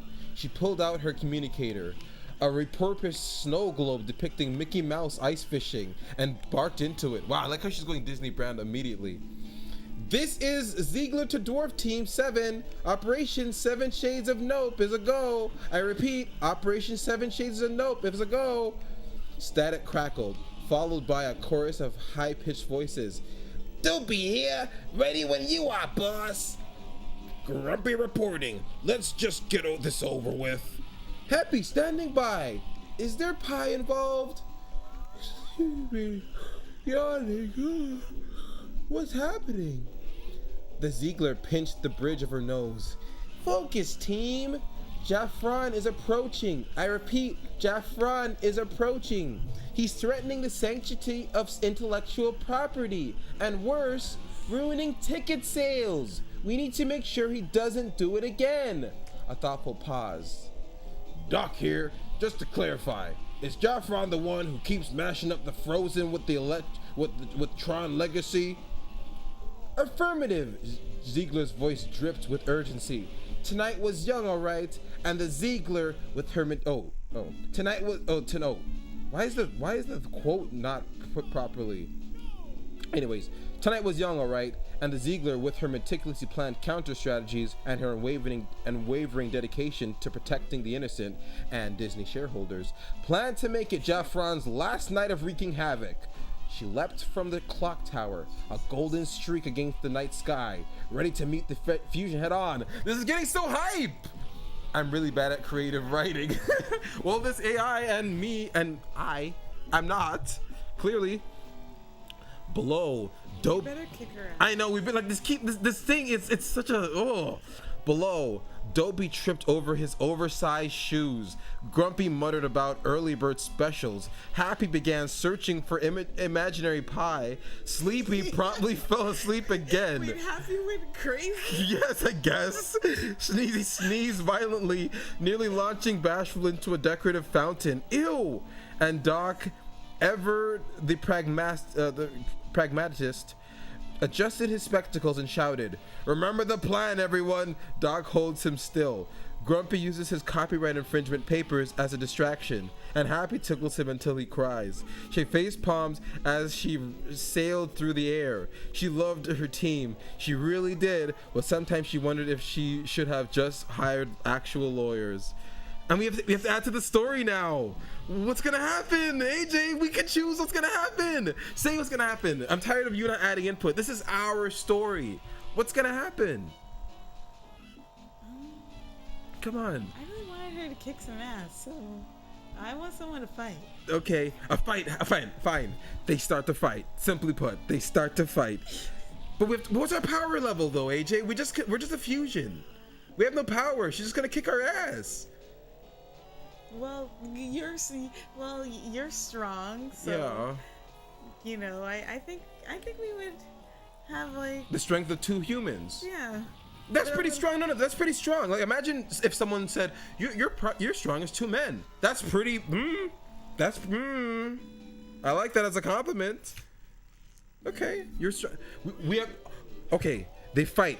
The fusion. I didn't want to spell our own name. I just kept calling us the fusion.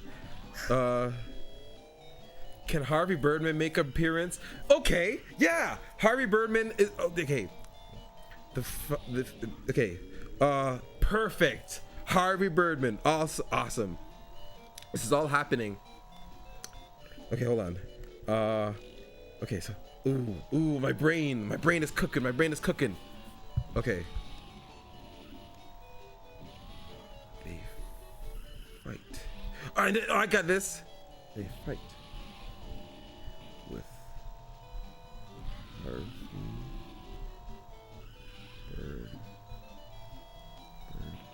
Birdman narrating the fight.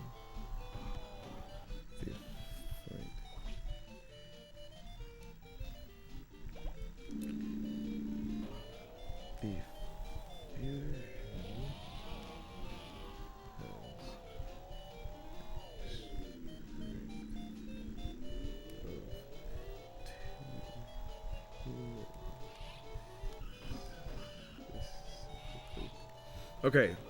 All right. I gotta add it. They fight with Harvey Birdman narrating the fight. The two have the strength of only two humans. If the bot is good enough when you say you're as strong as two men, the Ziegler will go. Unfortunately for you, I brought 7.5. Oh my God! If they made it that, let's see. Okay, so now that we have that, added. Oh AJ. Okay. Here's a fight scene. Okay. Scene. A dusty parking lot behind a warehouse. Crates are stacked haphazardly. Two figures stand facing each other. One is a lanky individual in a mismatched superhero costume. Think tights. I know. I don't think that's us. Think tights. Oh, okay. A cape safely pinned on, and a motorcycle helmet. The other is, well, it's mostly just a slightly larger version of the first, but with a distinct second head awkwardly jutting from their shoulder. This is the Fusion? What the fuck? What the fuck? We're a monster. I don't like that. Well, no wonder she thinks that we're the villain. We're a monster. I said Stefani. I said a fusion from Stefani from Steven Universe. Ew. We have two Heads. I mean, let's keep going. Harvey Birdman, voiceover slightly muffled from behind a desk of crates, sipping a juice box. All right, folks. Harvey Birdman here, bringing you a live legal action. We got ourselves a potential merger situation. Literally, looks like our pal over there in what is that? Repurposed gym socks has attempted to combine with himself. Questionable tactics. Legally is definitely up for debate. My client would argue violation of copyright, trademark, and general good taste. The lanky figure takes a shaky step forward. Lanky figure. I don't want to fight you, but the mad scientist said if I don't prove my worth, he'd turn me into a pot roast. Is it because we're on Harvey Birdman, we're now a monster? And then it's gonna cut to us in real life and it's like us? Okay, so I guess I'm going with the bit. Lanky figure. I don't want to fight you, but the mad scientist, blah, blah, blah, blah. Fusion. Oh, okay, lanky figure. What the? I thought the lanky figure was Rachel. Okay, whatever. Fusion. Two voices, slightly out of sync. Pot roast sounds So we're not even in delicious, sync. but we must defend our fused existence. This is painful. The defense lays out their client's alleged motives: desperation and fear of becoming a Sunday dinner special. A classic case of duress. Will the jury be sympathetic? Highly unlikely if the jury is me. I think that pot roasting is a joke from the Harvey Birdman. Okay, see, here we go. It's a Harvey Birdman thing. Well, there we go. Harvey Birdman voiceover. Contact! The fusion. Oh, we're missing some fights. We're missing some fight scenes. The lanky figure throws a wild punch. The fusion, being twice as strong as what remains of him, easily catches it. They grab the lanky figure's arm and attempt to fling him inside. Contact! The fusion initiates an offensive maneuver, exploiting the dual strength advantage. Looks like our single-bodied friend is about to experience a textbook case of Newton's law of motion versus the right of existence. The lanky figure, realizing he's about to be tossed, desperately grabs onto the fusion on one of the fusion's legs. He clings on for dear life. No, I won't let you win. Fusion, two voices, straining. Let go! You're tickling us! The plaintiff attempts a countermaneuver. Parasitic clinging, a bold strategy. Cotton, let's see if it pays off. However, the defendant has been doing his leg day and will not let the plaintiff cling on. Oh, 1 second, Dave. Can you switch the game? Okay, thank God. Next game. How'd you enjoy that one? Was it everything you hoped it would be in a Nicktoons racing game? No, honestly, it was just a racing game. Yeah, we'll play SpongeBob. Play the movie game. I'm a good girl, yo. Boom, boom, boom, boom, boom, boom. This fusion, I'm feeling bad for this fusion, man. Because we kind of, it sounds like we're like the Hunchback of Notre Dame. Yeah, and I never liked the Hunchback of Notre Dame. That was a really sick movie, and I did not like that movie. What if SpongeBob comes in? All right.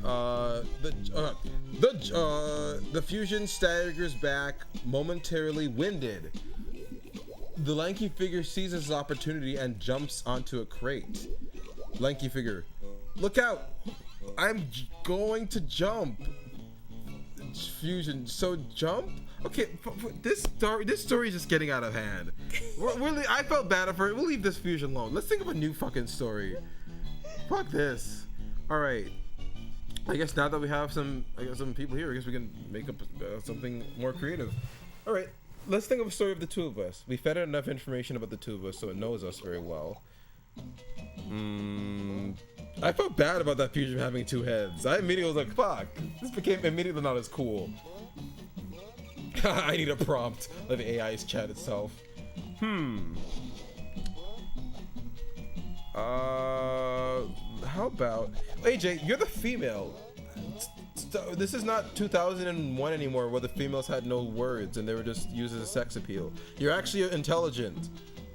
Add something to this story.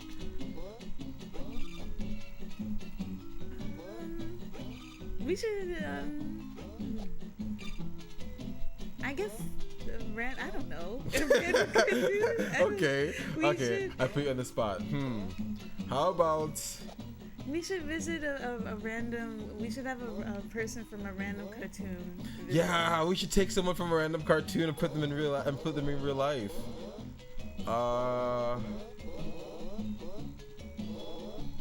No, AJ. What if you fell in the back rooms? What if AJ fell in the back rooms? No, that's so lame.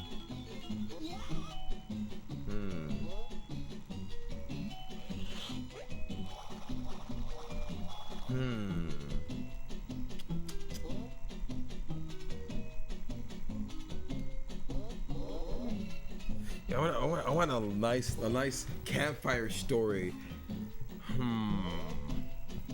Like a campfire-like story that we can just sit around and. The story that we came out with. How about Mitch McCormick? Who is Mitch McCormick? Let me look up who that is. Mitch McCormick. Oh, Coach McCormick. Oh, you mean Coach McGurk? Oh, Coach McGurk. Okay. I could do his voice too. That could be funny. What if we could Coach McGurk is funny. We could add to that.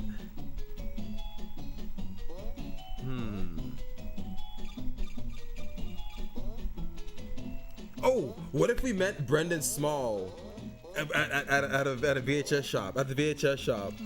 Oh Okay, AJ.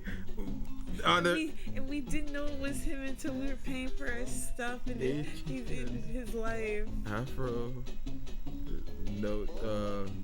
AJ and Afro. Have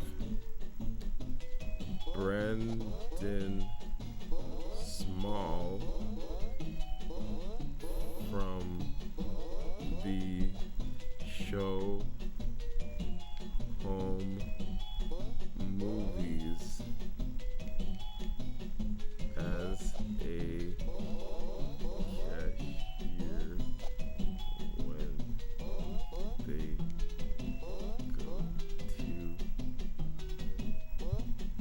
they go to the local. Huh? What do you think, AJ? Oh, sorry. I was gonna say maybe we should try a different game because I can't seem to break. You can't. Oh, you gotta press it. Oops. Hold on a second. I'm sure it's a press and hold. Oh, you have to press and hold this. Oh. There you go. As we go to the local VHS shop, he still lives with his mom. Oh, I read it. Small. As an adult. All right. So AJ and Afro have Brendan Small as a cashier from the as a cashier when they go to the local VHS shop because we collect VHS tapes. So it'd be so funny if we actually have Brendan Small. All right, let's do this. I also made sure to add the fact that he still lives with his mom.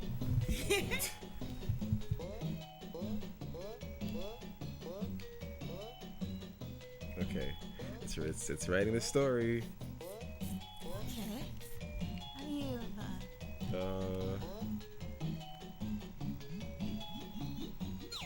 Oh, you gotta smash down. Yeah. All right. The bell above the door of the Real Retro Rentals gave a weak, asthmatic jingle as AJ and Afro stepped inside. The air was thick with the faint, sweet, sour tang of stale popcorn and aging plastic. A comforting aroma for anyone who remembered a time before streaming services. Muted glow of ancient fluorescence bathed the labyrinthine shelves, each packed solid with the forgotten treasures of a bygone era.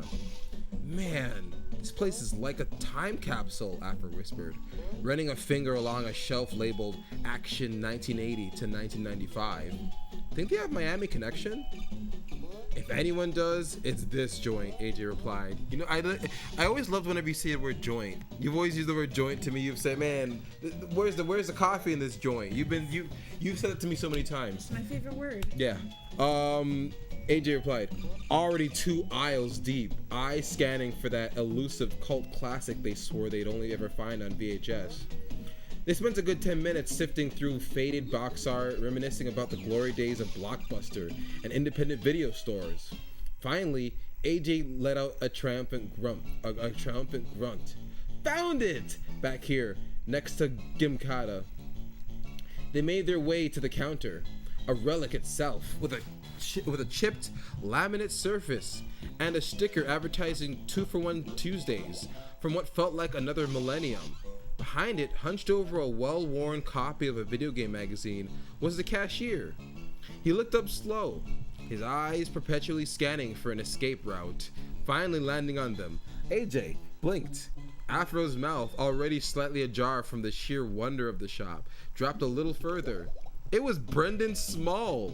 His pale, lank hair was still parted precisely down the middle, his shoulders still slumped with the weight of unseen burdens, and he still wore that faint, almost imperceptible sheen of flop sweat. He was a little older, maybe 2 decades out of the last time they'd seen him on TV, but otherwise he was utterly unchanged. He even had an ill-fitted vest over a plain shirt, like a tiny, perpetually uncomfortable accountant. Oh, hi, Brendan said, his voice a familiar nasal whine. Are you checking out? Oh, yeah, Brendan. AJ managed holding up the cracked case of Miami Connection. How's it going? Brendan squinted at the movie, then at them. It's okay. My mom says I should try to engage more with the customers. She thinks I spend too much time thinking about things. Like, why is there a light in the freezer and not the freezer? He leaned in conspiratorially. She says it's a first world problem, but I think it's a design flaw. Afro nudged AJ subtly, his eyes wide. He still lives with his mom. The nudge clearly communicated. So, Brendan, still living at home? Asked Afro, trying to sound casual, but the words practically dripped with disbelief.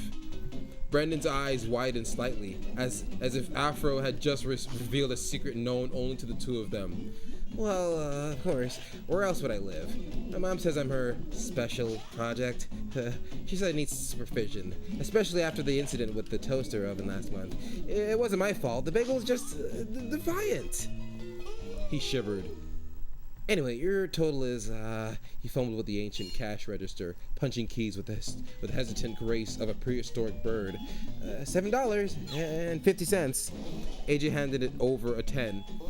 So your mom made you get this job? Oh, no. She didn't make me, Brendan corrected, pushing his glasses up to his nose.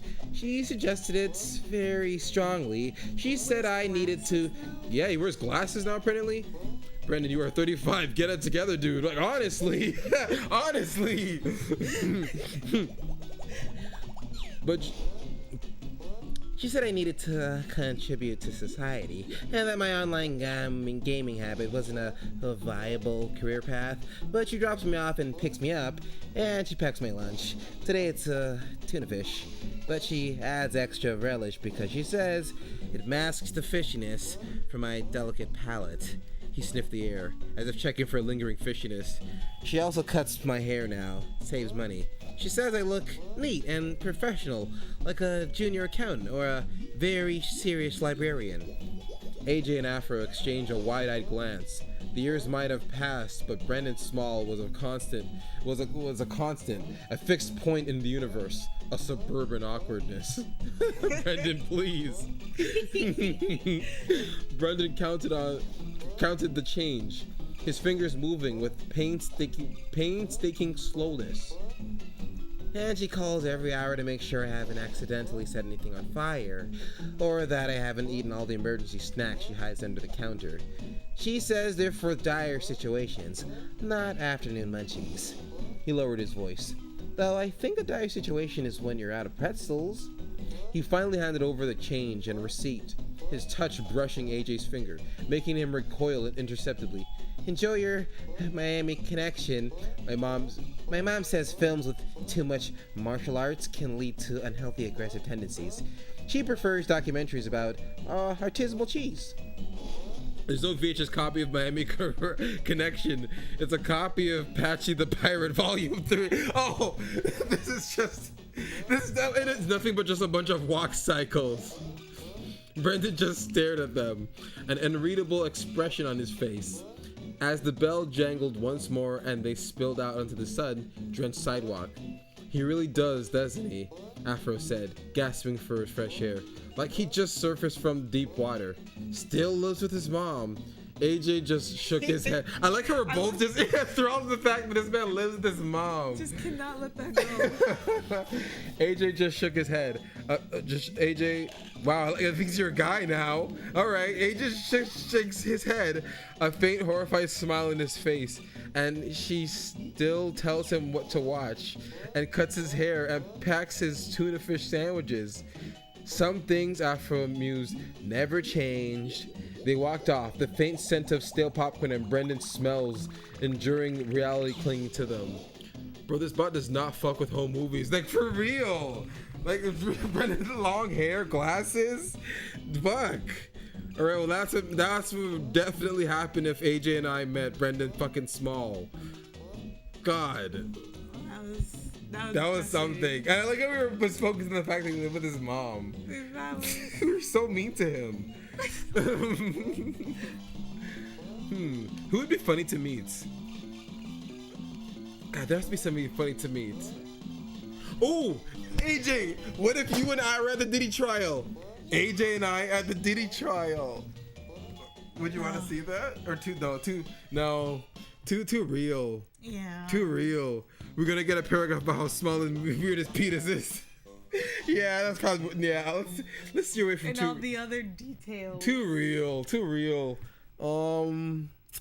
God, we have AI to our disposal, and it actually writes these stories pretty well. That spooky story was pretty good too. All the stories that we made up were pretty good so far. Okay, I'll wait till you come back. This is more fun. What about a fantasy story? Okay, well, let's add to it. You've heard us stream a couple of times. You know our personalities.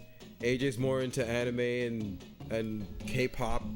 I'm more into Sonic video games and voice acting and shit like that. I love voice acting and renovating Guantanamo Bay into a tourist destination. We could build on that. I was thinking of us being handymen. That could be a way of us building on that, because AJ would not do manual labor at all. So it'd be so funny if she's doing manual labor. What could we do though? Manual labor, but for somebody evil. Like, what if Alligator Alcatraz? Let me see what that is. Hey, what is Alligator Alcatraz? Hey, what's the Alligator Alcatraz at? Families of Italian nationals held in Alligator Alcatraz plead for the... Oh, no. Oh, go a little bit too close.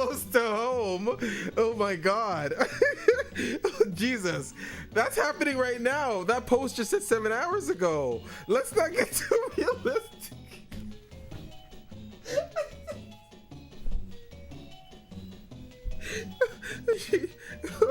No, AJ.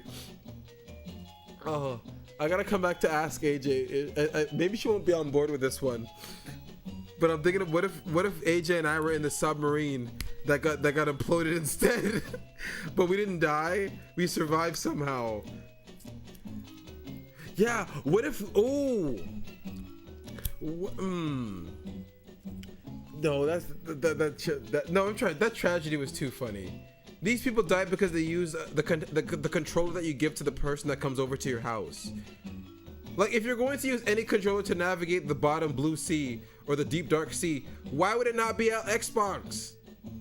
Like, they didn't even go, like, they got like the fucking Cats one, the Mad Cats one, the one that you give to your cousin that you don't like. You're like, yeah, you get player 2. But I don't want to use this one. Use this one. Use this one. This is the one. This is the cool one. The cool one's the one that says Xbox on it. No, this is the cool one. Play with this one.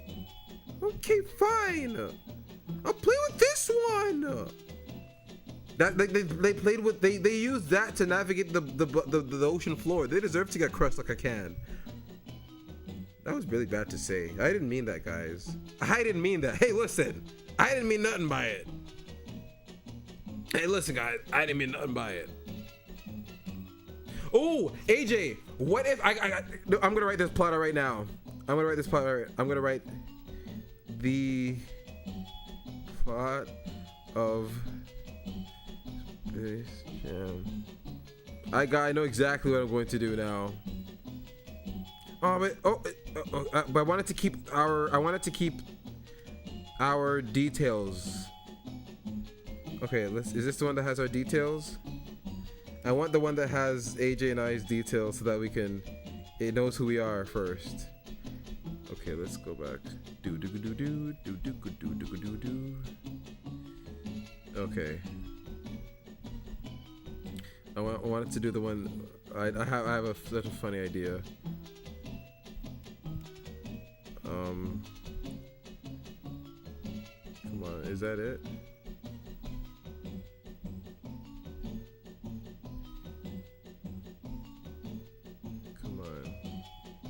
Loading. No, it's not loading my prompts. I loaded it with all this, like a bunch of information about us. I'm trying to find that again. That was what made it so funny, because it knew about us. Oh no, where's the one with our prompts?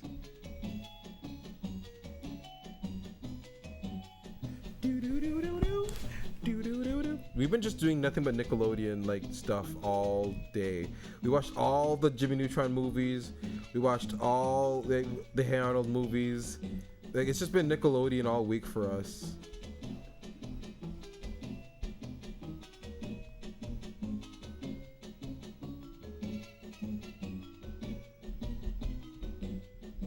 I want the one with us. Where's the one with us?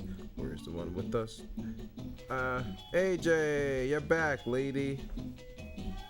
Hey, the female representation is here.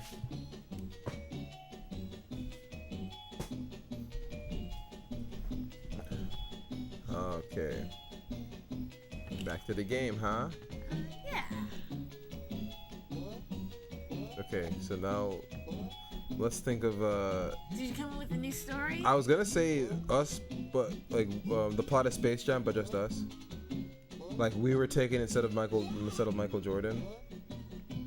What if it was just you and I just watched you get taken, like that meme, that meme thing that you showed me, where that person's getting taken up by Jesus. Oh my God! They're throwing rocks and shoes. That was so fucking funny. That was Hellbenders. That was Zach Hale's show. That was Zach Hale's show. Oh man, that was really funny. Jaffron, a fusion of Afro and AJ, are on a tourist vacation in Guam when they see a rundown theme park. A theme park theme would be. I wonder if I could do the world of Charles Barkley, Shut Up and Jam. Oh my God. I want before anything, I wanted to have our information. But if not, whatever. If not, I'll just have. Okay, let's combine this.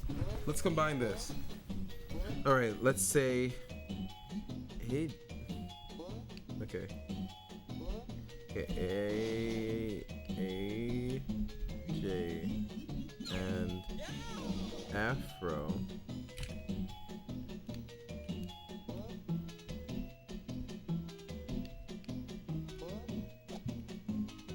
Okay. I find it more funny. Actually, it's even funnier when it's not in character for you. When it's so out of character. You know what? Afro. Her.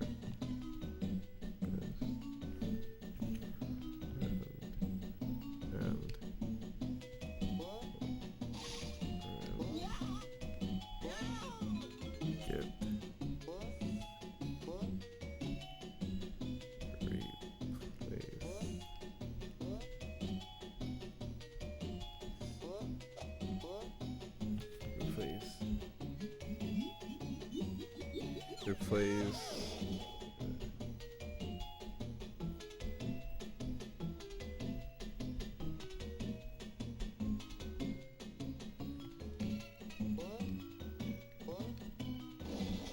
Okay.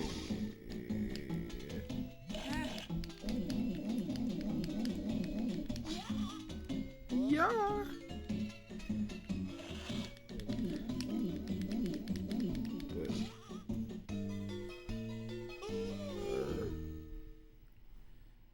First to live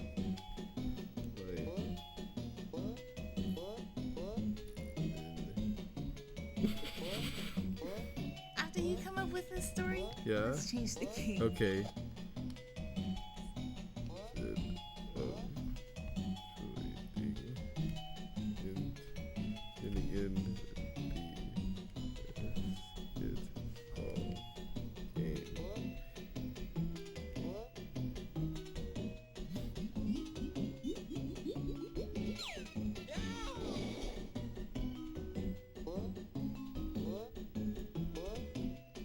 All right, I got one. I added a lot of detail to this one. Not a lot of detail to us, the characters, but a lot of detail to the story. So here we go. Let's add some plots. Let's add some details. Okay, so genre. I kind of like whenever it chooses itself. Narrative. Nah. Let's make it a short story. Okay. Alright, let's write the story. So the story is AJ and I pretty much replace Michael Jordan. So instead of Bugs Bunny and Daffy coming to take Michael Jordan, they're gonna take us instead. Alright. Let's see how this is. It's been so long since I watched Space Jam, so let's see how the AI takes this. AJ swished another three-pointer, the net barely stirring. Afro's cheer echoed across the empty outdoor court, a familiar symphony to their perfect afternoon. The routine was simple: hoops, laughter, and the unspoken understanding that they were an unbreakable team, on and off the court. Suddenly, the air shimmered, not with heat haze, but with a kaleidoscopic vortex that ripped open midair above the basket. Before they could react, a powerful vacuum snatched them up, the world spiraling into a dizzying. Oh, you want to switch games? Yeah. Sorry. Oh, almost forgot that you said after the game. Oh, it's fun. Okay. Battle for Bikini Bottom. Everyone knows that game. All right. Is that the same theme from the other game? Whatever. A powerful vacuum snatched them up, the world spiraling into a dizzying blur of color and sound. They braced for impact, expecting a basketball court, perhaps a giant alien or two. They landed with a thud, not on the hard wood, but a bustling street of impossibly vibrant, wobbly buildings. A familiar buck-toothed rabbit, Bugs Bunny, tipped a non-existent hat. What's up, Dax? You're the only new recruit, eh? Name's Bugs. AJ blinked, disoriented. Where's the game? The monsters. Afro looked around, utterly confused. Are we in Space Jam? Bugs chuckled, a sound like rustling cellophane. Nah, that was last century, Doc. You two got here to integrate. Budget cuts, you know? Can't afford another intergalactic match right now. Plus, the tunes were getting tired of being dunked on.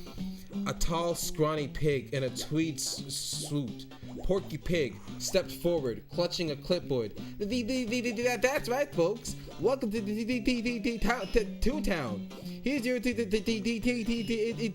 integration packet. It includes your tax forms, job applications, and a list of available rentals. First month's rent is due by Friday, folks. AJ stared at the packet, then at Afro. Jobs? Rent? We're stuck here? We're not even cartoons! Afro sighed, running a hand over his locks. Yeah, my locks. My big old locks. I like how my name is Afro, but they're gonna say I have whatever. I guess that explains why we still have our human bodies. No turning into a character, just regular life in a cartoon world. Finding work in Toontown was bizarre. Afro, with his calm demeanor, ended up as a customer service representative for a perpetually frustrated Daffy Duck at the Toon Mart. Better not be working at some fast food. Yeah, what happened to AJ? Specializing in Nicktoons Unite, if you have it. No, we never played into Nicktoons in the Unite games, but we have a bunch of SpongeBob. Hold on a second. Specializing in things like invisible paint and portable holes. AJ, more athletic, became a mail carrier, delivering TNT packages for Acme, constantly ducking exploding parcels. Rent day was a nightmare, handled by an irascible Yosemite Sam, who threatened them with eviction by sunrise if they were even a penny short. Their tiny wobbly apartment above a general store vibrated with the chaos of the neighborhood. Honestly, Afro, AJ grumbled one evening, meticulously counting cartoon coins. This is worse. I love how it's telling us that they're fake. 2 coins. I fucking love this. This is worse than any monster ever could be. At least with them, you just have to play one game. Afro pulled her close, a comforting anchor in this absurdity. Yeah, but at least we're doing it together. And imagine the stories we'll tell if we ever get back. He pointed out the window where Sylvester Cat was predictably chasing Tweety Bird. Look at the bright side, babe. Never a dull moment. AJ leaned into him, a small smile finally breaking through. Their lives might have been turned upside down, traded for rent bills and exploding mail, but at least they had each other, navigating the absurdities of Toontown, one cartoon bill at a time. Damn, that was depressing. When we were in the cartoon world, we were like, it was just real life. We were stranded. And forced to just pay rent and live like this life. It was like dead end driving. Yeah, we were fucking trapped in Toontown. Damn. That didn't make me feel happy. I didn't feel happy to be. Yeah, the story needs more basketball. What do you think, AJ? Should we continue this story or start a new one? I guess we can start a new one. Yeah, let's start a new story, because, man, that was depressing. Just wanted to go. Alright. Okay. Let's see. Think of some ideas.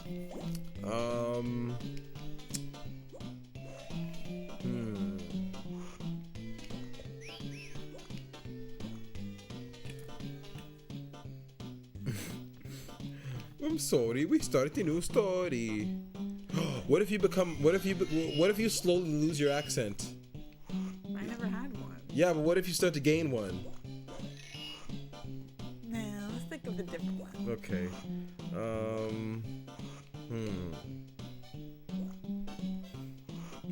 What if?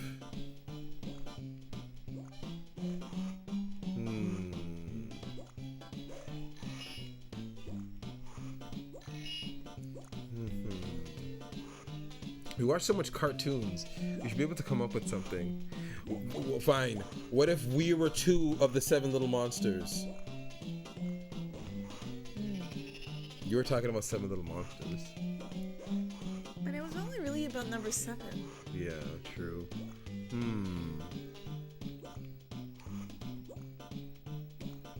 What if we were in a world like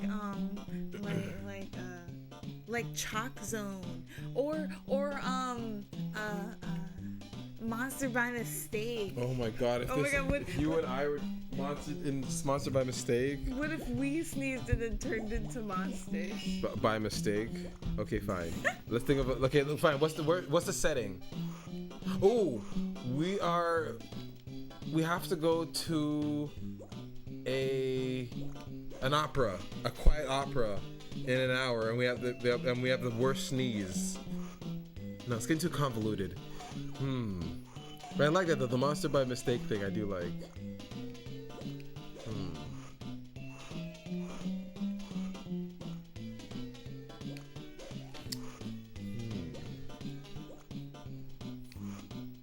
What if you turned into the Hulk, but only when you sneezed?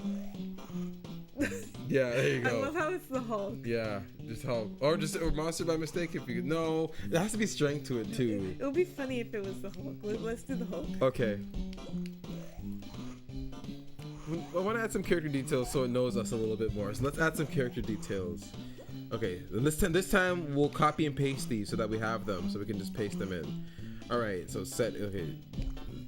Characters, AJ. Okay. AJ is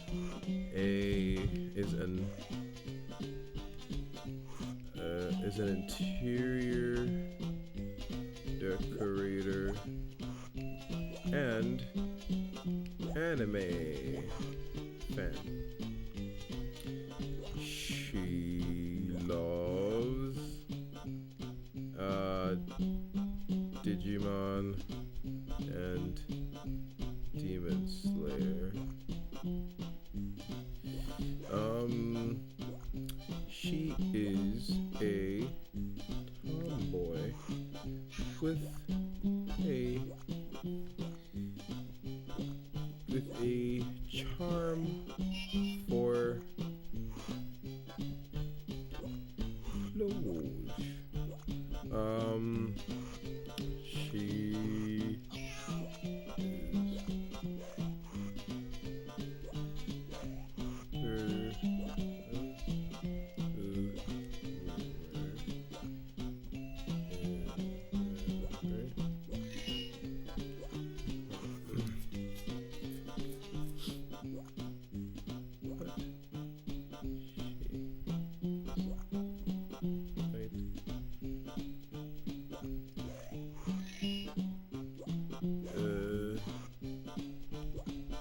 What?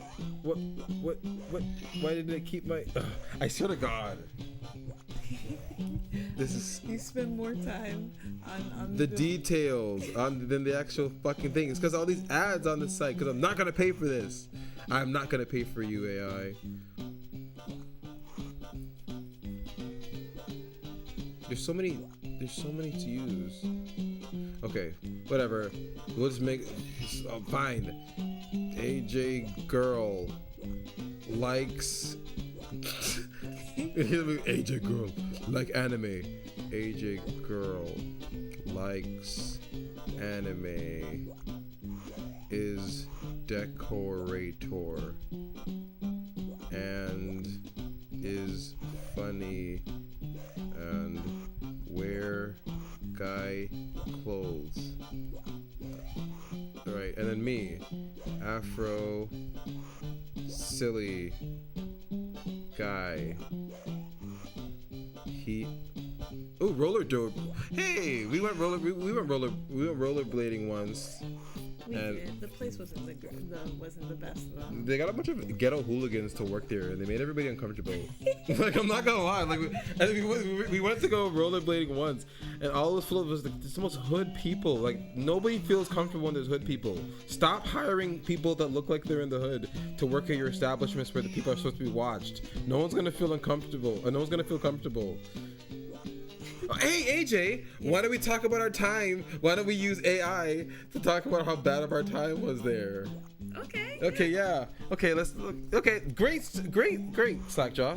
Perfect, because we actually were there. And we'll make sure to say that there are a bunch of. I wonder if AI is gonna get racist. Let's say that there are a bunch of black people there that made us uncomfortable. I wonder if AI will actually be racist.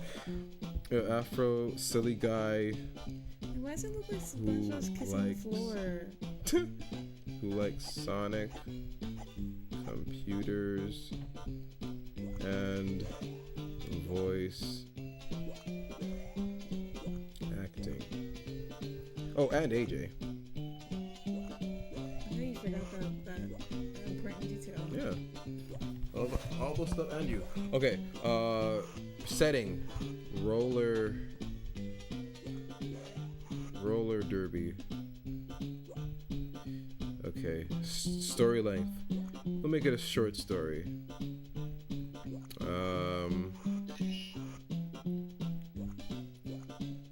Okay. All right. Now let's write the story. Okay. AJ and Afro go to a roller blade rink for the first time, and despite them being black, they encounter other blacks, ghetto ones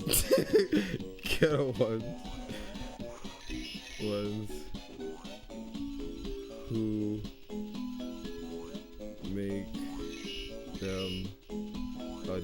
make them both uncomfortable. Like, come on, they can't. I hope we don't get the whole. You can't say.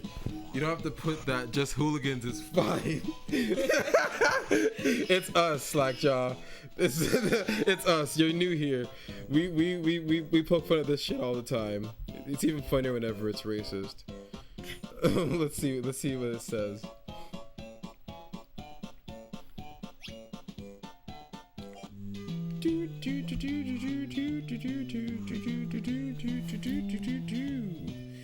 Okay, here we go. It wrote the story. All right. See how it is. The Roller Derby Chronicles. So this one has a title. Wait, did the other ones not have it? No, they didn't. The Evening Air Hump. Per some shit like Hoodling's most foul if the AI doesn't want to do it. Well, thankfully, that would have been great, but we don't need to. We're here. The evening air hummed with excitement as AJ stepped into the roller rink for the first time. I remember that. That was us. We were there. The vibrant neon lights flickered. Yeah, there was neon lights. Casting a playful glow over the polished wood floor. Dressed in her favorite oversized graphic t-shirt, baggy cargo shorts, and chunky shoes, a combination she thought was fashionable. AJ felt a tingle of exhilaration coursing through her. I like that line. She tugged on her beanie, settling it firmly in place, her iconic beanie, and turned to her friend Afro, or our friends in this one, who was already bouncing on his toes in anticipation. That's me. Afro, are you ready to show them what we've got? I've practiced my anime-inspired moves just for tonight. AJ grinned, her enthusiasm contagious. Afro, with his wild curls and childlike smile, bursts into laughter. Do you make a move for speed rolling while mimicking Sonic the Hedgehog? Because that's what I'm going to do. Lame. God, so fucking lame. They made their way to the stalled skates. Strapped them on. They made their way to the stalled skates, strapped them on, and entered the rink. The music thrummed loudly.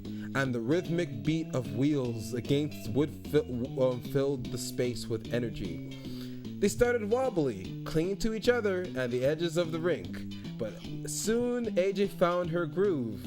She tore past Afro, her movements inspired by her favorite anime battles, arms flailing in a hilarious dance.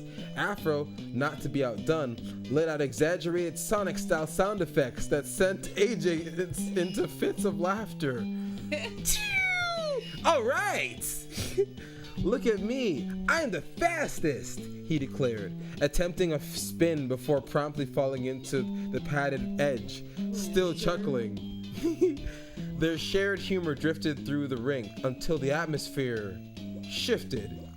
AJ noticed a group of 4 skaters gliding past, decked out in flashy outfits, each dripping with undeniable swagger. Their loud laughter rang out above the music, a stark contrast to AJ and Afro's playful antics. The skaters' confident demeanor radiated on a welcoming energy that made AJ uncomfortable. You know what they say about ghetto fabulous? AJ whispered to Afro, rolling her eyes. You know what they say about ghetto fabulous? Nothing. But before he could respond, one of the skaters, a tall girl with brightly dyed braids, glided over with an exaggerated hip sway blocking their path. Oh look, it's the anime team. Oh, it's bullies. We got bullies here. She had grown up in a neighborhood where confidence was hard won, but this felt different. With a deep breath, she smirked back. Well, if I had, I'd still look better than whatever you're wearing. The laughter stopped. For a brief moment, a surprised silence enveloped the rink. And then the energy shifted again as Afro chimed in joyfully. Yeah, and besides, we just got started. You might want to take notes. We're the real roller champions. The tension broke as the girl burst into laughter, her friends soon following suit. All right, you got some spunk. I'll give you that, she admitted, her posture relaxing. Realizing the group wasn't as hostile as they first seemed, AJ let out a relieved breath, heart racing with excitement. What's a roller derby without some good competition? With that, the original skaters challenged AJ and Afro to a friendly race. The laughter that followed and the lighthearted banter turned the night into a fusion of cultures, 2 worlds colliding amidst wheels and whimsy. The music pumped as laughter and cheers filled the air. Hoodlums with a heart of gold. Aww. I like to assume this is all 100% accurate. Oh, it was. We were definitely happy after the end of that roller rink exchange, and AJ and I definitely didn't go home in the Uber upset. We did not go after that upset, but good riddance because that place closed down. So fuck that place.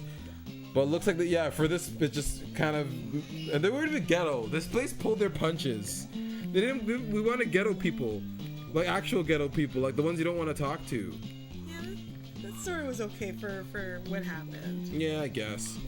What other stories in the pipeline?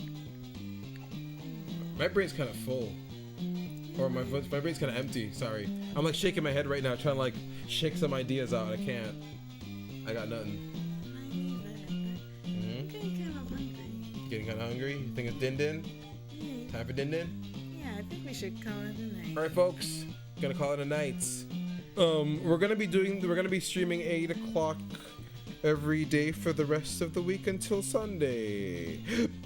Oh, no, actually no, until Thursday. Until Thursday. No, Friday. Yeah, until Friday. So Pete back here for more AI story times. AJ's a new segment that she came up with, AI story times. So till next time, later days.